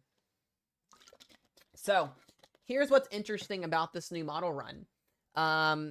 our storm's going to fire off. The potential will be there. The capping is basically not valid. It's not there anymore. So that's going to allow for an open window. This is what's guaranteed. We're going to get severe weather in Wisconsin. We know it. This is what the models are simulating, a squall line with intense supercells embedded in here. I would almost think if you're in Green Bay tomorrow, I think a moderate risk is once again kind of on the table for tomorrow. I do notice one thing, and this is something that's really interesting, is there is convection down here into Western Kentucky and Central Kentucky tomorrow afternoon, which is new.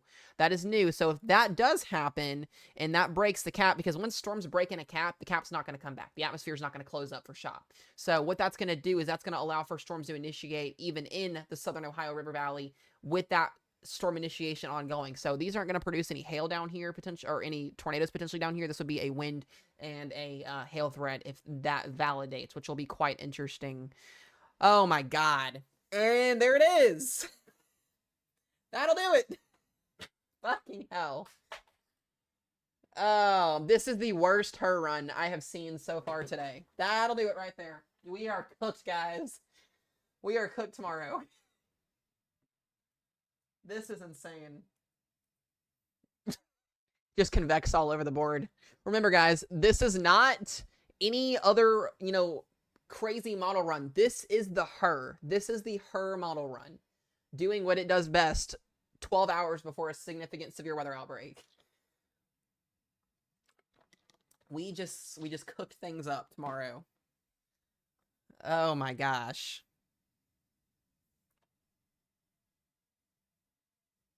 That is insane. Hold on a second.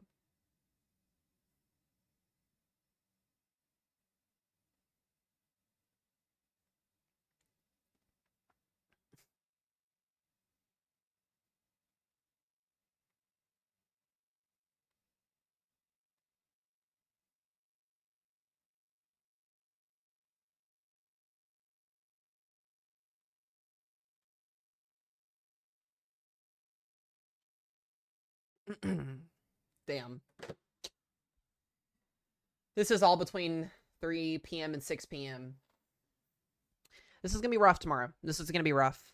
I can't wait to see social media hype on this. This will be something today.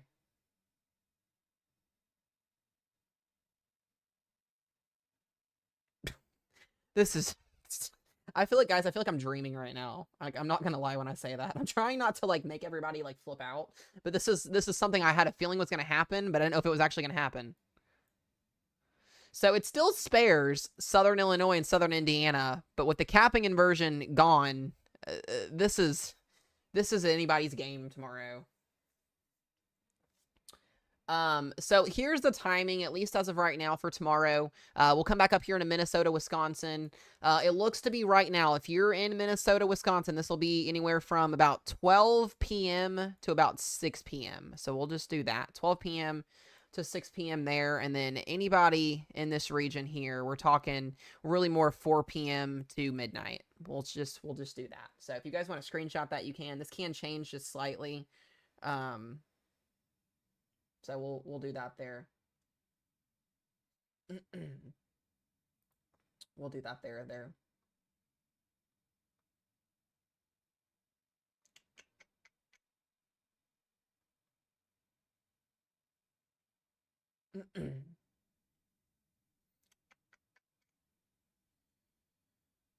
All right. Yeah. That'll do it. That will do it.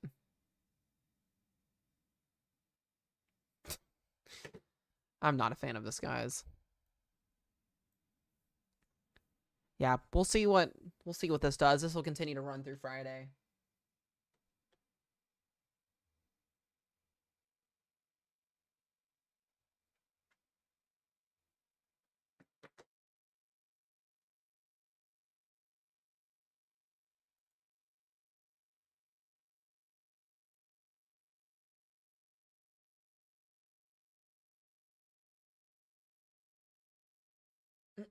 Guys, just be mindful as well if you're in chat. Please be respectful. My moderators and weather team will be muting people if they're disrespectful in chat.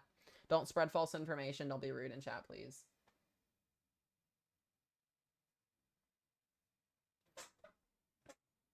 It's that simple. Respect my weather team.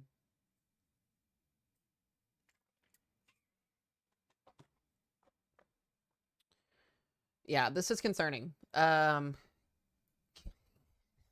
It's just the idea that convection initiates. I mean, this looks like the Rufus run, but it's not. It's literally the her. Like, it's literally the her. The good news is this threat's over with by midnight, but we're going to have to watch. I got to transition down here to the Ohio Valley now so we can watch Friday's event come in. Let's look at instability. Let's look at everything here.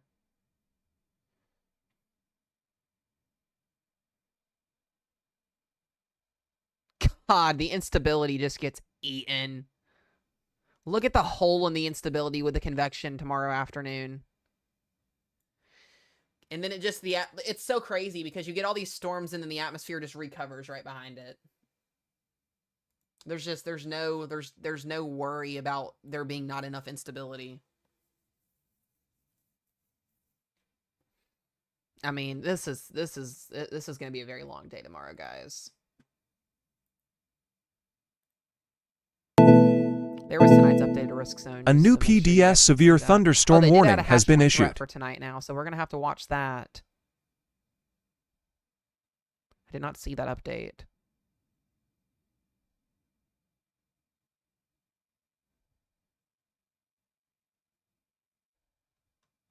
I think we're going to go moderate risk tomorrow. I think that's on the table.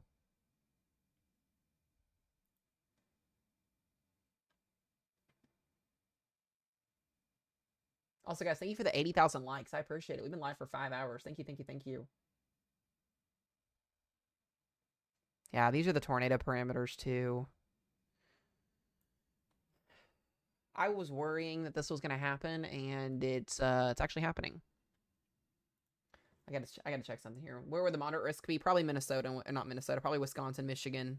That's kind of my thoughts right now.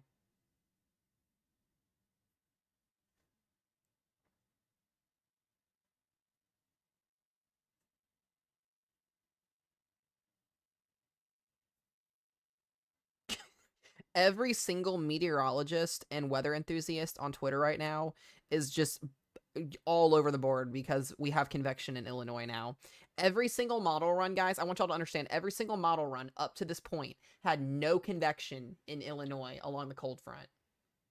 It had nothing. And then we get to the run 12 hours before the event, and it finally convects. That is probably one of the biggest uptrends, and this is why we have to pay attention to model runs so quickly up to the event. Like, we have to pay attention to every single run, because you can go up to all these other runs until, you know, until the event happens, but on the day of and the night before, those are where things are the most important at.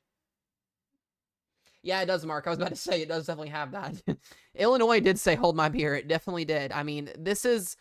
Guys, look at this. If we go back from the run from this morning... Or let's see. Let's go last night's run. So this was last night's run. No convection. Look, no convection anywhere last night. Nothing. Nada. Nothing. Gone. Nothing. And then we go to tonight's run, as like I said, 12 to 18 hours before the event happens, and watch this. Big difference. Big, big difference. And this is why you have to watch the weather if you are in risk zones. You can't just say, oh, I'm not going to see nothing. You know, one model run doesn't show I'm going to get anything. You've got to pay attention to the weather, guys. You have to. Especially with events like this. And we are going to get a secondary mode that's going to happen overnight tomorrow night through Friday morning across Kentucky. We're going to see what Friday looks like on pen and paper here in just a second, as well as this continues to load in. So, timing for Illinois, anytime after 3 p.m., personally, right now, is what I'm thinking.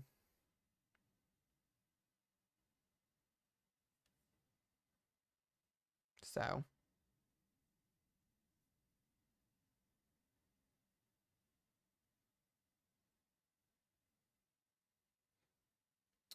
Sydney on my weather team, are you in stream, by the way, out of curiosity?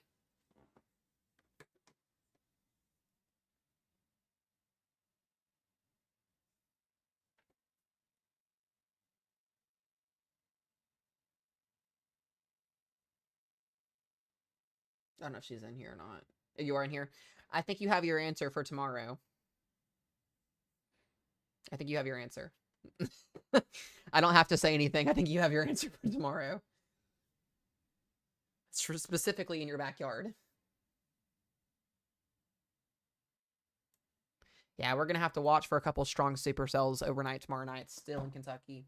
That's in my backyard, so I will be up all night tomorrow, probably, guys. So once again, guys, these are model runs. We're going to start to see these updates every hour now that we're at the OOZ point threshold. So we should start to see we need consistency, really. One run can't just be there and done, but yes. Jenny Purr, get out of here. That's the way to do it, Sydney. You got to chase from home for once.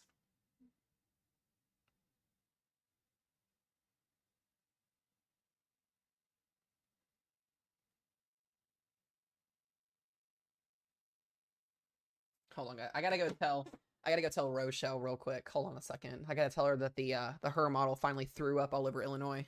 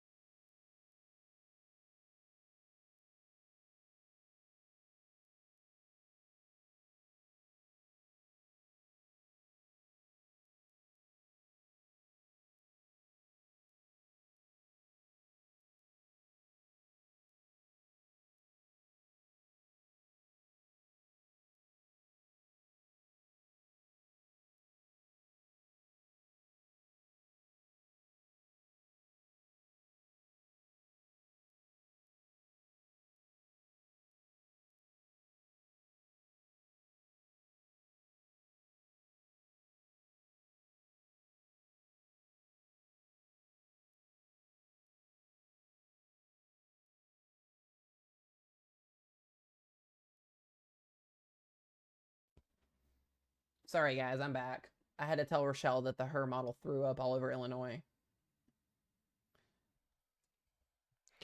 All right, we're still getting this model running, so yeah, big uptrend, big uptrend. Not in a good way tomorrow, guys. This is not what we wanted to see. Was the capping inversion break. Now, the Storm Prediction Center mentioned for Friday's setup, if we wake up across this region on Friday and there is no morning time convection, which we're pretty much at that threshold, I see an upgraded risk zone. I could see a day 1 moderate and a day 2 moderate tonight happening potentially if things increase. Yeah, if you're in risk zones, guys, for the next 2 days, you need to be weather aware. There's no questions about it. We're gonna see some significant severe weather tomorrow and on Friday. This is probably one of the biggest uptrends for the state of Illinois I think I've ever seen, at least in my forecasting years. No, I don't think tomorrow goes high risk. No, I think, Friday, if they pull the moderate risk tonight, we could see a high risk, but I don't think that's going to happen either. I don't know yet. We no longer have any tornado warnings. We've got all these severe thunderstorm warnings for wind and for hail that we're currently watching down here into Nebraska right now. But yeah, I'm going to continue to watch this model run update. Got a nasty little Boeing line segment moving through eastern Kentucky at sunrise on Friday morning, at least according to this run. Yeah, I need you guys ready to go. Nebraska has more damaging winds and hail tonight. We've only had 2 tornado warnings. Give Illinois the skinny. I love that. Oh...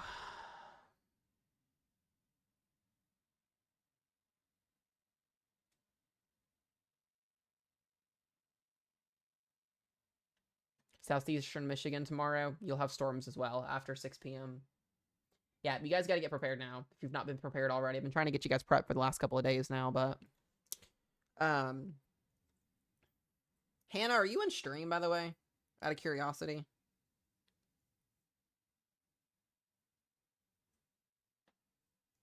If Hannah's not in here, I gotta call her real quick. All right, I don't think she's in here.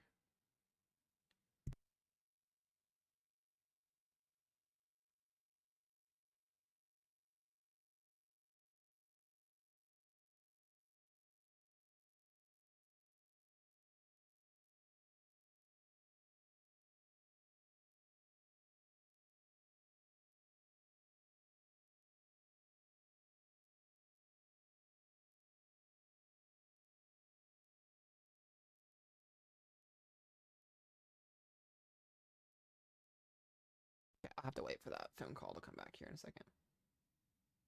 All right.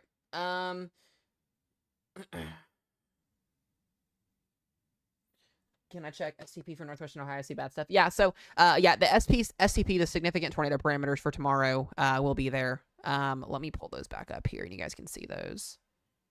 Yeah, this is we're going to have storms up here, we know it. This is a very vulnerable atmosphere up here as well. I'll do some soundings. Guys, I really don't have to take soundings. I don't think you guys understand the magnitude of the environment tomorrow. Look at this. This is Friday. This is Friday morning's tornado parameters setting up for Friday afternoon. If you're in Missouri, Arkansas, Illinois, Western, this is going to be some crazy stuff over the next 48 hours.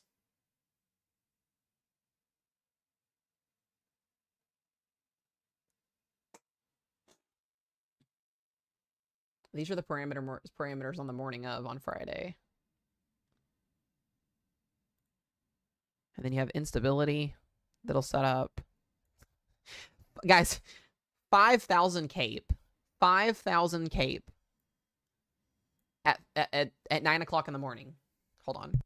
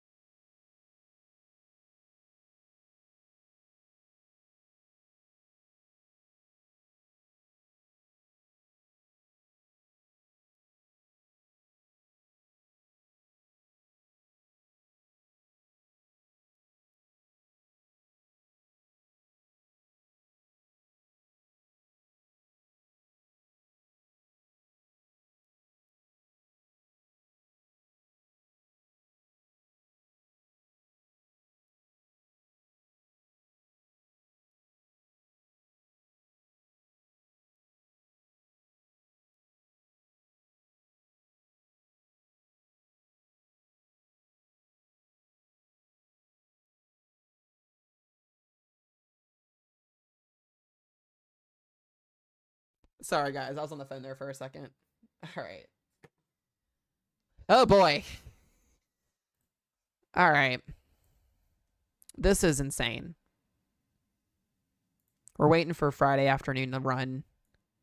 There it is. There is Friday afternoon. Supercells, Western Kentucky, Southern Illinois, Eastern Missouri. Not a great picture. I do not like that signal at all on Friday.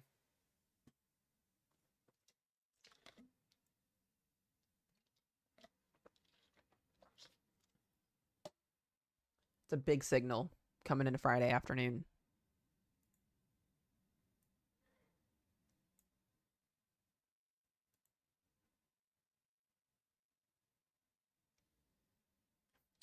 So, by the way, guys, once this run finishes here, I'm going to get off stream for just a little bit, eat some food, take a break for a little bit, and I plan on getting back on stream again a little bit here and just a little bit again, and we're going to wait for SPC to update tonight. So, if you guys don't follow me, make sure you guys hit that follow button, hit the subscription button over on YouTube if you guys haven't subscribed to me there, and we'll be back again tonight. We're going to do another late night live stream, but I've got to get some food in my stomach because I'm freaking hungry. And I need to have a chat with our weather team and get some peeps ready to go. So I do appreciate the follows. I do.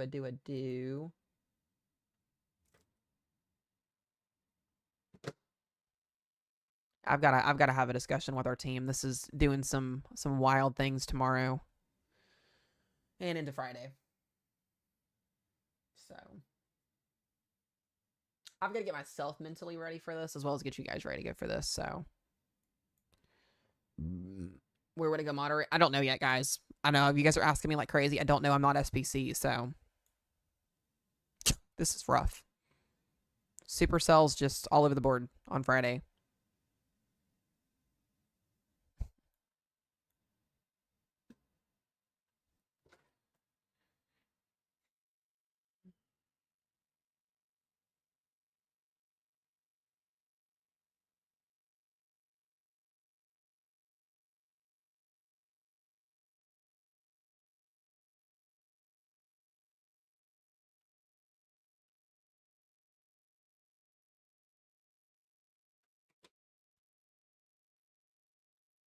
Yeah, we appreciate you guys. I do appreciate you guys. We've been on stream for about 5 hours today, like I said, so I'm gonna get off, get a break here in a minute, and then we'll come back tonight and we'll talk, chat everything up. Like I said, we got a lot of severe thunderstorm warnings out there for wind and for hail. Still have an occasional tornado risk out there this evening. If things increase, like I said, we'll see what happens across here, but this is a very low end risk for tonight. Most of these storms, like I said, producing damaging winds and some large hail. We do now have an 80-mile-an-hour destructive wind warning now here for North Platte, Nebraska, Curtis, and yeah, this is out. Golly. Yeah, this is an 80-mile-an-hour destructive wind warning here for North Platte as this line of storms is coming through here. So, yeesh. God, this is so bad on Friday. This is awful. It's just supercells all over the board. This is the Her run. This is a regional tornado outbreak in the making right here on Friday. I'm not a fan of this whatsoever. This is something that I feared was going to happen, but I didn't think it would validate. If you're in Southern Illinois, Indiana, Western and Central and Eastern Kentucky, and Eastern Missouri, and Eastern Arkansas, you guys have got to be ready to go on Friday. This is not something we see too very often up here in this neck of the woods.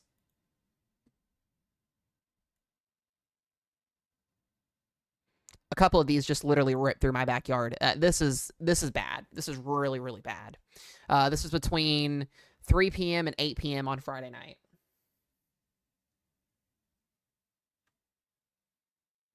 Natalie, I sent you a message, by the way. I'm gonna have a chat with you when I get off stream, and I'm gonna have a chat with a couple other people when I get off stream. The whole state of Kentucky needs to be prepared on Friday, no exceptions whatsoever. I don't think I've ever seen a Her do something like this in a while. This is insane. This would be moderate risk type stuff, maybe even a bump up. We got to see this trend for a while before I make that assumption.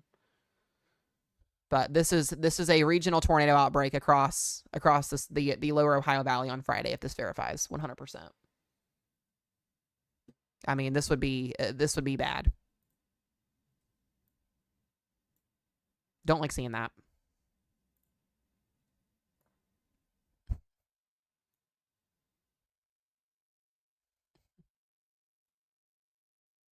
Yeah, tornado parameters are just, they're maxed out over Kentucky and Illinois and Indiana.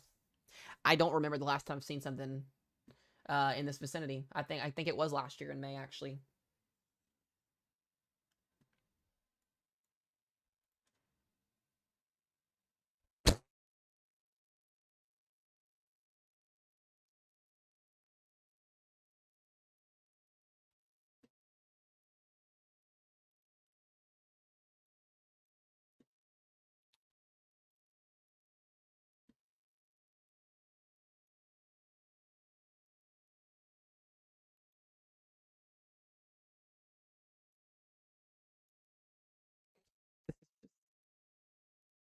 Yeah, I think a high risk might be on the table for the Friday, guys, potentially. We'll see what happens tonight. I'm gonna get off here, guys. I'm gonna eat some food. I've got to make some phone calls. I will see you guys back on here again probably in about an hour or two. I'm gonna try and wait until SPC gets ready to update to get on here so we can talk about updated risk zones, all of that stuff, etc. Get prepared, guys. If you're in these risk zones, we've been talking for the last 5 hours about this. I love y'all. I appreciate y'all for the gifts, for the follows, for the taps. Y'all crushed it today. And hopefully I'll see you guys all back in here for an update here in just a little bit. I've got to make some phone calls. So I appreciate y'all. Be safe, be weather aware, and we'll see you guys in the next one.